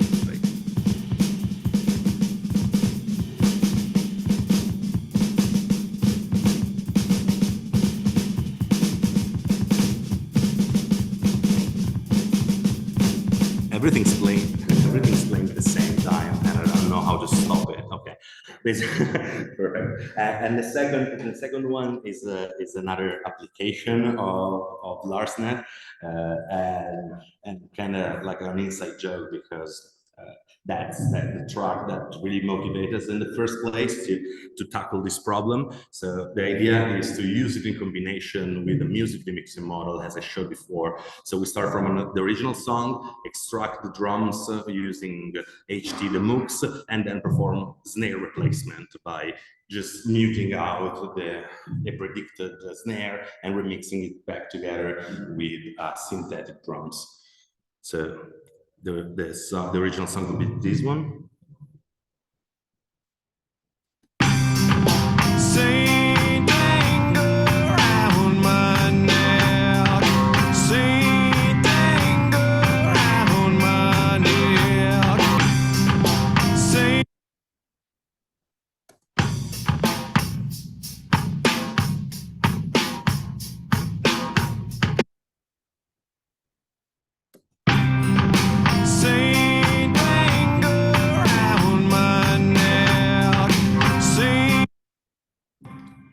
so basically what you can do is just replace the infamous snare from setting your record from by Metallica.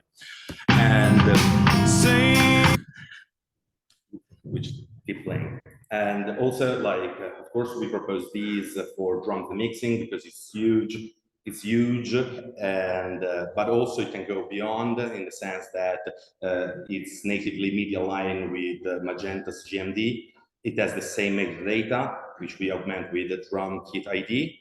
And there are other larger multi-kit variants of system GMD, such as expanded GMD, which, however, doesn't allow for drum mixing.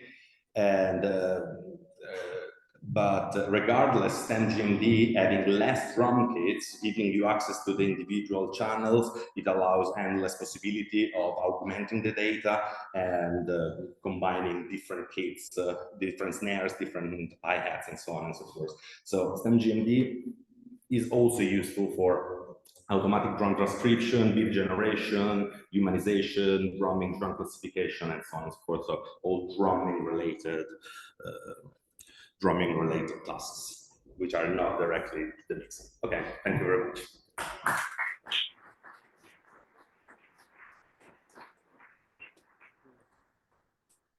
So, any there.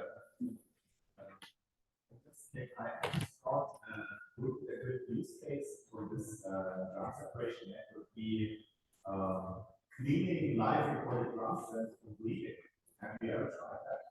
Basically, run a kick track and see if it removes the snare from Yes, I think that at least with the thinner filter approach that we took, which showed some improvement in quality, I think that the bleeds would become part of a different stem, because especially for cymbals, they tend to incorporate the bleed for other tracks. If that's what. Okay, so you meant taking just one unit and running the snare by itself? Oh no, we did not try that. That would be actually quite interesting to try out. So you don't use casing or something anymore, but maybe just do it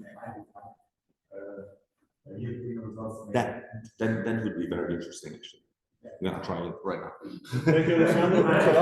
I would say that we have a late-breaking demo about this. So we have a plugin that you can use to separate drums. So if you are interested in this topic, so please come to us at the post on Thursday. Okay. And maybe I will try and pick up that example and show at the later demo. We have to leave the room and thank you.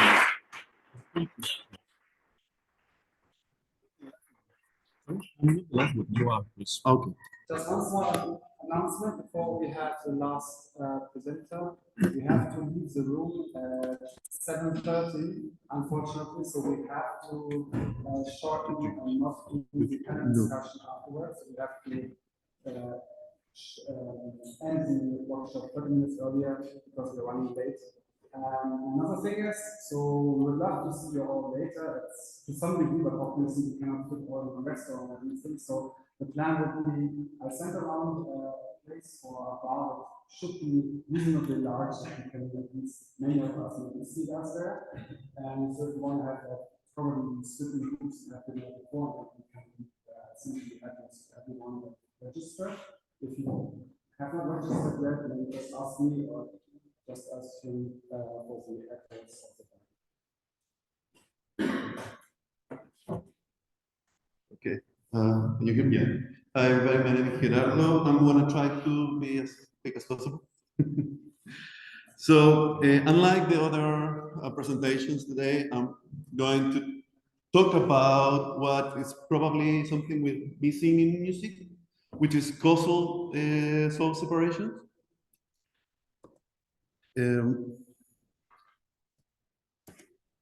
Yeah. So first of all, well, so we're working in the Cadenza project. In the Cadenza project, we are organizing challenges to improve the quality of music for people with hearing loss. And the methodology, like we are doing here, like we are doing here is organizing a series of challenges. This is one basically because you can bring different researchers, the different areas, from machine learning, from hearing aids, and signal processing, and start converging different approaches for this. Some background about hearing loss. There's about well, the World Health Organization projected that there's about 1.5 billion people worldwide with some degree of hearing aids, or hearing loss, sorry, and about 430 million require rehabilitation. And this is projected to increase to 700 million in 20 more years. Keep going back. Well, there's several causes that can result in hearing loss, but we are mainly focused on age-related hearing loss. And hearing loss can affect the quality of life by many reasons. You have difficulties in communication, can reduce the participation in social activities, and obviously can reduce the enjoyment of music or producing of music. A hearing loss is typically characterized by pure toned audiograms. This is exams done by a technician, and they basically, in different frequency bands, they estimate your threshold of hearing. The most common treatments are hearing aids. However, only 40% of people ended up adopting them because in many cases they are perceived like they don't perform well. This is basically because hearing aids need to be personalized at the end. This is not, it doesn't exist a solution for everybody. And well, basically, hearing aids are focused on speech communication. And even though some hearing aids have some music programs, people still reporting difficulties listening music. If we think in the soundtrack that was presented in one of the challenges, so people with hearing loss have, well, in general, we can have problem with picking the dialogues from the background. This is even worse for people with hearing loss. In television drama, there's very complex acoustic scenes. And even though we have closed captions, that will increase the intelligibility of this speech, but not really the comprehension of what is happening.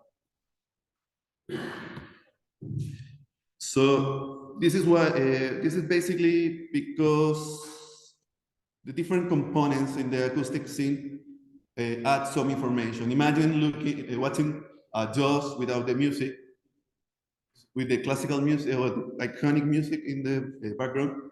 You always will be seeing a movie of somebody swimming in the sea. So there's this idea of the narrative importance, where the speech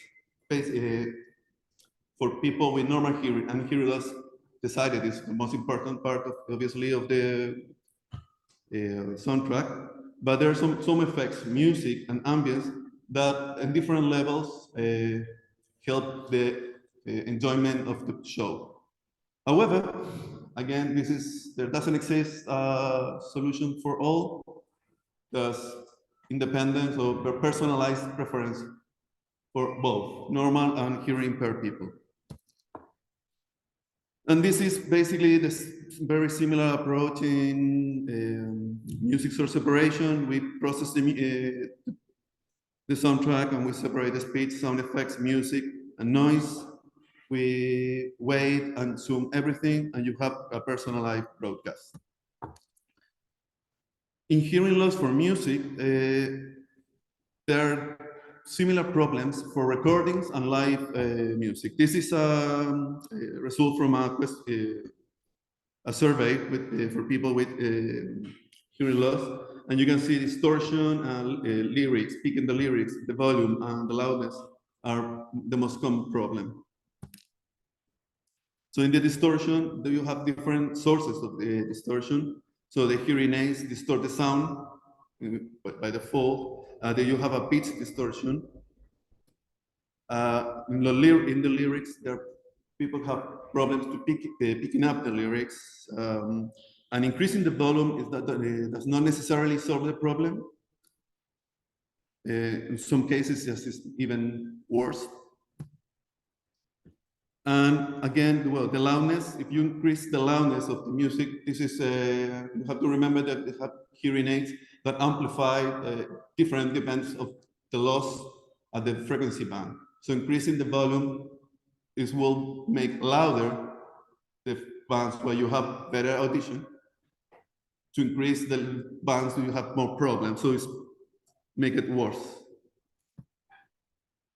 And well, the approach is basically the same. You have the separation, you have a weight and zoom, and you have your process music. Basically here you can increase the vocal, separate to increase the scenario of the vocal over the background, or perhaps the bass. It depends on the music in the scenario. And speaker separation, we tend to find papers focus on causal and non-causal situations. However, we always saw that the causals tend to have lower performance, and the models need to be adapted. They have fewer layers or fewer units per layer. And in causal situation, you have the room reverberation interference. For music source separation, for people with hearing loss, we have both scenarios. So in non-causal scenario, which is the most common technology we can find, we focus on processing pre-recorded music. And we can exploit the full extent of the music. This is very good for personal collections or streaming services, in fact, so you can imagine some streaming services, you can personalize what is coming to you or what's coming to the hearing aids. However, there's some cautious situations like basically live music, concert, festival music, or you want to go the last Taylor Swift movie, which is basically a concert in the cinema. For those situations, we have to think in models that can work in causal, but we're using hearing aids. And there's a delay that can be taken into consideration, and it's two kinds of delay. One is between the sound and what we are looking at, basically, sound and vision. This is basically the noticeable difference. The just noticeable difference is about 60 milliseconds. And that is in general, not only for people with hearing loss. And it will depend on the stimulus. However, when we have the hearing aids, there's a delay which is happening between the output of the hearing aid and the original music that's also getting into your ear canal simultaneously. And that delay is about 5 to 6 milliseconds. There are some papers that report 10 milliseconds. Larger than that or bigger delays results in distortion. You can imagine repeating the sound with 20 milliseconds can be very, very sturdy. Additionally, we have physical limitation with the hearing aids. So you have to think it's a hearing aid, basically have a MCU with restricted flash memory. We have to consider the battery life. So just to present some examples, well, basically there's some people that it depends basically in how much flash memory has and how much processing memory have the hearing aid. But you can run a model with 2 million parameters. And just for example, HDMUX have 83 million parameters. And it's a very common model that we are using. And in hearing aids, we also, to reduce the size, then we tend to do removing, well, pruning the model and quantizing the model. So in that sense, we can start fitting larger models, but as a cost of the performance. Currently in the project, we are running an ICAS challenge, which basically the target is rebalancing the music. We are accepting causal and non-causal submissions. And the scenario is, well, it's basically a music P18 dataset, but the music was, it has applied some HRTFs because it's basically the music coming from some speakers and receive it in the micros, in the hearing aids micros, so the microphones. It's a crosstalk scenario. So I'm not going to go into details in this challenge. It's open till end of the December. Sorry, the first week of December. If you are interested, even to play with it, that's the website. Thank you.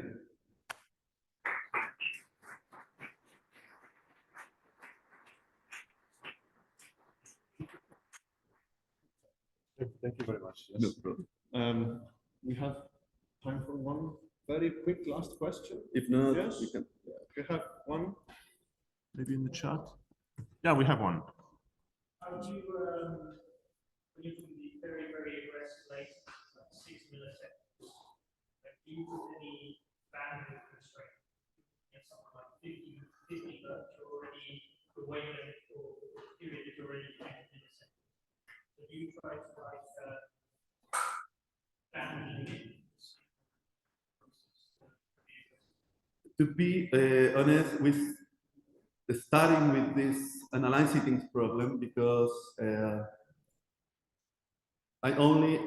so you can only find probably one paper in speech enhancement that they actually focus on how to optimize their model thinking in the hardware. So there's many variables we still don't understand in the project, but we're start opening, yeah, but there's, as you said, we have all this other constraint that slowly we have to introduce in the problem. For now, it's just the delay and the low latency. Yeah. Thank you again. No problem.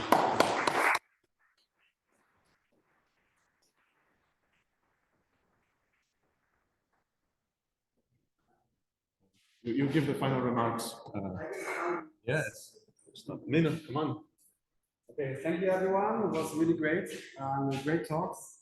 I hope we see each other on the next days at the conference. If not, at the bar later.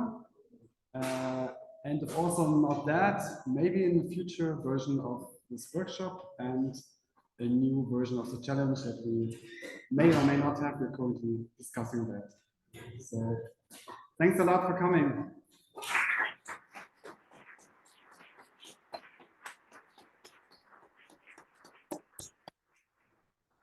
You have to finish the cookies, I guess.